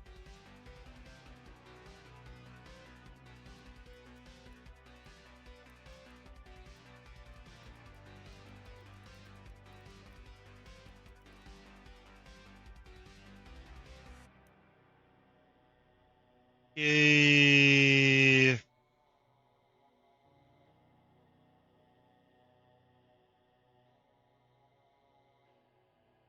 Lapping Man incident also occurs this year.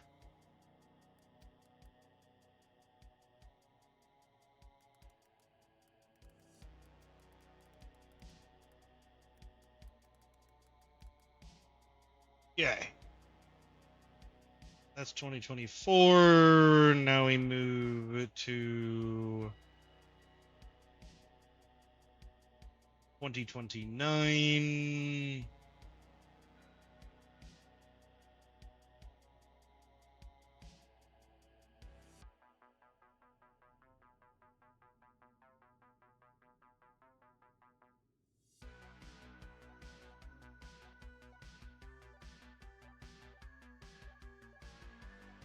Thermo-optic camouflage is produced.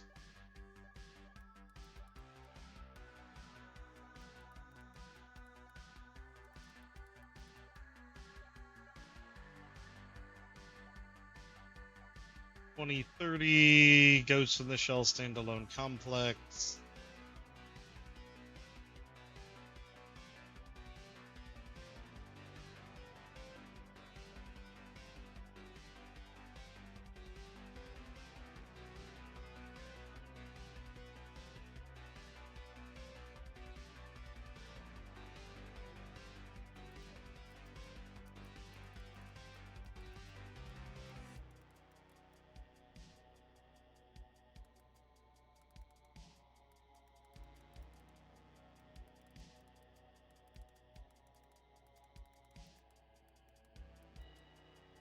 Hey, that's 2030 taken care of. 2031. Section 9 is officially disbanded. We need to insert a row here. 2031.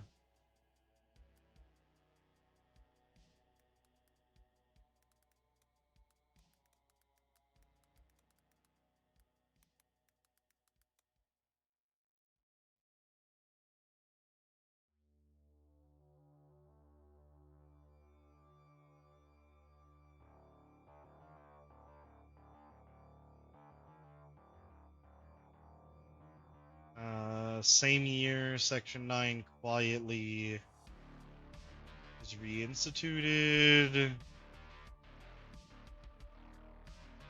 go ahead and put one more in here.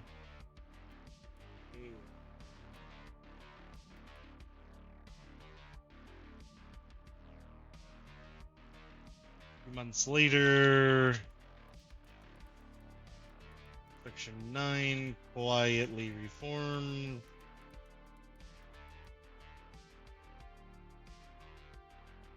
And the Tachikoma AI satellite is launched.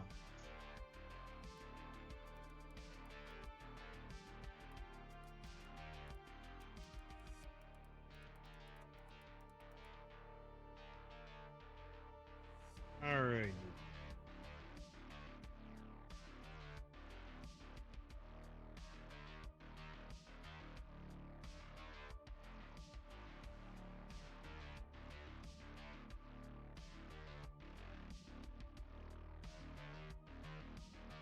Alright, so next we are on to 2032, second gig occurs.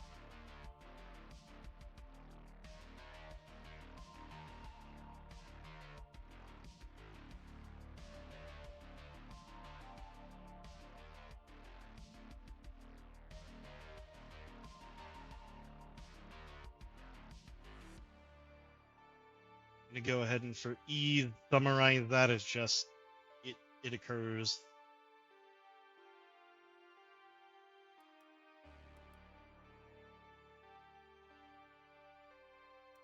One 32. That's not a 20.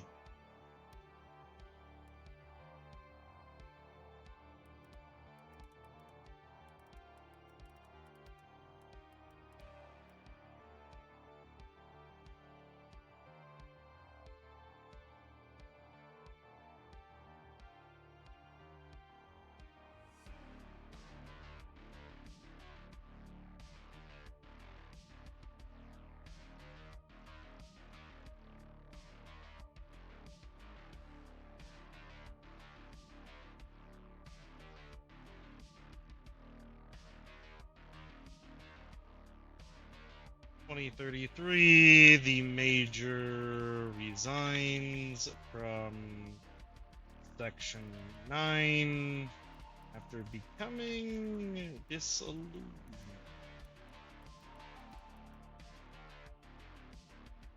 2034.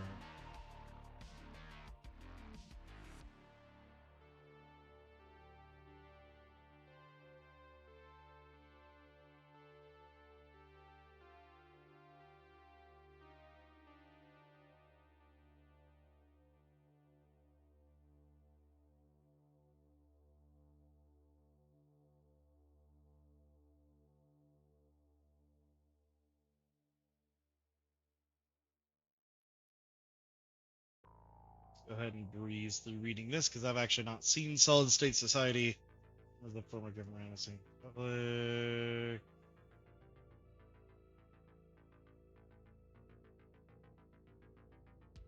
But the puppeteers abducted children, live behind the murder, begins searching maybe here. Fight to return to Africa. Alright, and be fit with new prosthetics. Section 9 raids Sacred Citizen Relief Center. Okay. Puppeteer system.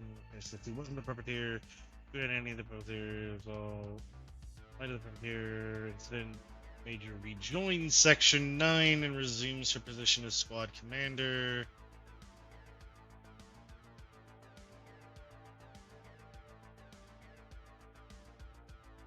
Okay.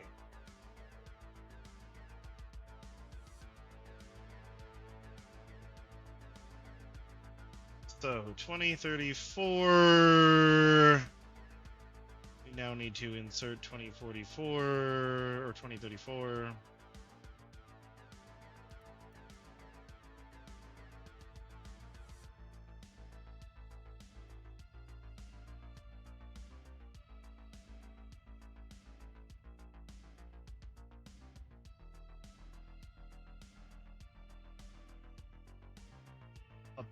Events of Solid State Society occur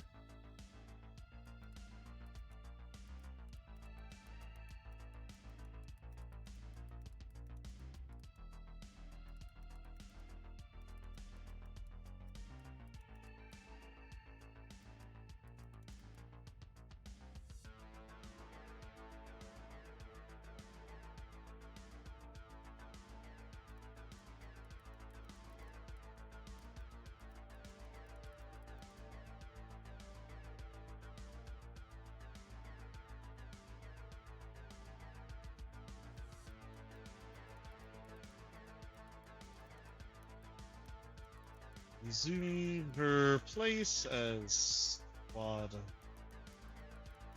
leader.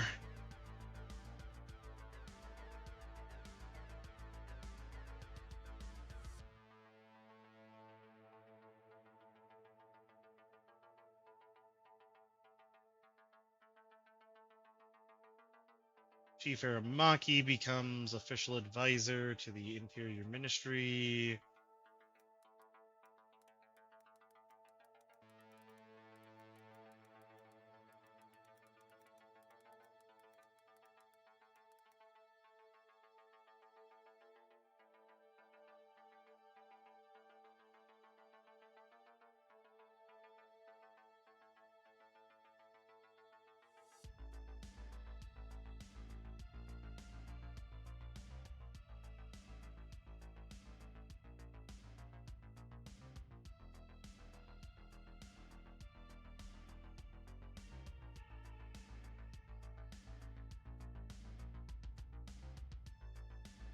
Okay, so we're gonna jump all the way down to 2039.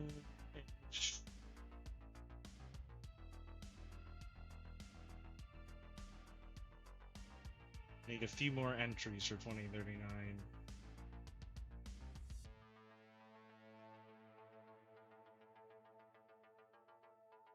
2039 here. Section 9 disbands again. Most of Section 9 begin to serve as mercs.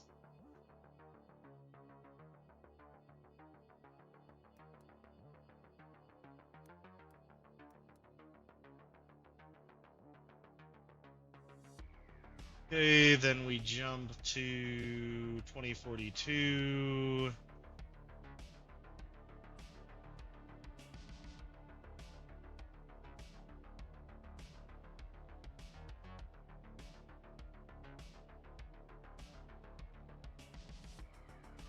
Which does not have an entry. 2042. G4 nations. Instigate the AI managed sustainable war policy.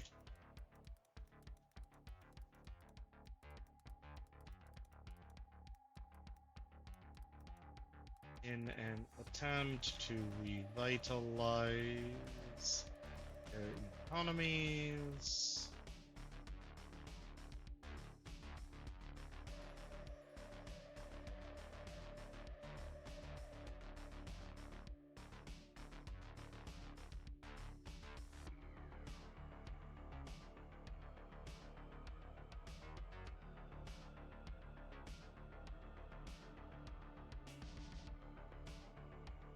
Okay. 2044, probable beginning of the post-human phenomenon.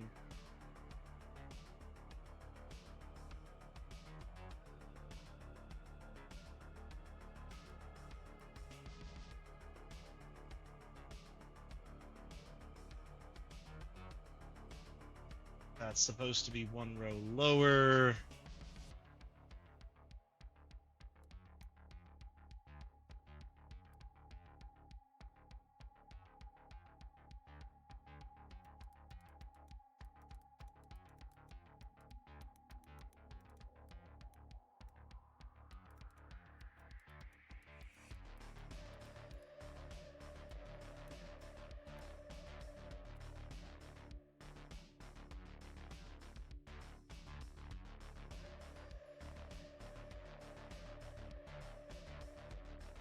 Synchronized global default occurs, ushering in worldwide economic crisis.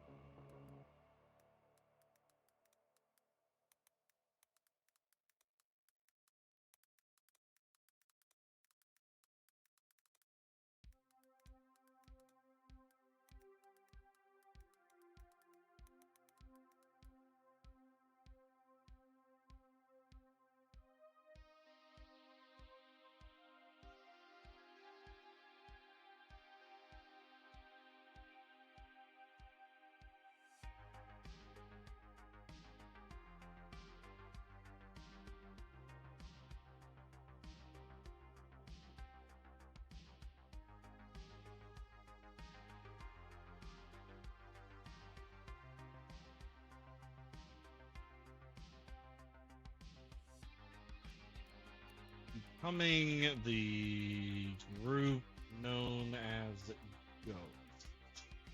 There we go. And then 2045 is where we're jumping to now, which is right here. And that is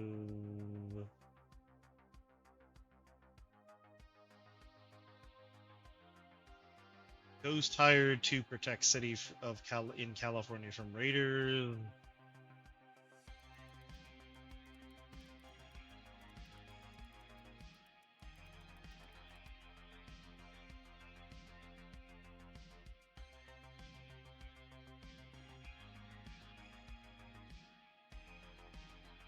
Insert one row above.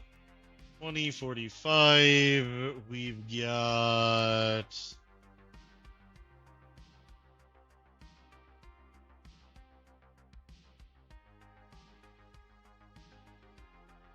American Empire requests that Japan assist with post-human issue.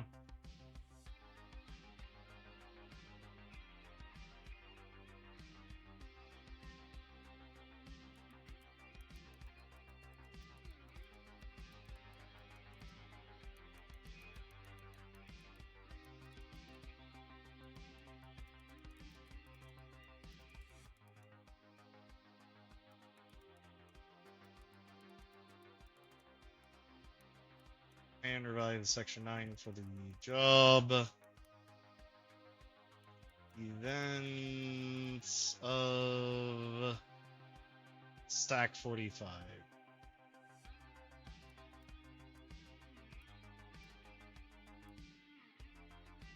Alright, there we go, and with that we have reached the end of the Ghost in the Shell timeline, leaving only the Vampire the Masquerade timeline to go. I think this is probably where I am going to end for the day. I'll go ahead and name this spreadsheet VTM / Cyberpunk / Ghost in the Shell timelines so that I have it. And we're going to go ahead and send a raid on over to the Game Master Eric, assuming he is live doing D&D, which I assume he is on Thursday. I'm pretty sure it's part of the schedule. No, he's not. Well, given that he isn't, we are going to go ahead and instead raid over to something completely different. Mainly because I want to show a good friend of mine, Ari, some love.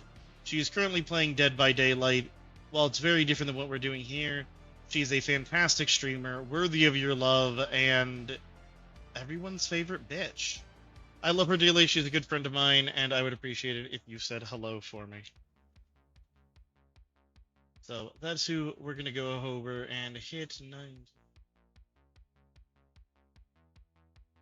And I will see you all Saturday, I do hope, for some of our Warhammer 40k TTRPG campaign. Because that's 90% of what we do here is TTRPGs. Love y'all, and I will see you on Saturday. Peace.